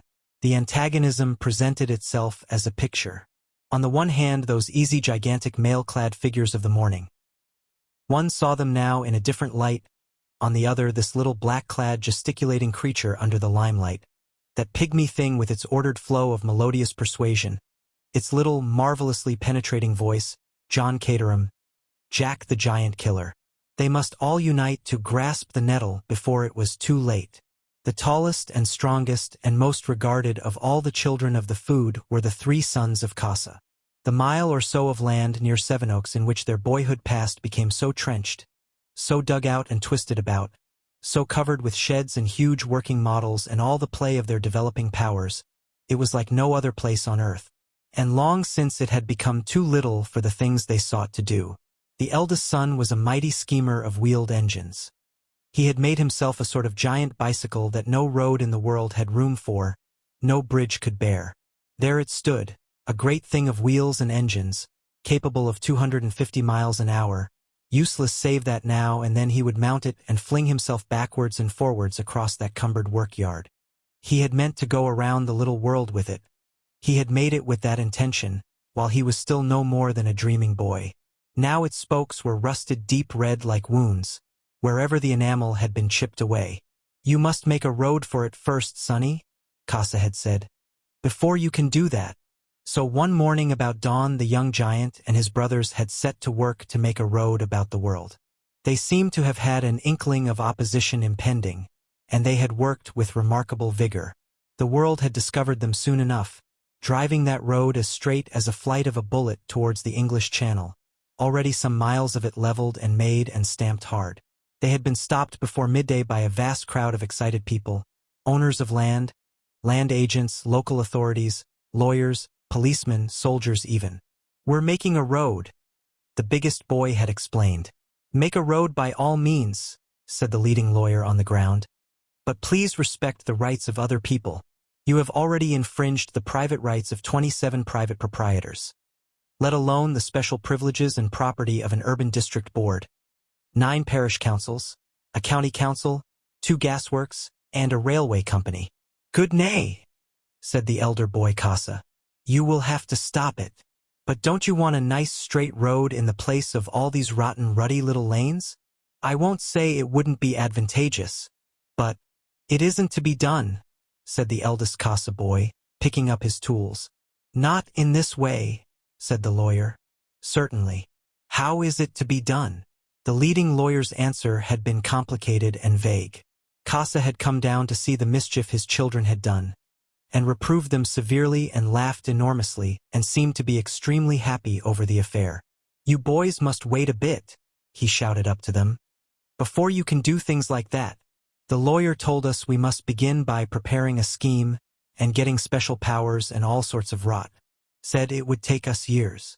We'll have a scheme before long, little boy, cried Casa, hands to his mouth as he shouted. Never fear. For a bit you'd better play about and make models of the things you want to do. They did as he told them like obedient sons. But for all that the Casa lads brooded a little. It's all very well, said the second to the first. But I don't always want just to play about and plan. I want to do something real, you know. We didn't come into this world so strong as we are, just to play about in this messy little bit of ground, you know, and take little walks and keep out of the towns. For by that time they were forbidden all boroughs and urban districts. Doing nothing's just wicked. Can't we find out something the little people want done and do it for them, just for the fun of doing it? Lots of them haven't houses fit to live in, said the second boy. Let's go and build them a house close up to London, that will hold heaps and heaps of them and be ever so comfortable and nice, and let's make 'em a nice little road to where they all go and do business, nice straight little road, and make it all as nice as nice. We'll make it all so clean and pretty that they won't any of them be able to live grubby and beastly like most of them do now. Water enough for them to wash with we'll have. You know they're so dirty now that 9 out of 10 of their houses haven't even baths in them, the filthy little skunks.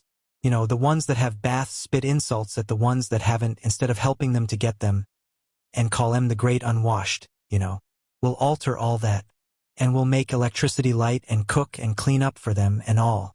Fancy, they make their women who are going to be mothers, crawl about and scrub floors. We could make it all beautifully. We could bank up a valley in that range of hills over there and make a nice reservoir, and we could make a big place here to generate our electricity and have it all simply lovely. Couldn't we, brother?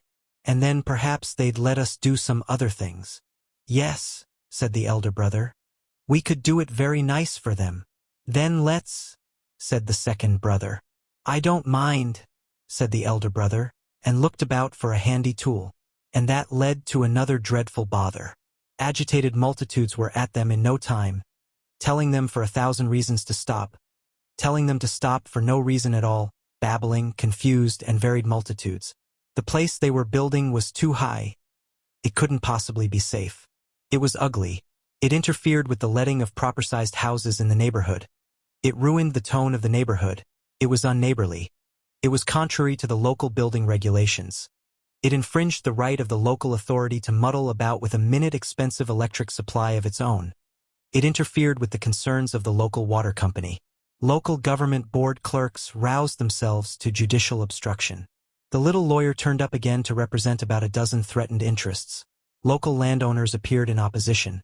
People with mysterious claims claimed to be bought off at exorbitant rates. The trades unions of all the building trades lifted up collective voices, and a ring of dealers in all sorts of building material became a bar. Extraordinary associations of people with prophetic visions of aesthetic horrors rallied to protect the scenery of the place where they would build the great house, of the valley where they would bank up the water. These last people were absolutely the worst asses of the lot, the Casa boys considered. That beautiful house of the Casa boys was just like a walking stick thrust into a wasp's nest. In no time. I never did, said the elder boy. We can't go on, said the second brother. Rotten little beasts they are, said the third of the brothers. We can't do anything, even when it's for their own comfort. Such a nice place we'd have made for them too. They seem to spend their silly little lives getting in each other's way, said the eldest boy. Rights and laws and regulations and rascalities. It's like a game of spellikins.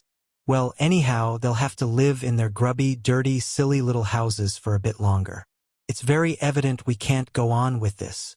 And the Casa children left that great house unfinished, a mere hole of foundations and the beginning of a wall, and sulked back to their big enclosure.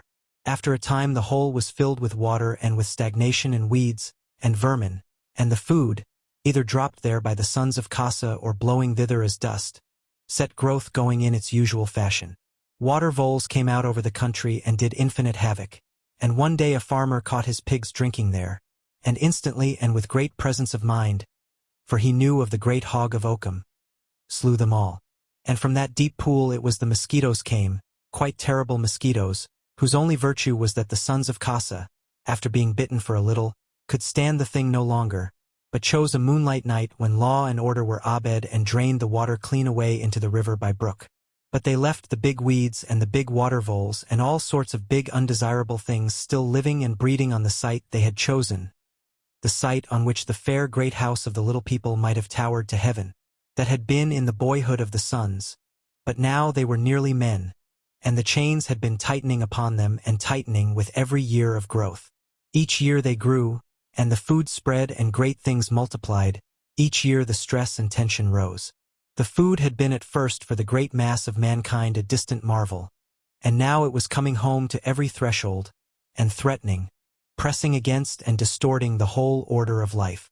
It blocked this, it overturned that. It changed natural products, and by changing natural products it stopped employments and threw men out of work by the hundred thousands. It swept over boundaries and turned the world of trade into a world of cataclysms. No wonder mankind hated it. And since it is easier to hate animate than inanimate things, animals more than plants, and one's fellow men more completely than any animals, the fear and trouble engendered by giant nettles and 6-foot grass blades, awful insects and tiger-like vermin, grew all into one great power of detestation that aimed itself with a simple directness at that scattered band of great human beings, the children of the food. That hatred had become the central force in political affairs. The old party lines had been traversed and effaced altogether under the insistence of these newer issues, and the conflict lay now with the party of the temporizers, who were for putting little political men to control and regulate the food, and the party of reaction for whom Caterhorn spoke, speaking always with a more sinister ambiguity, crystallizing his intention first in one threatening phrase and then another, now that men must prune the bramble growths, now that they must find a cure for elephantiasis, and at last upon the eve of the election that they must grasp the nettle. One day the three sons of Casa, who were now no longer boys but men, sat among the masses of their feudal work and talked together after their fashion of all these things. They had been working all day at one of a series of great and complicated trenches their father had bid them make, and now it was sunset, and they sat in the little garden space before the great house and looked at the world and rested, until the little servants within should say their food was ready. You must figure these mighty forms. 40 feet high the least of them was, reclining on a patch of turf that would have seemed a stubble of reeds to a common man. One sat up and chipped earth from his huge boots with an iron girder he grasped in his hand. The second rested on his elbow. The third whittled a pine tree into shape and made a smell of resin in the air. They were clothed not in cloth but in undergarments of woven rope and outer clothes of felted aluminium wire. They were shod with timber and iron, and the links and buttons and belts of their clothing were all of plated steel. The great single-storied house they lived in, Egyptian in its massiveness, half built of monstrous blocks of chalk and half excavated from the living rock of the hill, had a front a full 100 feet in height, and beyond, the chimneys and wheels, the cranes and covers of their work sheds rose marvelously against the sky. Through a circular window in the house there was visible a spout from which some white-hot metal dripped and dripped in measured drops into a receptacle out of sight. The place was enclosed and rudely fortified by monstrous banks of earth, backed with steel both over the crests of the downs above and across the dip of the valley. It needed something of common size to mark the nature of the scale. The train that came rattling from Sevenoaks athwart their vision, and presently plunged into the tunnel out of their sight, looked by contrast with them like some small-sized automatic toy. "They have made all the woods this side of Item out of bounds," said one, "and moved the board that was out by Knockle 2 miles and more this way." "It is the least they could do," said the youngest after a pause. "They are trying to take the wind out of Caterham's sails. It's not enough for that, and it is almost too much for us," said the third. They are cutting us off from Brother Redwood. Last time I went to him, the red notices had crept a mile in either way.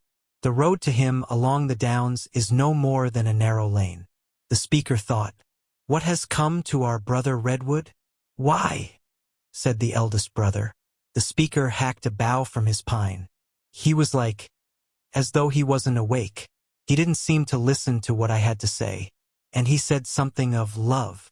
The youngest tapped his girder on the edge of his iron sole and laughed.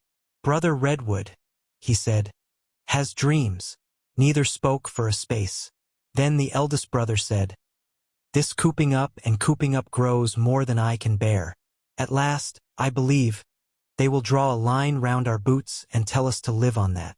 The middle brother swept aside a heap of pine boughs with one hand and shifted his attitude. "What they do now is nothing to what they will do when Caterham has power." "If he gets power," said the youngest brother, smiting the ground with his girder. "As he will," said the eldest, staring at his feet. The middle brother ceased his lopping, and his eye went to the great banks that sheltered them about. "Then, brothers," he said, "our youth will be over, and, as Father Redwood said to us long ago, we must quit ourselves like men." "Yes," said the eldest brother. "But what exactly does that mean? Just what does it mean when that day of trouble comes?" He too glanced at those rude vast suggestions of entrenchment about them, looking not so much at them as through them and over the hills to the innumerable multitudes beyond. Something of the same sort came into all their minds. A vision of little people coming out to war. In a flood, the little people, inexhaustible, incessant, malignant. "They are little," said the youngest brother, "but they have numbers beyond counting, like the sands of the sea. They have arms. They have weapons even that our brothers in Sunderland have made. Besides, brothers, except for vermin, except for little accidents with evil things, what have we seen of killing?" "I know," said the eldest brother. "For all that, we are what we are. When the day of trouble comes, we must do the thing we have to do." He closed his knife with a snap, the blade was the length of a man, and used his new pine staff to help himself rise. He stood up and turned towards the squat gray immensity of the house. The crimson of the sunset caught him as he rose, caught the mail and clasps about his neck and the woven metal of his arms, and to the eyes of his brother it seemed as though he was suddenly suffused with blood. As the young giant rose, a little black figure became visible to him against that western incandescence on the top of the embankment that towered above the summit of the down. The black limbs waved in ungainly gestures. Something in the fling of the limbs suggested haste to the young giant's mind. He waved his pine mast in reply, filled the whole valley with his vast hello, threw a somethings up to his brothers, and set off in 20-foot strides to meet and help his father. It chanced, too, that a young man who was not a giant was delivering his soul about these sons of Casa just at that same time. He had come over the hills beyond Sevenoaks, he and his friend, and he it was did the talking. In the hedge as they came along they had heard a pitiful squealing, and had intervened to rescue 3 nestling tits from the attack of a couple of giant ants. That adventure it was had set him talking. "Reactionary," he was saying, as they came within sight of the Casa encampment. "Who wouldn't be reactionary? Look at that square of ground, that space of God's earth that was once sweet and fair, torn, desecrated, disemboweled. Those sheds, that great windwheel, that monstrous wheeled machine, those dikes. Look at those 3 monsters squatting there, plotting some ugly devilment or other. Look at all the land." His friend glanced at his face. "You have been listening to Caterham," he said, "using my eyes, looking a little into the peace and order of the past we leave behind. This foul food is the last shape of the devil, still set as ever upon the ruin of our world. Think what the world must have been before our days, what it was still when our mothers bore us, and see it now. Think how these slopes once smiled under the golden harvest, how the hedges, full of sweet little flowers, parted the modest portion of this man from that, how the ruddy farmhouses dotted the land, and the voice of the church bells from yonder tower stilled the whole world each Sabbath into Sabbath prayer. And now, every year, still more and more of monstrous weeds, of monstrous vermin, and these giants growing all about us, straddling over us, blundering against all that is subtle and sacred in our world. Why here, look. He pointed, and his friend's eyes followed the line of his white finger. One of their footmarks. See, it has smashed itself 3 feet deep and more. A pitfall for horse and rider, a trap to the unwary. There is a briar rose smashed to death. There is grass uprooted and a teasel crushed aside. A farmer's drain pipe snapped and the edge of the pathway broken down. Destruction. So they are doing all over the world, all over the order and decency the world of men has made. Trampling on all things. Reaction. What else? But reaction. What do you hope to do? Stop it, cried the young man from Oxford, before it is too late. But it's not impossible, cried the young man from Oxford with a jump in his voice. We want the firm hand, we want the subtle plan, the resolute mind. We have been mealy-mouthed and weak-handed. We have trifled and temporized, and the food has grown and grown. Yet even now, he stopped for a moment. This is the echo of Caterham, said his friend. Even now there is hope, abundant hope, if only we make sure of what we want and what we mean to destroy. The mass of people are with us, much more with us than they were a few years ago. The law is with us, the constitution and order of society, the spirit of the established religions, the customs and habits of mankind are with us, and against the food. Why should we temporize? Why should we lie? We hate it, we don't want it. Why then should we have it? Do you mean to just grizzle and obstruct passively and do nothing? Till the sands are out. He stopped short and turned about. Look at that grove of nettles there. In the midst of them are homes, deserted, where once clean families of simple men played out their honest lives. And there! He swung round to where the young Casas muttered to one another of their wrongs. Look at them! And I know their father, a brute, a sort of brute beast with an intolerant loud voice, a creature who has ran amok in our all too merciful world for the last 30 years and more. An engineer. To him all that we hold dear and sacred is nothing. Nothing. The splendid traditions of our race and land, the noble institutions, the venerable order, the broad, slow march from precedent to precedent that has made our English people great and this sunny island free. It is all an idle tale, told and done with. Some claptrap about the future is worth all these sacred things. The sort of man who would run a tramway over his mother's grave if he thought that was the cheapest line the tramway could take. And you think to temporize, to make some scheme of compromise that will enable you to live in your way while that machinery lives in its. I tell you it is hopeless, hopeless. As well make treaties with a tiger. They want things monstrous. We want them sane and sweet. It is one thing or the other. But what can you do? Much. All. Stop the food. They are still scattered, these giants. Still immature and disunited. Chain them, gag them, muzzle them. At any cost stop them. It is their world or ours. Stop the food. Shut up these men who make it. Do anything to stop Casa. You don't seem to remember one generation. Only one generation needs holding down. And then we could level those mounds there, fill up their footsteps, take the ugly sirens from our church towers, smash all our elephant guns, and turn our faces again to the old order, the ripe old civilization for which the soul of man is fitted. It's a mighty effort, for a mighty end, and if we don't you see the prospect before us clear as day? Everywhere the giants will increase and multiply. Everywhere they will make and scatter the food. The grass will grow gigantic in our fields, the weeds in our hedges, the vermin in the thickets, the rats in the drains. More and more and more. This is only a beginning.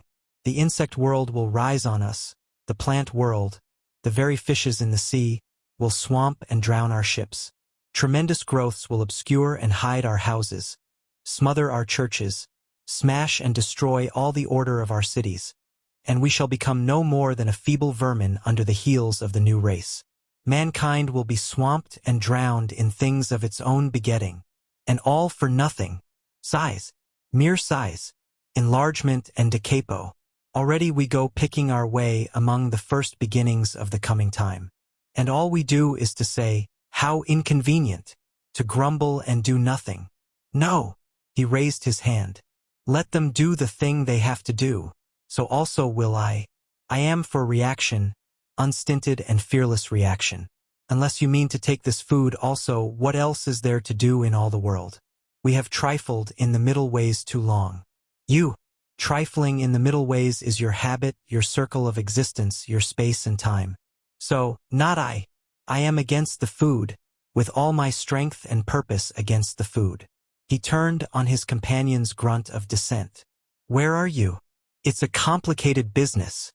Oh, driftwood, said the young man from Oxford very bitterly, with a fling of all his limbs. The middle way is nothingness. It is one thing or the other. Eat or destroy. Eat or destroy. What else is there to do? Chapter the 2nd. The Giant Lovers.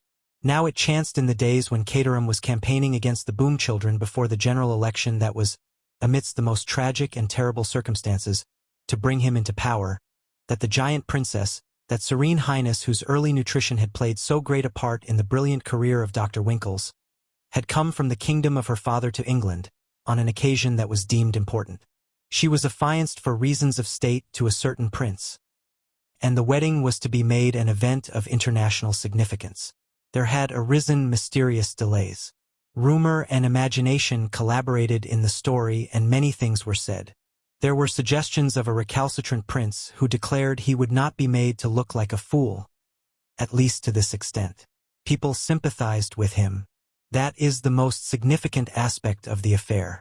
Now it may seem a strange thing, but it is a fact that the giant princess, when she came to England, knew of no other giants whatever. She had lived in a world where tact is almost a passion and reservations the air of one's life. They had kept the thing from her. They had hedged her about from sight or suspicion of any gigantic form, until her appointed coming to England was due. Until she met young Redwood, she had no inkling that there was such a thing as another giant in the world. In the kingdom of the father of the princess there were wild wastes of upland and mountains where she had been accustomed to roam freely. She loved the sunrise and the sunset and all the great drama of the open heavens more than anything else in the world. But among a people at once so democratic and so vehemently loyal as the English, her freedom was much restricted. People came in breaks, in excursion trains, in organized multitudes to see her. They would cycle long distances to stare at her, and it was necessary to rise betimes if she would walk in peace. It was still near the dawn that morning when young Redwood came upon her. The great park near the palace where she lodged stretched, for a score of miles and more, west and south of the western palace gates. The chestnut trees of its avenues reached high above her head. Each one as she passed it seemed to proffer a more abundant wealth of blossom. For a time she was content with sight and scent, but at last she was won over by these offers, and set herself so busily to choose and pick that she did not perceive young Redwood until he was close upon her. She moved among the chestnut trees, with the destined lover drawing near to her, unanticipated, unsuspected. She thrust her hands in among the branches, breaking them and gathering them. She was alone in the world. Then, she looked up, and in that moment she was mated. We must needs put our imaginations to his stature to see the beauty he saw. That unapproachable greatness that prevents our immediate sympathy with her did not exist for him. There she stood, a gracious girl, the first created being that had ever seemed a mate for him, light and slender, lightly clad, the fresh breeze of the dawn molding the subtly folding robe upon her against the soft, strong lines of her form, and with a great mass of blossoming chestnut branches in her hands. The collar of her robe opened to show the whiteness of her neck and a soft, shadowed roundness that passed out of sight towards her shoulders. The breeze had stolen a strand or so of her hair too, and strained its red-tipped brown across her cheek. Her eyes were open blue, and her lips rested always in the promise of a smile as she reached among the branches. She turned upon him with a start, saw him, and for a space they regarded one another. For her, the sight of him was so amazing, so incredible as to be, for some moments at least, terrible. He came to her with the shock of a supernatural apparition. He broke all the established law of her world. He was a youth of 21 then, slenderly built, with his father's darkness and his father's gravity. He was clad in a sober soft brown leather, close-fitting easy garments, and in brown hose that shaped him bravely. His head went uncovered in all weathers. They stood regarding one another, she incredulously amazed, and he with his heart beating fast. It was a moment without a prelude, the cardinal meeting of their lives. For him there was less surprise. He had been seeking her, and yet his heart beat fast. He came towards her, slowly, with his eyes upon her face. "You are the princess," he said. "My father has told me. You are the princess who was given the food of the gods." "I am the princess, yes," she said, with eyes of wonder. "But what are you?"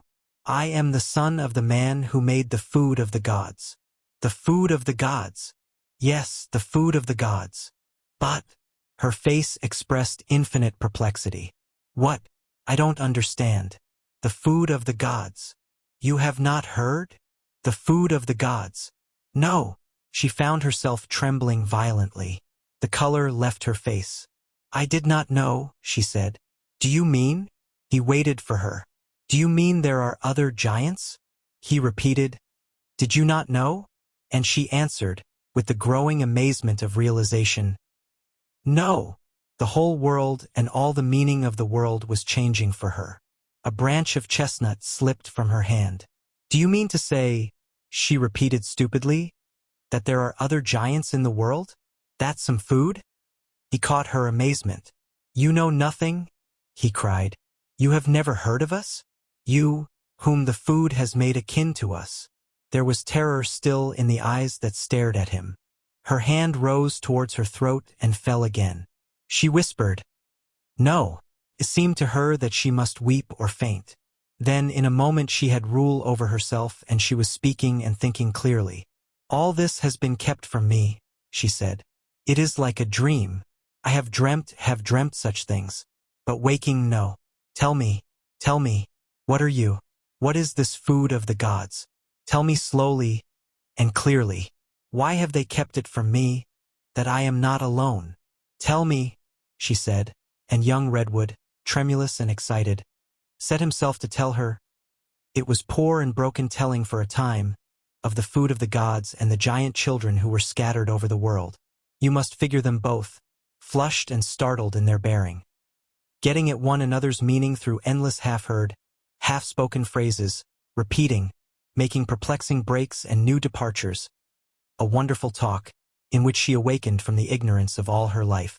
And very slowly it became clear to her that she was no exception to the order of mankind, but one of a scattered brotherhood, who had all eaten the food and grown forever out of the little limits of the folk beneath their feet. Young Redwood spoke of his father, of Casa, of the brothers scattered throughout the country, of the great dawn of wider meaning that had come at last into the history of the world. "We are in the beginning of a beginning," he said. "This world of theirs is only the prelude to the world the food will make. My father believes, and I also believe, that a time will come when littleness will have passed altogether out of the world of man, when giants shall go freely about this earth, their earth, doing continually greater and more splendid things. But that is to come. We are not even the first generation of that. We are the first experiments. And of these things," she said, "I knew nothing. There are times when it seems to me almost as if we had come too soon. Someone, I suppose, had to come first. But the world was all unprepared for our coming, and for the coming of all the lesser great things that drew their greatness from the food. There have been blunders. There have been conflicts. The little people hate our kind. They are hard towards us because they are so little, and because our feet are heavy on the things that make their lives. But at any rate they hate us now. They will have none of us. Only if we could shrink back to the common size of them would they begin to forgive. They are happy in houses that are prison cells to us. Their cities are too small for us. We go in misery along their narrow ways. We cannot worship in their churches. We see over their walls and over their protections. We look inadvertently into their upper windows. We look over their customs. Their laws are no more than a net about our feet. Every time we stumble we hear them shouting. Every time we blunder against their limits or stretch out to any spacious act, our easy paces are wild flights to them, and all they deem great and wonderful no more than dolls' pyramids to us. Their pettiness of method and appliance and imagination hampers and defeats our powers. There are no machines to the power of our hands, no helps to fit our needs. They hold our greatness in servitude by 1,000 invisible bands. We are stronger, man for man, 100 times, but we are disarmed. Our very greatness makes us debtors. They claim the land we stand upon. They tax our ampler need of food and shelter, and for all these things we must toil with the tools these dwarfs can make us, and to satisfy their dwarfish fancies. They pen us in every way. Even to live one must cross their boundaries. Even to meet you here today I have passed a limit. All that is reasonable and desirable in life they make out of bounds for us. We may not go into the towns. We may not cross the bridges. We may not step on their plowed fields or into the harbors of the game they kill. I am cut off now from all our brethren except the 3 sons of Casa, and even that way the passage narrows day by day. One could think they sought occasion against us to do some more evil thing. But we are strong, she said. We should be strong, yes. We feel, all of us, you too I know must feel, that we have power to do great things, power insurgent in us. But before we can do anything, he flung out a hand that seemed to sweep away a world. Though I thought I was alone in the world, she said after a pause, I have thought of these things. They have taught me always that strength was almost a sin, that it was better to be little than great, that all true religion was to shelter the weak and little, encourage the weak and little, help them to multiply and multiply until at last they crawled over one another, to sacrifice all our strength in their cause. But always I have doubted the thing they taught. This life, he said, these bodies of ours are not for dying. No, nor to live in futility. But if we would not do that, it is already plain to all our brethren a conflict must come. I know not what bitterness of conflict must presently come, before the little folks will suffer us to live as we need to live. All the brethren have thought of that. Casa, of whom I told you, he too has thought of that. They are very little and weak, in their way, but you know all the means of death are in their hands, and made for their hands.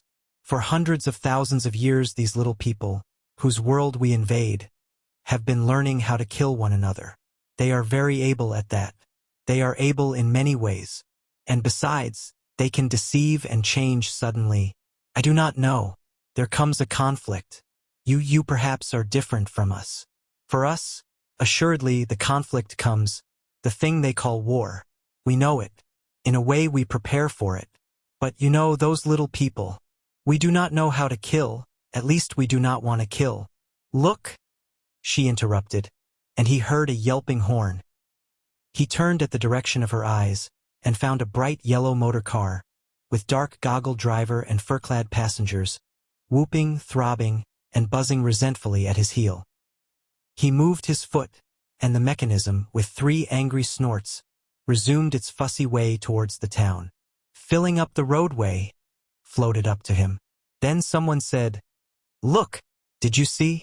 There is the monster princess over beyond the trees. And all their goggled faces came round to stare. I say, said another, that won't do. All this, she said, is more amazing than I can tell. That they should not have told you, he said, and left his sentence incomplete. Until you came upon me, I had lived in a world where I was great alone. I had made myself a life for that. I had thought I was the victim of some strange freak of nature. And now my world has crumbled down, in half an hour, and I see another world, other conditions, wider possibilities. Fellowship. Fellowship, he answered. I want you to tell me more yet, and much more, she said. You know this passes through my mind like a tale that is told. You even, in a day perhaps, or after several days, I shall believe in you. Now I am dreaming. Listen. The first stroke of a clock above the palace offices far away had penetrated to them. Each counted mechanically 7. This, she said, should be the hour of my return. They will be taking the bowl of my coffee into the hall where I sleep. The little officials and servants, you cannot dream how grave they are, will be stirring about their little duties. They will wonder, but I want to talk to you, she thought. But I want to think too. I want now to think alone, and think out this change in things, think away the old solitude, and think you and those others into my world. I shall go. I shall go back today to my place in the castle, And tomorrow, as the dawn comes, I shall come again here. I shall be here waiting for you. All day I shall dream and dream of this new world you have given me. Even now, I can scarcely believe." She took a step back and surveyed him from the feet to the face. Their eyes met and locked for a moment. "Yes," she said, with a little laugh that was half a sob. "You are real. But it is very wonderful. Do you think, indeed? Suppose tomorrow I come and find you, a pygmy like the others. Yes, I must think. And so for today, as the little people do." She held out her hand, and for the first time they touched one another. Their hands clasped firmly and their eyes met again. "Goodbye," she said. "For today. Goodbye. Goodbye, brother giant." He hesitated with some unspoken thing, and at last he answered her simply, "Goodbye." For a space they held each other's hands, studying each the other's face. And many times after they had parted, she looked back half doubtfully at him, standing still in the place where they had met. She walked into her apartments across the great yard of the palace like one who walks in a dream, with a vast branch of chestnut trailing from her hand. These two met altogether 14 times before the beginning of the end. They met in the great park or on the heights and among the gorges of the rusty road, heathery moorland, set with dusky pine woods, that stretched to the southwest. Twice they met in the great avenue of chestnuts, and 5 times near the broad ornamental water the king, her great-grandfather, had made. There was a place where a great trim lawn, set with tall conifers, sloped graciously to the water's edge, and there she would sit, and he would lie at her knees and look up in her face and talk, telling of all the things that had been, and of the work his father had set before him, and of the great and spacious dream of what the giant people should one day be. Commonly they met in the early dawn, but once they met there in the afternoon, and found presently a multitude of peering eavesdroppers about them, cyclists, pedestrians, peeping from the bushes, rustling, as sparrows will rustle about one in the London parks, amidst the dead leaves in the woods behind, gliding down the lake in boats towards a point of view, trying to get nearer to them and hear. It was the first hint that offered of the enormous interest the countryside was taking in their meetings. And once, it was the 7th time, and it precipitated the scandal. They met out upon the breezy moorland under a clear moonlight, and talked in whispers there, for the night was warm and still. Very soon they had passed from the realization that in them and through them a new world of Jontry shaped itself in the earth, from the contemplation of the great struggle between big and little, in which they were clearly destined to participate, to interests at once more personal and more spacious. Each time they met and talked and looked on one another, it crept a little more out of their subconscious being towards recognition, that something more dear and wonderful than friendship was between them, and walked between them and drew their hands together. And in a little while they came to the word itself and found themselves lovers, the Adam and Eve of a new race in the world. They set foot side by side into the wonderful valley of love, with its deep and quiet places. The world changed about them with their changing mood, until presently it had become, as it were, a tabernacular beauty about their meetings, and the stars were no more than flowers of light beneath the feet of their love, and the dawn and sunset the colored hangings by the way. They ceased to be beings of flesh and blood to one another and themselves. They passed into a bodily texture of tenderness and desire. They gave it first whispers and then silence, and drew close and looked into one another's moonlit and shadowy faces under the infinite arch of the sky. And the still black pine trees stood about them like sentinels. The beating steps of time were hushed into silence, and it seemed to them the universe hung still. Only their hearts were audible, beating. They seemed to be living together in a world where there is no death, and indeed so it was with them then. It seemed to them that they sounded, and indeed they sounded, such hidden splendors in the very heart of things as none have ever reached before. Even for mean and little souls, love is the revelation of splendors. And these were giant lovers who had eaten the food of the gods. You may imagine the spreading consternation in this ordered world when it became known that the princess who was affianced to the princess, her serene highness, with royal blood in her veins, frequently met, the hypertrophied offspring of a common professor of chemistry, a creature of no rank, no position, no wealth, and talked to him as though there were no kings and princes, no order, no reverence, nothing but giants and pygmies in the world, talked to him and, it was only too certain, held him as her lover. "If those newspaper fellows get hold of it," gasped Sir Arthur Poodle-Bootlick. "I am told," whispered the old Bishop of Frumps. "New story upstairs," said the first footman, as he nibbled among the dessert things. "So far as I can make out, this here giant princess. They say," said the lady who kept the stationer's shop by the main entrance to the palace, where the little Americans get their tickets for the state apartments, and then, "We are authorized to deny," said Picaroon in gossip, and so the whole trouble came out. "They say that we must part," the princess said to her lover. "But why?" he cried. "What new folly have these people got into their heads? Do you know," she asked, "that to love me is high treason?" "My dear," he cried, "but does it matter? What is their right without a shadow of reason? And their treason and their loyalty to us? You shall hear," she said, and told him of the things that had been told to her. It was the queerest little man who came to me with a soft, beautifully modulated voice, a softly moving little gentleman who sidled into the room like a cat and put his pretty white hand up so, whenever he had anything significant to say. He is bald, but not of course nakedly bald, and his nose and face are chubby rosy little things, and his beard is trimmed to a point in quite the loveliest way. He pretended to have emotions several times and made his eyes shine. You know, he is quite a friend of the real royal family here, and he called me his dear young lady and was perfectly sympathetic even from the beginning. "My dear young lady," he said, "you know you mustn't," several times, and then, "You owe a duty. Where do they make such men?" "He likes it," she said, "but I don't see. He told me serious things. You don't think," he said, turning on her abruptly, "that there's anything in the sort of thing he said?" "There's something in it quite certainly," said she. "You mean?" "I mean that, without knowing it, we have been trampling on the most sacred conceptions of the little folks. We who are royal are a class apart. We are worshipped prisoners, processional toys. We pay for worship by losing our elementary freedom. And I was to have married that prince. You know nothing of him, though. Well, a pygmy prince. He doesn't matter. It seems it would have strengthened the bonds between my country and another.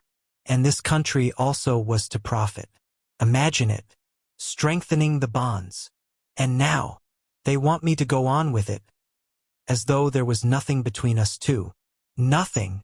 Yes, but that isn't all. He said, "Your specialist intact?" "Yes. He said it would be better for you, better for all the giants, if we too abstained from conversation. That was how he put it. But what can they do if we don't? He said you might have your freedom." He said with a stress, "My dear young lady, it would be better, it would be more dignified if you parted willingly." That was all he said, with a stress on willingly. But what business is it of these little wretches, where we love, how we love? What have they and their world to do with us? They do not think that.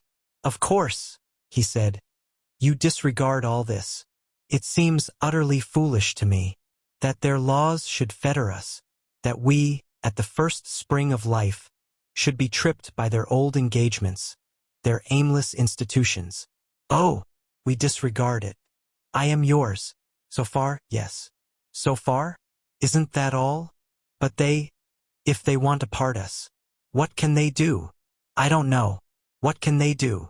Who cares what they can do or what they will do? I am yours and you are mine. What is there more than that? I am yours and you are mine forever. Do you think I will stop for their little rules, for their little prohibitions, their scarlet boards indeed? And keep from you? Yes, but still, what can they do?" "You mean," he said, "what are we to do?" "Yes, we can go on. But if they seek to prevent us?" He clenched his hands. He looked round as if the little people were already coming to prevent them, then turned away from her and looked about the world. "Yes," he said, "your question was the right one. What can they do?" "Here in this little land," she said, and stopped. He seemed to survey it all. "They are everywhere. But we might. Whither? We could go. We could swim the seas together. Beyond the seas. I have never been beyond the seas. There are great and desolate mountains amidst which we should seem no more than little people. There are remote and deserted valleys. There are hidden lakes and snow-girdled uplands untrodden by the feet of men. There.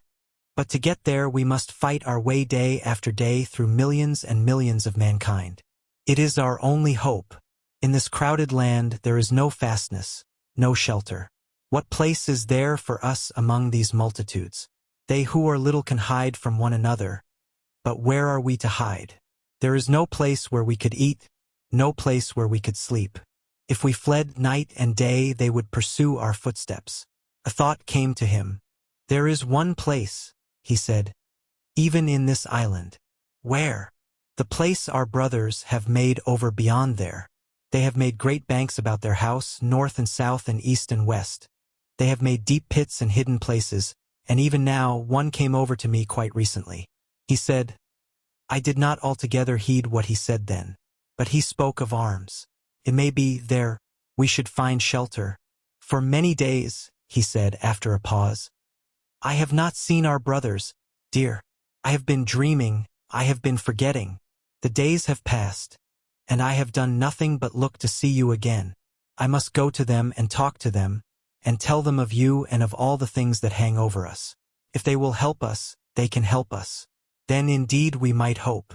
I do not know how strong their place is, but certainly Casa will have made it strong.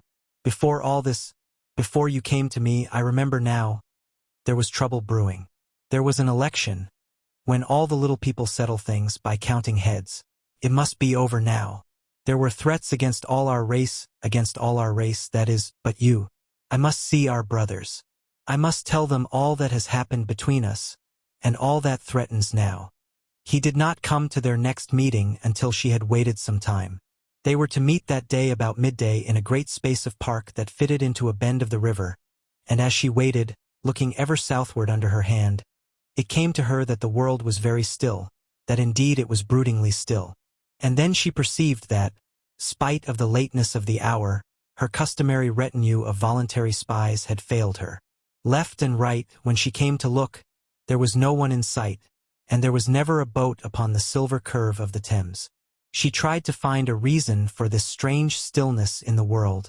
Then, a grateful sight for her, she saw young redwood far away over a gap in the tree masses that bounded her view. Immediately the trees hid him, and presently he was thrusting through them and in sight again. She could see there was something different, and then she saw that he was hurrying unusually and then that he limped. He gestured to her, and she walked towards him. His face became clearer, and she saw with infinite concern that he winced at every stride. She ran towards him, her mind full of questions and vague fear. He drew near to her and spoke without a greeting. Are we to part? He panted. No, she answered. Why? What is the matter? But if we do not part, it is now. What is the matter? I do not want to part, he said. Only, he broke off abruptly to ask, you will not part from me? She met his eyes with a steadfast look. What has happened? She pressed. Not for a time? What time? Years perhaps. Part? No. You have thought, he insisted. I will not part. She took his hand. If this meant death now, I would not let you go. If it meant death, he said, and she felt his grip upon her fingers. He looked about him as if he feared to see the little people coming as he spoke. And then, it may mean death.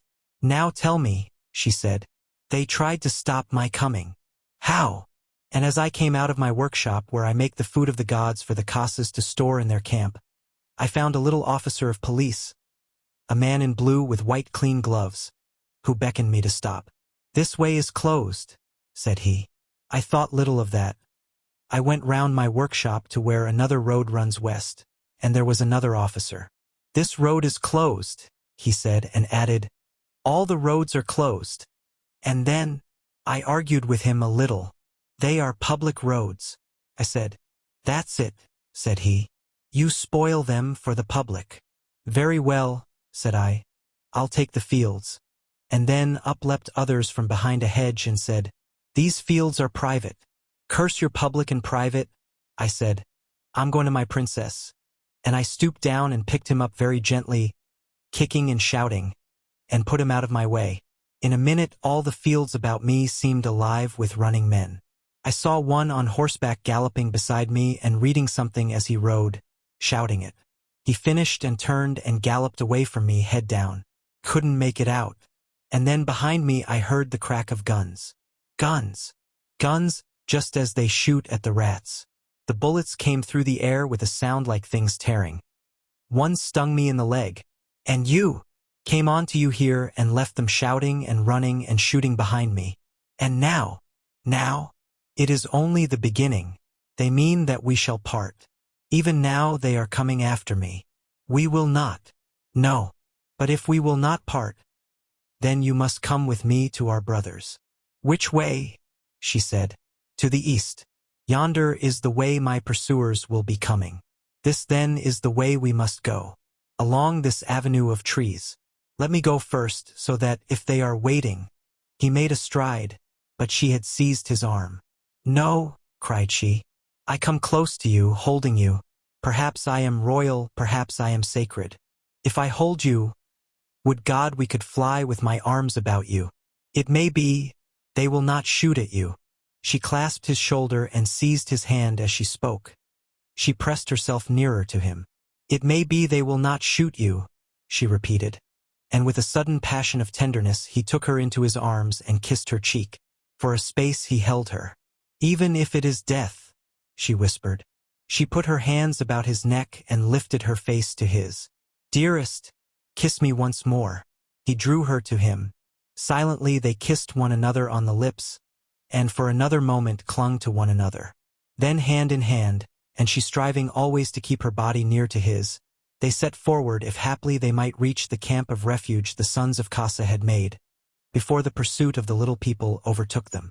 And as they crossed the great spaces of the park behind the castle there came horsemen galloping out from among the trees and vainly seeking to keep pace with their giant strides.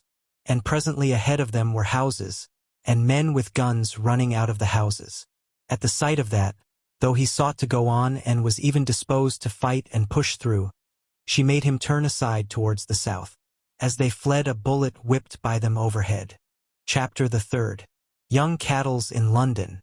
All unaware of the trend of events, unaware of the laws that were closing in upon all the brethren, unaware indeed that there lived a brother for him on the earth, young Cattles chose this time to come out of his chalk pit and see the world. His brooding came at last to that. There was no answer to all his questions in Cheesing Eyebright.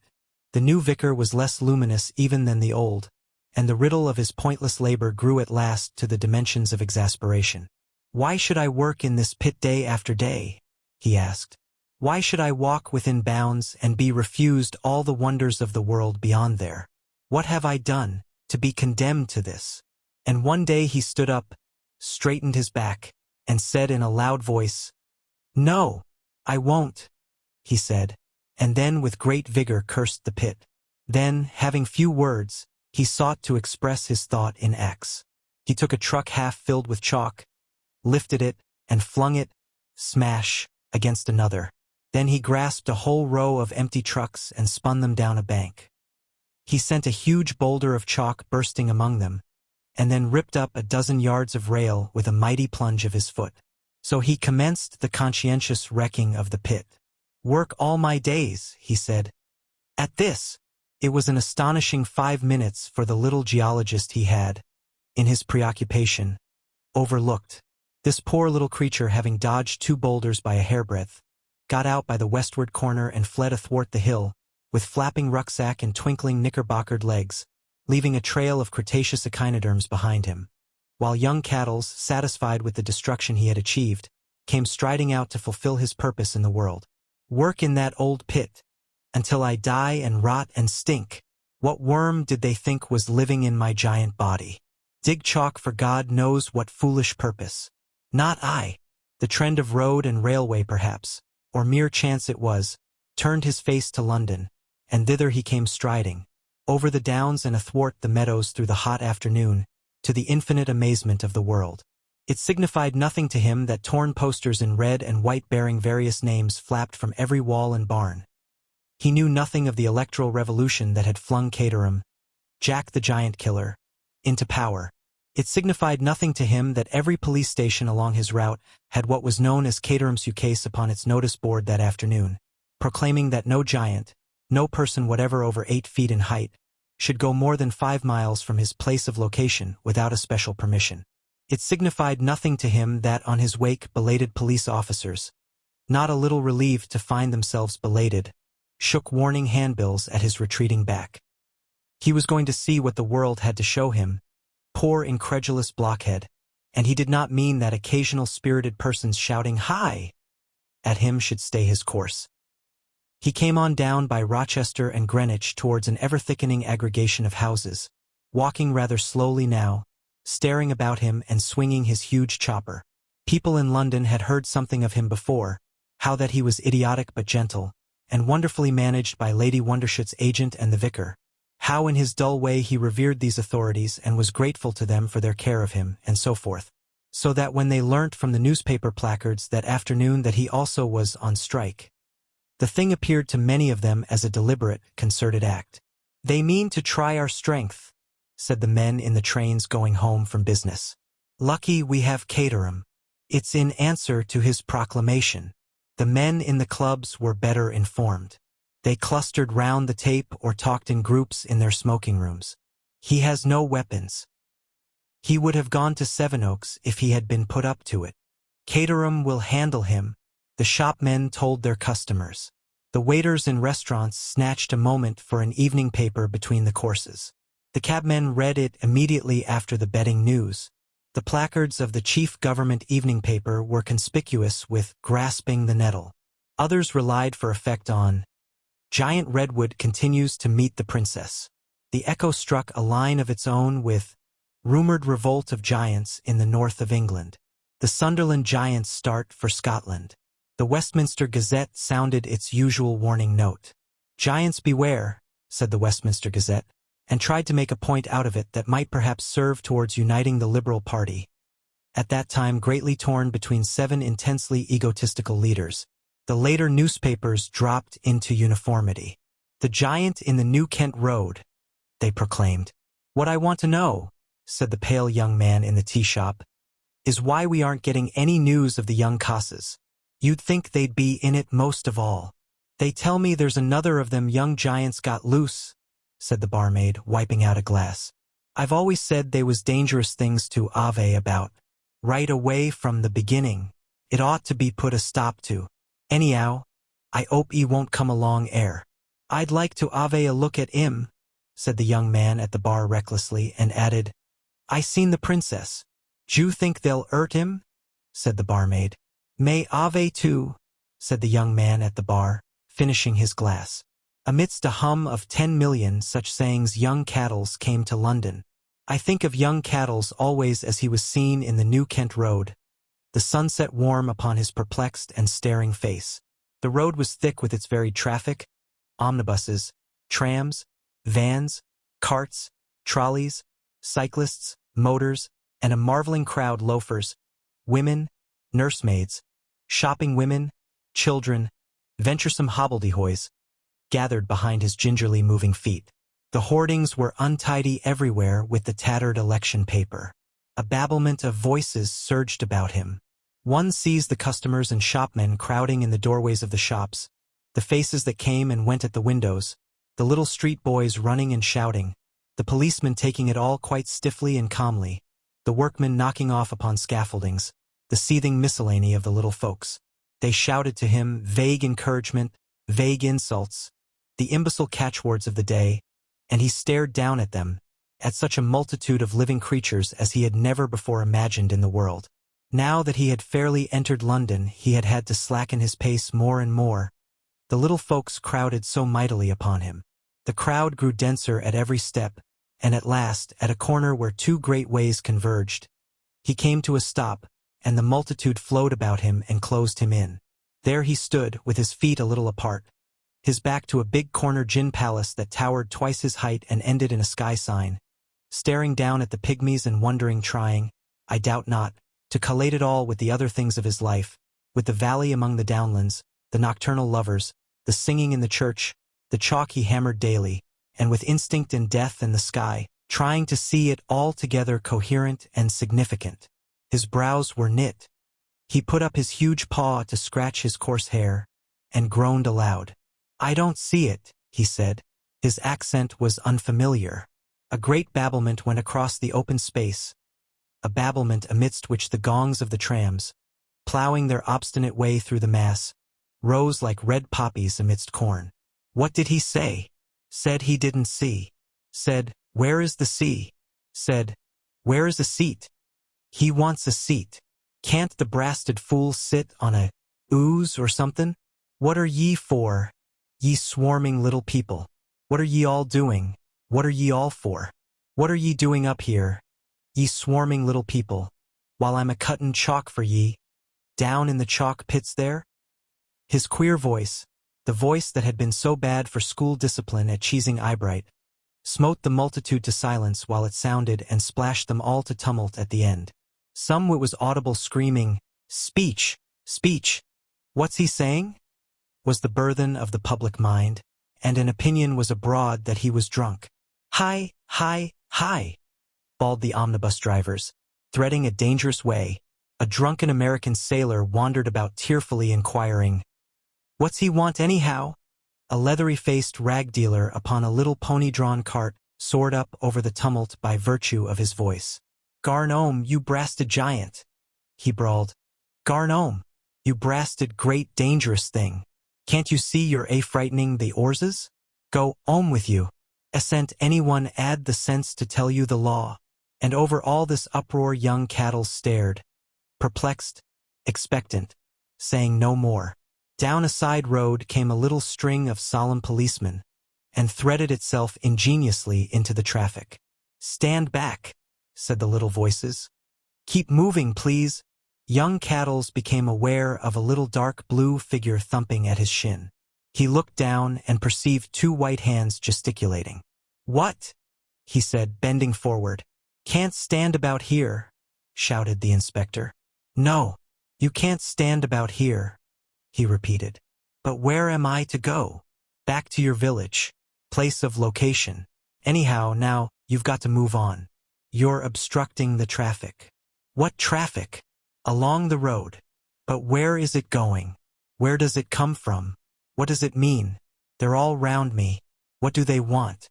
What are they doing? I want to understand. I'm tired of cuttin' chalk and bein' all alone. What are they doing for me while I'm a-cuttin' chalk? I may just as well understand here and now as anywhere. Sorry, but we aren't here to explain things of that sort. I must arst you to move on. Don't you know? I must arst you to move on. If you please, I strongly advise you to get off 'ome. We've 'ad no special instructions yet, but it's against the law. Clear away there. Clear away." The pavement to his left became invitingly bare, and young Cattles went slowly on his way. But now his tongue was loosened.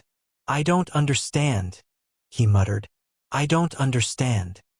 He would appeal brokenly to the changing crowd that ever trailed beside him and behind. "I didn't know there were such places as this. What are all you people doing with yourselves? What's it all for? What is it all for, and where do I come in?" He had already begotten a new catchword. Young men of wit and spirit addressed each other in this manner. "Ullo airy ocock. What's it all for? What's it all bloomin' well for?" To which there sprang up a competing variety of repartees, for the most part impolite. The most popular and best adapted for general use appears to have been "shut it," or, in a voice of scornful detachment, "Garn." There were others almost equally popular. What was he seeking? He wanted something the pygmy world did not give, some end which the pygmy world prevented his attaining, prevented even his seeing clearly, which he was never to see clearly. It was the whole gigantic social side of this lonely dumb monster crying out for his race, for the things akin to him, for something he might love and something he might serve, for a purpose he might comprehend and a command he could obey. And, all this was dumb, raged dumbly within him, could not even, had he met a fellow giant, have found outlet and expression in speech. All the life he knew was the dull round of the village. All the speech he knew was the talk of the cottage, that failed and collapsed at the bare outline of his least gigantic need. He knew nothing of money, This monstrous simpleton, nothing of trade, nothing of the complex pretenses upon which the social fabric of the little folks was built. He needed whatever he needed, he never found his need. All through the day and the summer night he wandered, growing hungry but as yet untired, marking the varied traffic of the different streets, the inexplicable businesses of all these infinitesimal beings. In the aggregate it had no other color than confusion for him. He is said to have plucked a lady from her carriage in Kensington, a lady in evening dress of the smartest sort, to have scrutinized her closely, train and shoulder blades, and to have replaced her a little carelessly with the profoundest sigh. For that I cannot vouch. For an hour or so he watched people fighting for places in the omnibuses at the end of Piccadilly. He was seen looming over Kennington Oval for some moments in the afternoon, but when he saw these dense thousands were engaged with the mystery of cricket and quite regardless of him, he went his way with a groan. He came back to Piccadilly Circus between 11 and 12 at night and found a new sort of multitude. Clearly they were very intent. Full of things they, for inconceivable reasons, might do, and of others they might not do. They stared at him and jeered at him and went their way. The cabmen, vulture-eyed, followed one another continually along the edge of the swarming pavement. People emerged from the restaurants or entered them, grave, intent, dignified, or gently and agreeably excited or keen and vigilant, beyond the cheating of the sharpest waiter born. The great giant, standing at his corner, peered at them all. "What is it all for?" he murmured in a mournful vast undertone. "What is it all for? They are all so earnest. What is it I do not understand?" And none of them seemed to see, as he could do, the drink-sodden wretchedness of the painted women at the corner, the ragged misery that sneaked along the gutters, the infinite futility of all this employment. The infinite futility. None of them seemed to feel the shadow of that giant's need, that shadow of the future, that lay athwart their paths. Across the road high up mysterious letters flamed and went, that might, could he have read them, have measured for him the dimensions of human interest, have told him of the fundamental needs and features of life as the little folks conceived it. First would come a flaming T, then you would follow, 2, then P, tup, until at last there stood complete, across the sky, this cheerful message to all who felt the burthen of life's earnestness. Tupper's tonic wine for vigor. Snap! And it had vanished into night, to be followed in the same slow development by a second universal solicitude. Beauty soap. Not, you remark, mere cleansing chemicals, but something, as they say, ideal. And then, completing the tripod of the little life, Tanker's yellow pills. After that, there was nothing for it but Tupper again, in naming crimson letters, snap, snap, across the void. T-U-P-P. Early in the small hours it would seem that young Cattles came to the shadowy quiet of Regent's Park, stepped over the railings and lay down on a grassy slope near where the people skate in winter time, and there he slept an hour or so. And about 6 o'clock in the morning, he was talking to a draggled woman he had found sleeping in a ditch near Hampstead Heath, asking her very earnestly what she thought she was for. The wandering of Cattles about London came to a head on the second day in the morning. For then his hunger overcame him. He hesitated where the hot-smelling loaves were being tossed into a cart, and then very quietly knelt down and commenced robbery. He emptied the cart while the baker's man fled for the police, and then his great hand came into the shop and cleared counter and cases. Then, with an armful, still eating, he went his way looking for another shop to go on with his meal. It happened to be one of those seasons when work is scarce and food dear, and the crowd in that quarter was sympathetic even with a giant who took the food they all desired. They applauded the second phase of his meal, and laughed at his stupid grimace at the policeman. "I waff hungry," he said with his mouth full. "Bravo!" cried the crowd. "Bravo!" Then, when he was beginning his third baker's shop, he was stopped by half a dozen policemen hammering with truncheons at his shins.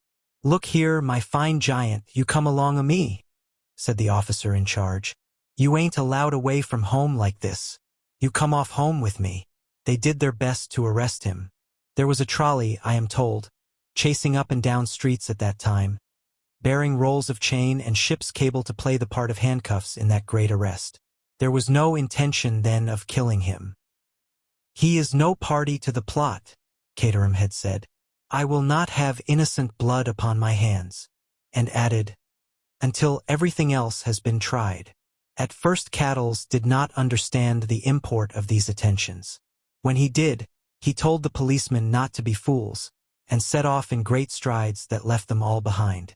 The baker's shops had been in the Harrow Road, and he went through Canal London to St. John's Wood, and sat down in a private garden there to pick his teeth and be speedily assailed by another posse of constables. "You leave me alone," he growled, and slouched through the gardens, spoiling several lawns and kicking down a fence or so, while the energetic little policemen followed him up, some through the gardens, some along the road in front of the houses. Here there were one or two with guns, but they made no use of them. When he came out into the Edgware Road, there was a new note and a new movement in the crowd, and a mounted policeman rode over his foot and got upset for his pains. "You leave me alone," said Cattles, facing the breathless crowd. "I ain't done anything to you." At that time he was unarmed, for he had left his chalk chopper in Regent's Park. But now, poor wretch, he seemed to have felt the need of some weapon. He turned back towards the goods yard of the Great Western Railway, wrenched up the standard of a tall arc light, a formidable mace for him, and flung it over his shoulder. And finding the police still turning up to pester him, he went back along the Edgware Road, towards Cricklewood, and struck off sullenly to the north. He wandered as far as Waltham, and then turned back westward and then again towards London, and came by the cemeteries and over the crest of Highgate about midday into view of the greatness of the city again. He turned aside and sat down in a garden, with his back to a house that overlooked all London. He was breathless, and his face was lowering, and now the people no longer crowded upon him as they had done when first he came to London, but lurked in the adjacent garden and peeped from cautious securities. They knew by now the thing was grimmer than they had thought. "Why can't they leave me alone?" growled young Cattles. "I muse eat. Why can't they leave me alone?" He sat with a darkling face, gnawing at his knuckles and looking down over London. All the fatigue, worry, perplexity, and impotent wrath of his wanderings was coming to a head in him. "They mean nothing," he whispered. "They mean nothing, and they won't let me alone, and they will get in my way." And again, over and over to himself, "Mayonine nothing. Ugh! The little people." He bit harder at his knuckles and his scowl deepened. "Cuttin' chalk for 'em," he whispered. "And all the world is theirs. I don't come in nowhere." Presently, with a spasm of sick anger, he saw the now familiar form of a policeman astride the garden wall. "Leave me alone," grunted the giant. "Leave me alone." "I got to do my duty," said the little policeman, with a face that was white and resolute. "You leave me alone. I got to live as well as you. I got to think. I got to eat. You leave me alone." "It's the law," said the little policeman, coming no further. "We never made the law." "Nor me," said young Cattles. "You little people made all that before I was born. You and your law. What I must and what I mustn't. No food for me to eat unless I work a slave. No rest, no shelter, nothin'. And you tell me, I ain't got no business with that," said the policeman. "I'm not one to argue. All I got to do is to carry out the law." And he brought his second leg over the wall and seemed disposed to get down. Other policemen appeared behind him. "I got no quarrel with you, mind," said young Cattles, with his grip tight upon his huge mace of iron, his face pale, and a lank explanatory great finger to the policeman. "I got no quarrel with you, but you leave me alone." The policeman tried to be calm and commonplace, with a monstrous tragedy clear before his eyes. "Give me the proclamation," he said to some unseen follower, and a little white paper was handed to him. "Leave me alone," said Cattles, scowling, tense, and drawn together. "This means," said the policeman before he read, "Go 'ome. Go 'ome to your chalk pit. If not, you'll be hurt." Cattles gave an inarticulate growl. Then, when the proclamation had been read, the officer made a sign. For men with rifles came into view and took up positions of affected ease along the wall. They wore the uniform of the rat police. At the sight of the guns, young Cattles blazed into anger. He remembered the sting of the Rexstone farmers' shotguns. "You going to shoot off those at me?" he said, pointing, and it seemed to the officer he must be afraid. If you don't march back to your pit. Then in an instant the officer had slung himself back over the wall, and 60 feet above him the great electric standard whirled down to his death. Bang, bang, bang, went the heavy guns, and smash! The shattered wall, the soil and subsoil of the garden flew. Something flew with it that left red drops on one of the shooter's hands. The rifleman dodged this way and that and turned valiantly to fire again. But young Cattles, already shot twice through the body, had spun about to find who it was had hit him so heavily in the back. Bang! Bang! He had a vision of houses and greenhouses and gardens, of people dodging at windows, Thuhale swaying fearfully and mysteriously. He seems to have made 3 stumbling strides, to have raised and dropped his huge mace, and to have clutched his chest. He was stung and wrenched by pain. What was this, warm and wet, on his hand?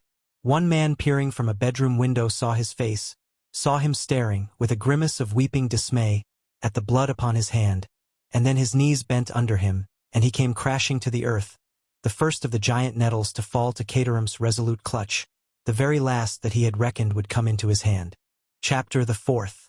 Redwood's 2 days. So soon as Caterham knew the moment for grasping his nettle had come, he took the law into his own hands and sent to arrest Casa and Redwood.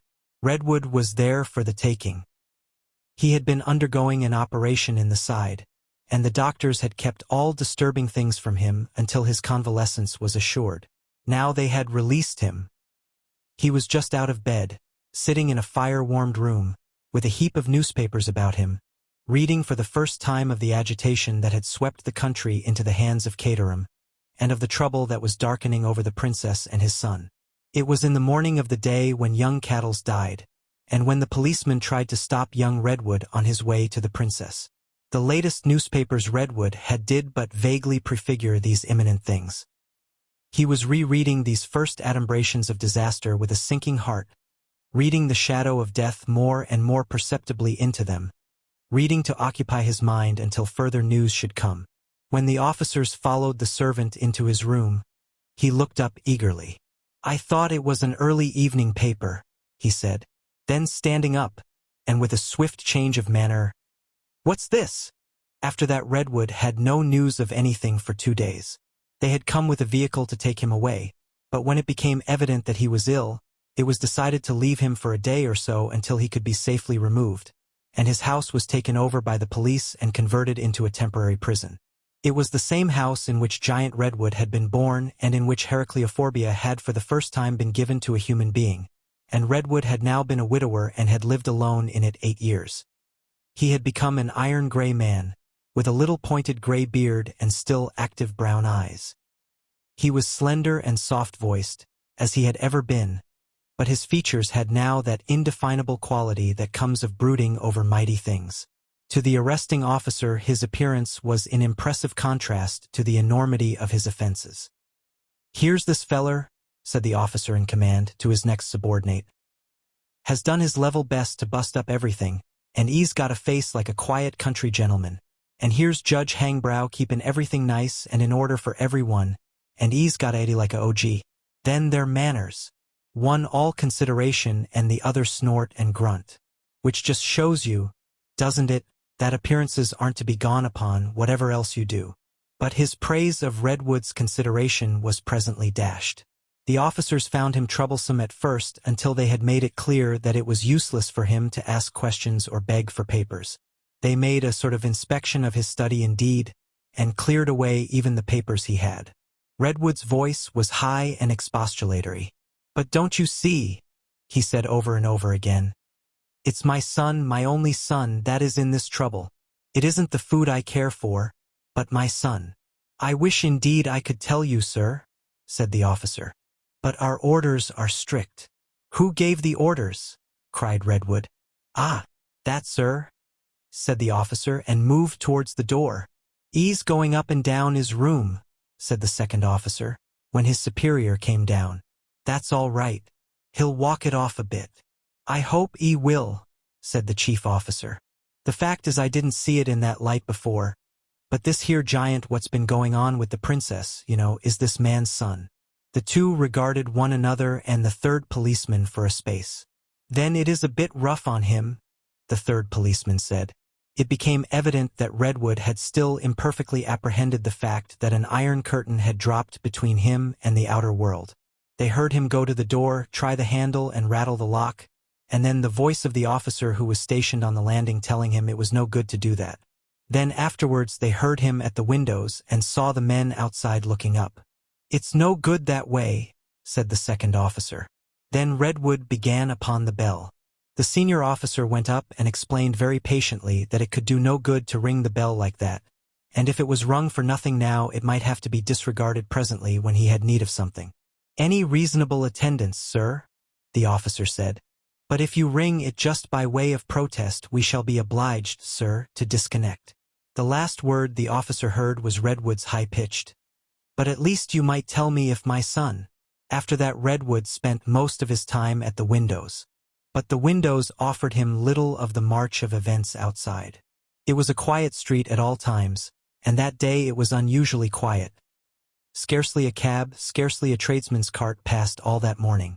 Now and then men went by without any distinctive air of events, and now and then a little group of children, a nursemaid and a woman going shopping, and so forth. They came on to the stage right or left, up or down the street, with an exasperating suggestion of indifference to any concerns more spacious than their own.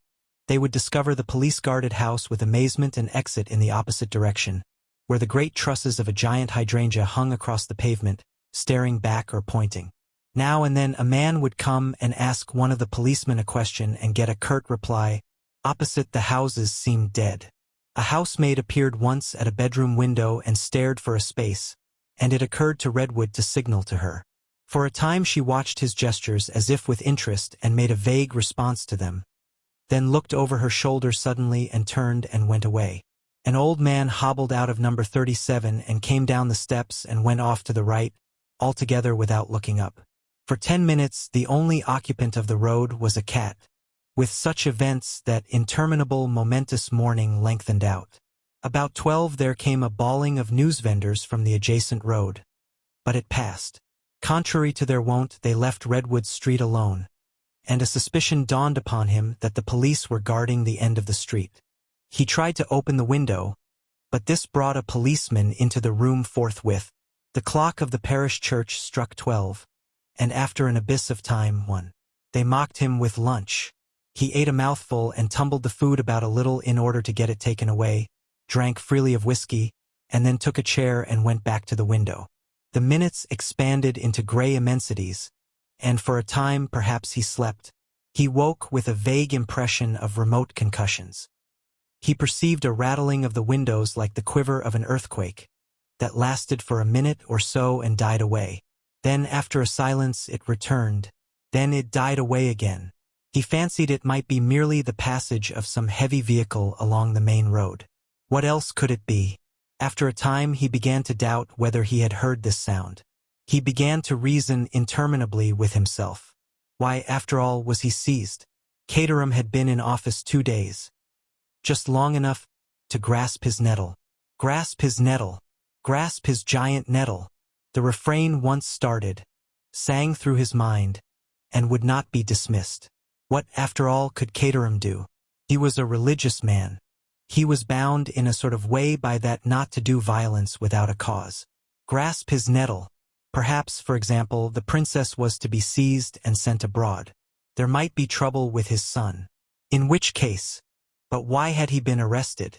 Why was it necessary to keep him in ignorance of a thing like that? The thing suggested something more extensive. Perhaps, for example, they meant to lay all the giants by the heels. They were all to be arrested together. There had been hints of that in the election speeches. And then, no doubt they had got Casa also. Caterham was a religious man. Redwood clung to that. The back of his mind was a black curtain, and on that curtain there came and went a word written in letters of fire. He struggled perpetually against that word. It was always as it were beginning to get written on the curtain and never getting completed. He faced it at last. Massacre! There was the word in its full brutality. No, no, no. It was impossible. Caterham was a religious man, a civilized man. And besides, after all these years, after all these hopes, Redwood sprang up. He paced the room. He spoke to himself. He shouted. No! Mankind was surely not so mad as that, surely not. It was impossible, it was incredible, it could not be. What good would it do to kill the giant human when the gigantic in all the lower things had now inevitably come? They could not be so mad as that. I must dismiss such an idea, he said aloud. Dismiss such an idea? Absolutely. He pulled up short. What was that? Certainly the windows had rattled. He went to look out into the street. Opposite, he saw the instant confirmation of his ears. At a bedroom at number 35 was a woman, towel in hand, and at the dining room of number 37 a man was visible behind a great vase of hypertrophied maidenhair fern. Both staring out and up, both disquieted and curious. He could see now, too, quite clearly, that the policeman on the pavement had heard it also. The thing was not his imagination. He turned to the darkling room. Guns, he said. He brooded. Guns. They brought him in strong tea, such as he was accustomed to have. It was evident his housekeeper had been taken into consultation. After drinking it, he was too restless to sit any longer at the window, and he paced the room. His mind became more capable of consecutive thought. The room had been his study for 24 years. It had been furnished at his marriage, and all the essential equipment dated from then: the large complex writing desk, the rotating chair, the easy chair at the fire, the rotating bookcase, the fixture of index pigeonholes that filled the further recess. The vivid turkey carpet, the later Victorian rugs and curtains had mellowed now to a rich dignity of effect, and copper and brass shone warm about the open fire. Electric lights had replaced the lamp of former days. That was the chief alteration in the original equipment. But among these things his connection with the food had left abundant traces. Along one wall, above the dado, ran a crowded array of black-framed photographs and photogravures, showing his son and Casa's sons and others of the Boom children at various ages and amidst various surroundings. Even young Cattle's vacant visage had its place in that collection. In the corner stood a sheaf of the tassels of gigantic meadow grass from Cheesing Eyebright, and on the desk there lay 3 empty poppy heads as big as hats. The curtain rods were grass stems, and the tremendous skull of the great hog of oakum hung, a portentous ivory overmantel, with a Chinese jar in either eye socket, snout down above the fire. It was to the photographs that Redwood went, and in particular to the photographs of his son. They brought back countless memories of things that had passed out of his mind, of the early days of the food, of Bensington's timid presence, of his cousin Jane, of Casa and the night work at the experimental farm. These things came to him now very little and bright and distinct, like things seen through a telescope on a sunny day. And then there was the giant nursery, the giant childhood, the young giant's first efforts to speak, his first clear signs of affection. Guns? It flowed in on him, irresistibly, overwhelmingly, that outside there, outside this accursed silence and mystery, his son and Casa's sons, and all these glorious first-fruits of a greater age were even now fighting. Fighting for life. Even now his son might be in some dismal quandary, cornered, wounded, overcome. He swung away from the pictures and went up and down the room gesticulating. It cannot be, he cried. It cannot be. It cannot end like that. What was that? He stopped, stricken rigid. The trembling of the windows had begun again, and then had come a thud, a vast concussion that shook the house. The concussion seemed to last for an age. It must have been very near. For a moment it seemed that something had struck the house above him, an enormous impact that broke into a tinkle of falling glass, and then a stillness that ended at last with a minute-clear sound of running feet in the street below. Those feet released him from his rigor. He turned towards the window and saw it starred and broken. His heart beat high with a sense of crisis, of conclusive occurrence, of release. And then again, his realization of impotent confinement fell about him like a curtain. He could see nothing outside except that the small electric lamp opposite was not lighted. He could hear nothing after the first suggestion of a wide alarm. He could add nothing to interpret or enlarge that mystery except that presently there came a reddish fluctuating brightness in the sky towards the southeast. This light waxed and waned. When it waned he doubted if it had ever waxed. It had crept upon him very gradually with the darkling. It became the predominant fact in his long night of suspense. Sometimes it seemed to him it had the quiver one associates with dancing flames. At others he fancied it was no more than the normal reflection of the evening lights. It waxed and waned through the long hours, and only vanished at last when it was submerged altogether under the rising tide of dawn. Did it mean? What could it mean? Almost certainly it was some sort of fire, near or remote, but he could not even tell whether it was smoke or cloud drift that streamed across the sky. But about 1 o'clock there began a flickering of searchlights athwart that ruddy tumult, a flickering that continued for the rest of the night. That too might mean many things. What could it mean? What did it mean? Just this stained, unrestful sky he had, and the suggestion of a huge explosion to occupy his mind. There came no further sounds, no further running, nothing but a shouting that might have been only the distant efforts of drunken men. He did not turn up his lights. He stood at his draughty broken window, a distressful, slight black outline to the officer who looked ever and again into the room and exhorted him to rest. All night Redwood remained at his window peering up at the ambiguous drift of the sky, and only with the coming of the dawn did he obey his fatigue and lie down upon the little bed they had prepared for him between his writing desk and the sinking fire in the fireplace under the great hog's skull.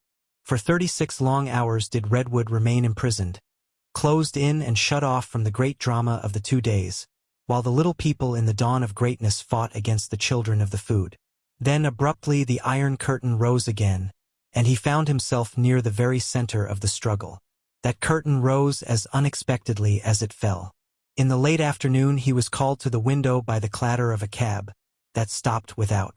A young man descended, and in another minute stood before him in the room, a slightly built young man of 30 perhaps, clean-shaven, well-dressed, well-mannered. "Mr. Redwood, sir," he began. "Would you be willing to come to Mr. Caterham? He needs your presence very urgently." "Needs my presence?" There leapt a question into Redwood's mind that for a moment he could not put. He hesitated. Then in a voice that broke he asked, "What has he done to my son?" and stood breathless for the reply. "Your son, sir? Your son is doing well. So at least we gather." "Doing well? He was wounded, sir, yesterday. Have you not heard?" Redwood smote these pretenses aside. His voice was no longer colored by fear, but by anger. "You know I have not heard. You know I have heard nothing. Mr. Caterham feared, sir. It was a time of upheaval. Every one taken by surprise. He arrested you to save you, sir, from any misadventure. He arrested me to prevent my giving any warning or advice to my son. Go on. Tell me what has happened. Have you succeeded? Have you killed them all?" The young man made a pace or so towards the window and turned. "No, sir," he said concisely. "What have you to tell me?" "It's our proof, sir, that this fighting was not planned by us. They found us totally unprepared." "You mean?" "I mean, sir, the giants have, to a certain extent, held their own." The world changed, for Redwood. For a moment something like hysteria had the muscles of his face and throat. Then he gave vent to a profound ah. His heart bounded towards exultation. The giants have held their own. There has been terrible fighting, terrible destruction. It is all a most hideous misunderstanding. In the North and Midlands giants have been killed, everywhere. They are fighting now? No, sir. There was a flag of truce. From them? No, sir. Mr. Caterham sent a flag of truce. The whole thing is a hideous misunderstanding. That is why he wants to talk to you and put his case before you. They insist, sir, that you should intervene." Redwood interrupted. "Do you know what happened to my son?" he asked. "He was wounded. Tell me, tell me." He and the princess came, before the movement to surround the Casa camp was complete, the Casa pit at Chislehurst. They came suddenly, sir, crashing through a dense thicket of giant oats, near river, upon a column of infantry. Soldiers had been very nervous all day, and this produced a panic. "They shot him." "No, sir. They ran away. Some shot at him wildly against orders." Redwood gave a note of denial. "It's true, sir. Not on account of your son, I won't pretend, but on account of the princess. Yes, that's true. The two giants ran shouting towards the encampment. The soldiers ran this way and that, and then some began firing. They say they saw him stagger. Ugh! Yes, sir. But we know he is not badly hurt. How? He sent the message, sir, that he was doing well. To me. Who else, sir? Redwood stood for nearly a minute with his arms tightly folded, taking this in. Then his indignation found a voice. Because you were fools in doing the thing, because you miscalculated and blundered, you would like me to think you are not murderers in intention. And besides, the rest. The young man looked interrogation. The other giants? The young man made no further pretense of misunderstanding. His tone fell. 13, sir, are dead. And others wounded? Yes, sir. And Caterham, he gasped, wants to meet me. Where are the others? Some got to the encampment during the fighting, sir. They seem to have known. Well, of course they did.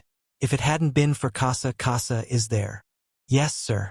And all the surviving giants are there. The ones who didn't get to the camp in the fighting have gone, or are going now under the flag of truce. That means, said Redwood, that you are beaten. We are not beaten. No, sir. You cannot say we are beaten. But your sons have broken the rules of war. Once last night and now again, after our attack had been withdrawn. This afternoon they began to bombard London. That's legitimate. They have been firing shells filled with poison. Poison? Yes, poison. The food. Heracleophobia? Yes, sir. Mr. Caterham. Sir. You are beaten. Of course that beats you. It's Casa. What can you hope to do now? What good is it to do anything now?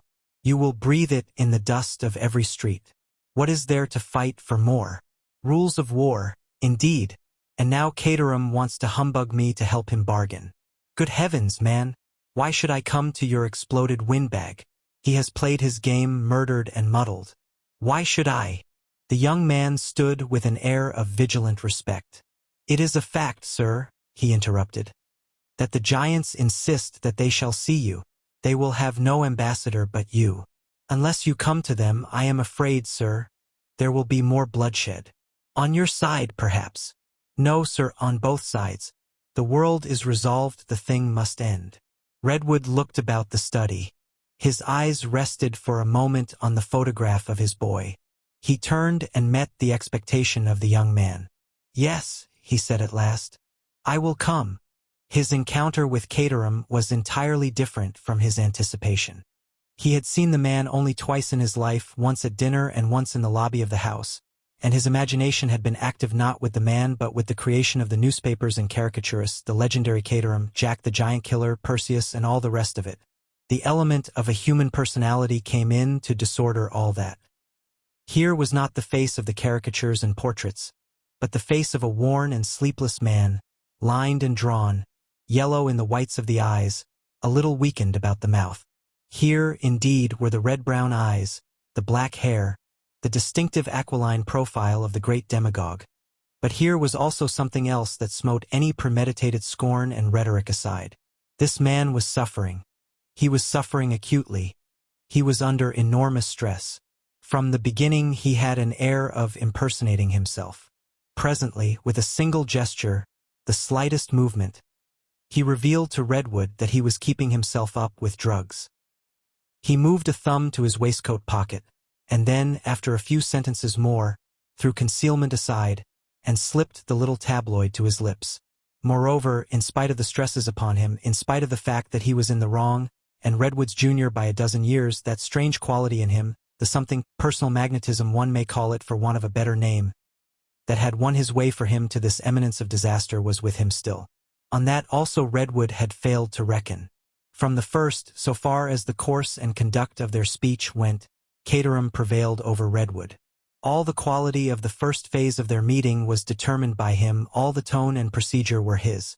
That happened as if it was a matter of course. All Redwood's expectations vanished at his presence. He shook hands before Redwood remembered that he meant to parry that familiarity.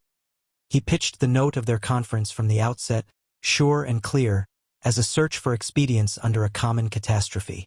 If he made any mistake, it was when ever and again his fatigue got the better of his immediate attention, and the habit of the public meeting carried him away. Then he drew himself up. Through all their interview both men stood and looked away from Redwood, and began to fence and justify. Once even he said, "Gentlemen," quietly, expandingly he began to talk. There were moments when Redwood ceased even to feel himself an interlocutor, when he became the mere auditor of a monologue. He became the privileged spectator of an extraordinary phenomenon. He perceived something almost like a specific difference between himself and this being whose beautiful voice enveloped him, who was talking. This mind before him was so powerful and so limited. From its driving energy, its personal weight, its invincible oblivion to certain things, there sprang up in Redwood's mind the most grotesque and strange of images. Instead of an antagonist who was a fellow creature, a man one could hold morally responsible, and to whom one could address reasonable appeals, he saw Caterham as something like a monstrous rhinoceros, as it were, a civilized rhinoceros begotten of the jungle of democratic affairs, a monster of irresistible onset and invincible resistance. In all the crashing conflicts of that tangle he was supreme. And beyond, this man was a being supremely adapted to make his way through multitudes of men. For him there was no fault so important as self-contradiction, no science so significant as the reconciliation of interests. Economic realities, topographical necessities, the barely touched minds of scientific expedients, existed for him no more than railways or rifled guns or geographical literature exist for his animal prototype. What did exist were gatherings and caucuses and votes, above all votes. He was votes incarnate, millions of votes. And now in the great crisis, with the giants broken but not beaten, this vote monster talked. It was so evident that even now he had everything to learn. He did not know there were physical laws and economic laws, quantities and reactions that all humanity voting nemine contradicent cannot vote away, and that are disobeyed only at the price of destruction. He did not know there are moral laws that cannot be bent by any force of glamour, or are bent only to fly back with vindictive violence. In the face of shrapnel or the Judgment Day, it was evident to Redwood that this man would have sheltered behind some curiously dodged vote of the House of Commons. What most concerned his mind now was not the powers that held the fastness away there to the south, not defeat and death, but the effect of these things upon his majority, the cardinal reality in his life. He had to defeat the giants or go under. He was by no means absolutely despairful. In this hour of his utmost failure, with blood and disaster upon his hands, and the rich promise of still more horrible disaster, with the gigantic destinies of the world towering and toppling over him, he was capable of a belief that by sheer exertion of his voice, by explaining and qualifying and restating, he might yet reconstitute his power. He was puzzled and distressed, no doubt, fatigued and suffering, but if only he could keep up, if only he could keep talking. As he talked he seemed to Redwood to advance and recede, to dilate and contract. Redwood's share of the talk was of the most subsidiary sort, wedges as it were suddenly thrust in. "That's all nonsense." "No, it's no use suggesting that." "Then why did you begin?" It is doubtful if Caterham really heard him at all. Round such interpolations Caterham's speech flowed indeed like some swift stream about a rock. There this incredible man stood on his official hearthrug, talking with enormous power and skill, talking as though a pause in his talk, his explanations, his presentation of standpoints and lights, of considerations and expedients, would permit some antagonistic influence to leap into being, into vocal being, the only being he could comprehend. There he stood amidst the slightly faded splendors of that official room in which one man after another had succumbed to the belief that a certain power of intervention was the creative control of an empire. The more he talked, the more certain Redwood's sense of stupendous futility grew. Did this man realize that while he stood and talked there, the whole great world was moving, that the invincible tide of growth flowed and flowed, that there were any hours but parliamentary hours, or any weapons in the hands of the avengers of blood? Outside, darkling the whole room, a single leaf of giant Virginian creeper tapped unheeded on the pane. Redwood became anxious to end this amazing monologue, to escape to sanity and judgment, to that beleaguered camp, the fastness of the future, where, at the very nucleus of greatness, the suns were gathered together. For that this talking was endured. He had a curious impression that unless this monologue ended he would presently find himself carried away by it, that he must fight against Caterham's voice as one fights against a drug. Facts had altered and were altering beneath that spell. What was the man saying? Since Redwood had to report it to the children of the food, in a sort of way he perceived it did matter. He would have to listen and guard his sense of realities as well as he could. Much about blood guiltiness. That was eloquence. That didn't matter. Next, he was suggesting a convention. He was suggesting that the surviving children of the food should capitulate and go apart and form a community of their own. There were precedents, he said, for this. We would assign them territory. Where? Interjected Redwood, stooping to argue. Caterham snatched at that concession. He turned his face to Redwood's, and his voice fell to a persuasive reasonableness. That could be determined. That, he contended, was a quite subsidiary question. Then he went on to stipulate. And except for them and where they are we must have absolute control. The food and all the fruits of the food must be stamped out. Redwood found himself bargaining. The princess! She stands apart. No, said Redwood, struggling to get back to the old footing. That's absurd. That afterwards. At any rate we are agreed that the making of the food must stop. I have agreed to nothing. I have said nothing. But on one planet to have two races of men, one great, one small. Consider what has happened. Consider that is but a little foretaste of what might presently happen if this food has its way. Consider all you have already brought upon this world. If there is to be a race of giants, increasing and multiplying. It is not for me to argue, said Redwood. I must go to our sons. I want to go to my son. That is why I have come to you. Tell me exactly what you offer. Caterham made a speech upon his terms. The children of the food were to be given a great reservation, in North America perhaps or Africa, in which they might live out their lives in their own fashion. But it's nonsense, said Redwood. There are other giants now abroad. All over Europe, here and there. There could be an international convention. It's not impossible. Something of the sort indeed has already been spoken of. But in this reservation they can live out their own lives in their own way. They may do what they like. They may make what they like. We shall be glad if they will make us things. They may be happy. Think. Provided there are no more children. Precisely. The children are for us. And so, sir, we shall save the world. We shall save it absolutely from the fruits of your terrible discovery. It is not too late for us. Only we are eager to temper expediency with mercy. Even now we are burning and searing the places their shells hit yesterday. We can get it under. Trust me, we shall get it under. But in that way, without cruelty, without injustice. And suppose the children do not agree? For the first time Caterham looked Redwood fully in the face. They must. I don't think they will. Why should they not agree? He asked in richly toned amazement. Suppose they don't? What can it be but war? We cannot have the thing go on. We cannot, sir. Have you scientific men no imagination? Have you no mercy? We cannot have our world trampled under a growing herd of such monsters and monstrous growths as your food has made. We cannot and we cannot. I ask you, sir, what can it be but war?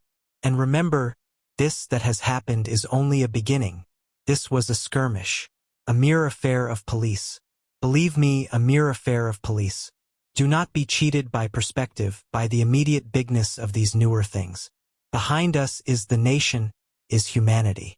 Behind the thousands who have died there are millions. Were it not for the fear of bloodshed, sir, behind our first attacks there would be forming other attacks, even now.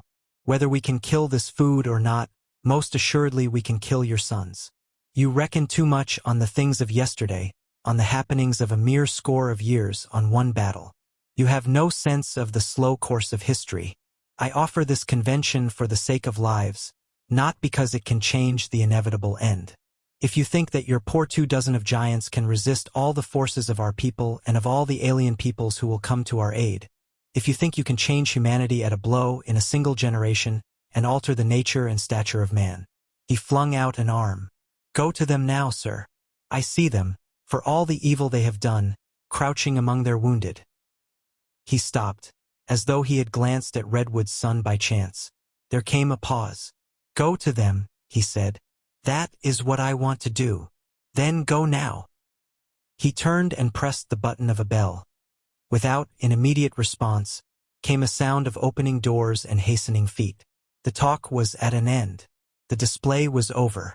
Abruptly Caterham seemed to contract, to shrivel up into a yellow-faced, faggied-out, middle-sized, middle-aged man. He stepped forward, as if he were stepping out of a picture, and with a complete assumption of that friendliness that lies behind all the public conflicts of our race, he held out his hand to Redwood. As if it were a matter of course, Redwood shook hands with him for the second time. Chapter the 5th. The Giant Leaguer. Presently Redwood found himself in a train going south over the Thames. He had a brief vision of the river shining under its lights, and of the smoke still going up from the place where the shell had fallen on the north bank, and where a vast multitude of men had been organized to burn the Heracleophobia out of the ground. The southern bank was dark. For some reason even the streets were not lit. All that was clearly visible was the outlines of the tall alarm towers and the dark bulks of flats and schools, and after a minute of peering scrutiny, he turned his back on the window and sank into thought. There was nothing more to see or do until he saw the suns. He was fatigued by the stresses of the last 2 days. It seemed to him that his emotions must needs be exhausted, but he had fortified himself with strong coffee before starting, and his thoughts ran thin and clear. His mind touched many things. He reviewed again, but now in the enlightenment of accomplished events, the manner in which the food had entered and unfolded itself in the world. Bensington thought it might be an excellent food for infants, he whispered to himself with a faint smile. Then there came into his mind as vivid as if they were still unsettled his own horrible doubts after he had committed himself by giving it to his own son. From that, with a steady, unfaltering expansion, in spite of every effort of men to help and hinder, the food had spread through the whole world of man. And now, even if they kill them all, Redwood whispered, the thing is done. The secret of its making was known far and wide. That had been his own work. Plants, animals, a multitude of distressful growing children would conspire irresistibly to force the world to revert again to the food, whatever happened in the present struggle. The thing is done, he said, with his mind swinging round beyond all his controlling to rest upon the present fate of the children and his son. Would he find them exhausted by the efforts of the battle, wounded, starving, on the verge of defeat, or would he find them still stout and hopeful, ready for the still grimmer conflict of the morrow? His son was wounded, but he had sent a message. His mind came back to his interview with Caterham. He was roused from his thoughts by the stopping of his train in Chislehurst station. He recognized the place by the huge rat alarm tower that crested Camden Hill, and the row of blossoming giant hemlocks that lined the road. Caterham's private secretary came to him from the other carriage and told him that half a mile farther the line had been wrecked, and that the rest of the journey was to be made in a motor car. Redwood descended upon a platform lit only by a hand lantern and swept by the cool night breeze. The quiet of that derelict, wood-set, weed-embedded suburb, for all the inhabitants had taken refuge in London at the outbreak of yesterday's conflict, became instantly impressive. His conductor took him down the steps to where a motor car was waiting with blazing lights, the only lights to be seen, handed him over to the care of the driver and bade him farewell. "You will do your best for us," he said, with an imitation of his master's manner, as he held Redwood's hand. So soon as Redwood could be wrapped about they started out into the night. At one moment they stood still, and then the motor car was rushing softly and swiftly down the station incline. They turned one corner and another, followed the windings of a lane of villas, and then before them stretched the road. The motor droned up to its topmost speed, and the black night swept past them. Everything was very dark under the starlight, and the whole world crouched mysteriously and was gone without a sound. Not a breath stirred the flying things by the wayside. The deserted, pallid white villas on either hand, with their black unlit windows, reminded him of a noiseless procession of skulls. The driver beside him was a silent man, or stricken into silence by the conditions of his journey. He answered Redwood's brief questions in monosyllables and gruffly. Athwart the southern sky the beams of searchlights waved noiseless passes, the sole strange evidences of life they seemed in all that derelict world about the hurrying machine. The road was presently bordered on either side by gigantic blackthorn shoots that made it very dark, and by tail grass and big campions, huge giant dead nettles as high as trees, flickering past darkly in silhouette overhead. Beyond Keston they came to a rising hill, and the driver went slow. At the crest he stopped. The engine throbbed and became still. "There," he said, and his big gloved finger pointed, a black misshapen thing before Redwood's eyes. Far away as it seemed, the great embankment, crested by the blaze from which the searchlights sprang, rose up against the sky. Those beams went and came among the clouds and the hilly land about them as if they traced mysterious incantations. "I don't know," said the driver at last, and it was clear he was afraid to go on.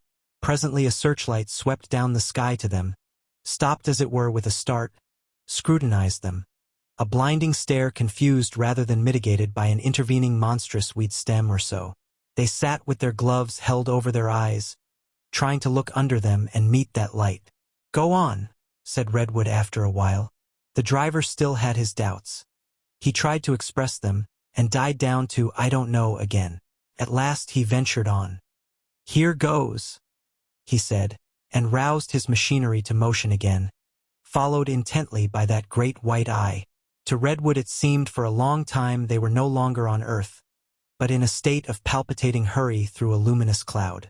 Tuff, tuff, tuff, tuff went the machine, and ever and again, obeying I know not what nervous impulse, the driver sounded his horn. They passed into the welcome darkness of a high-fenced lane, and down into a hollow and past some houses into that blinding stare again.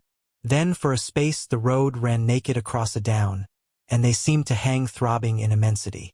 Once more giant weeds rose about them and whirled past.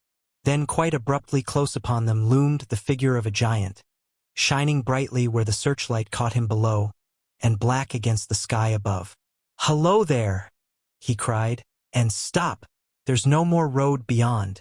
Is that Father Redwood?" Redwood stood up and gave a vague shout by way of answer, and then Casa was in the road beside him, gripping both hands with both of his and pulling him out of the car.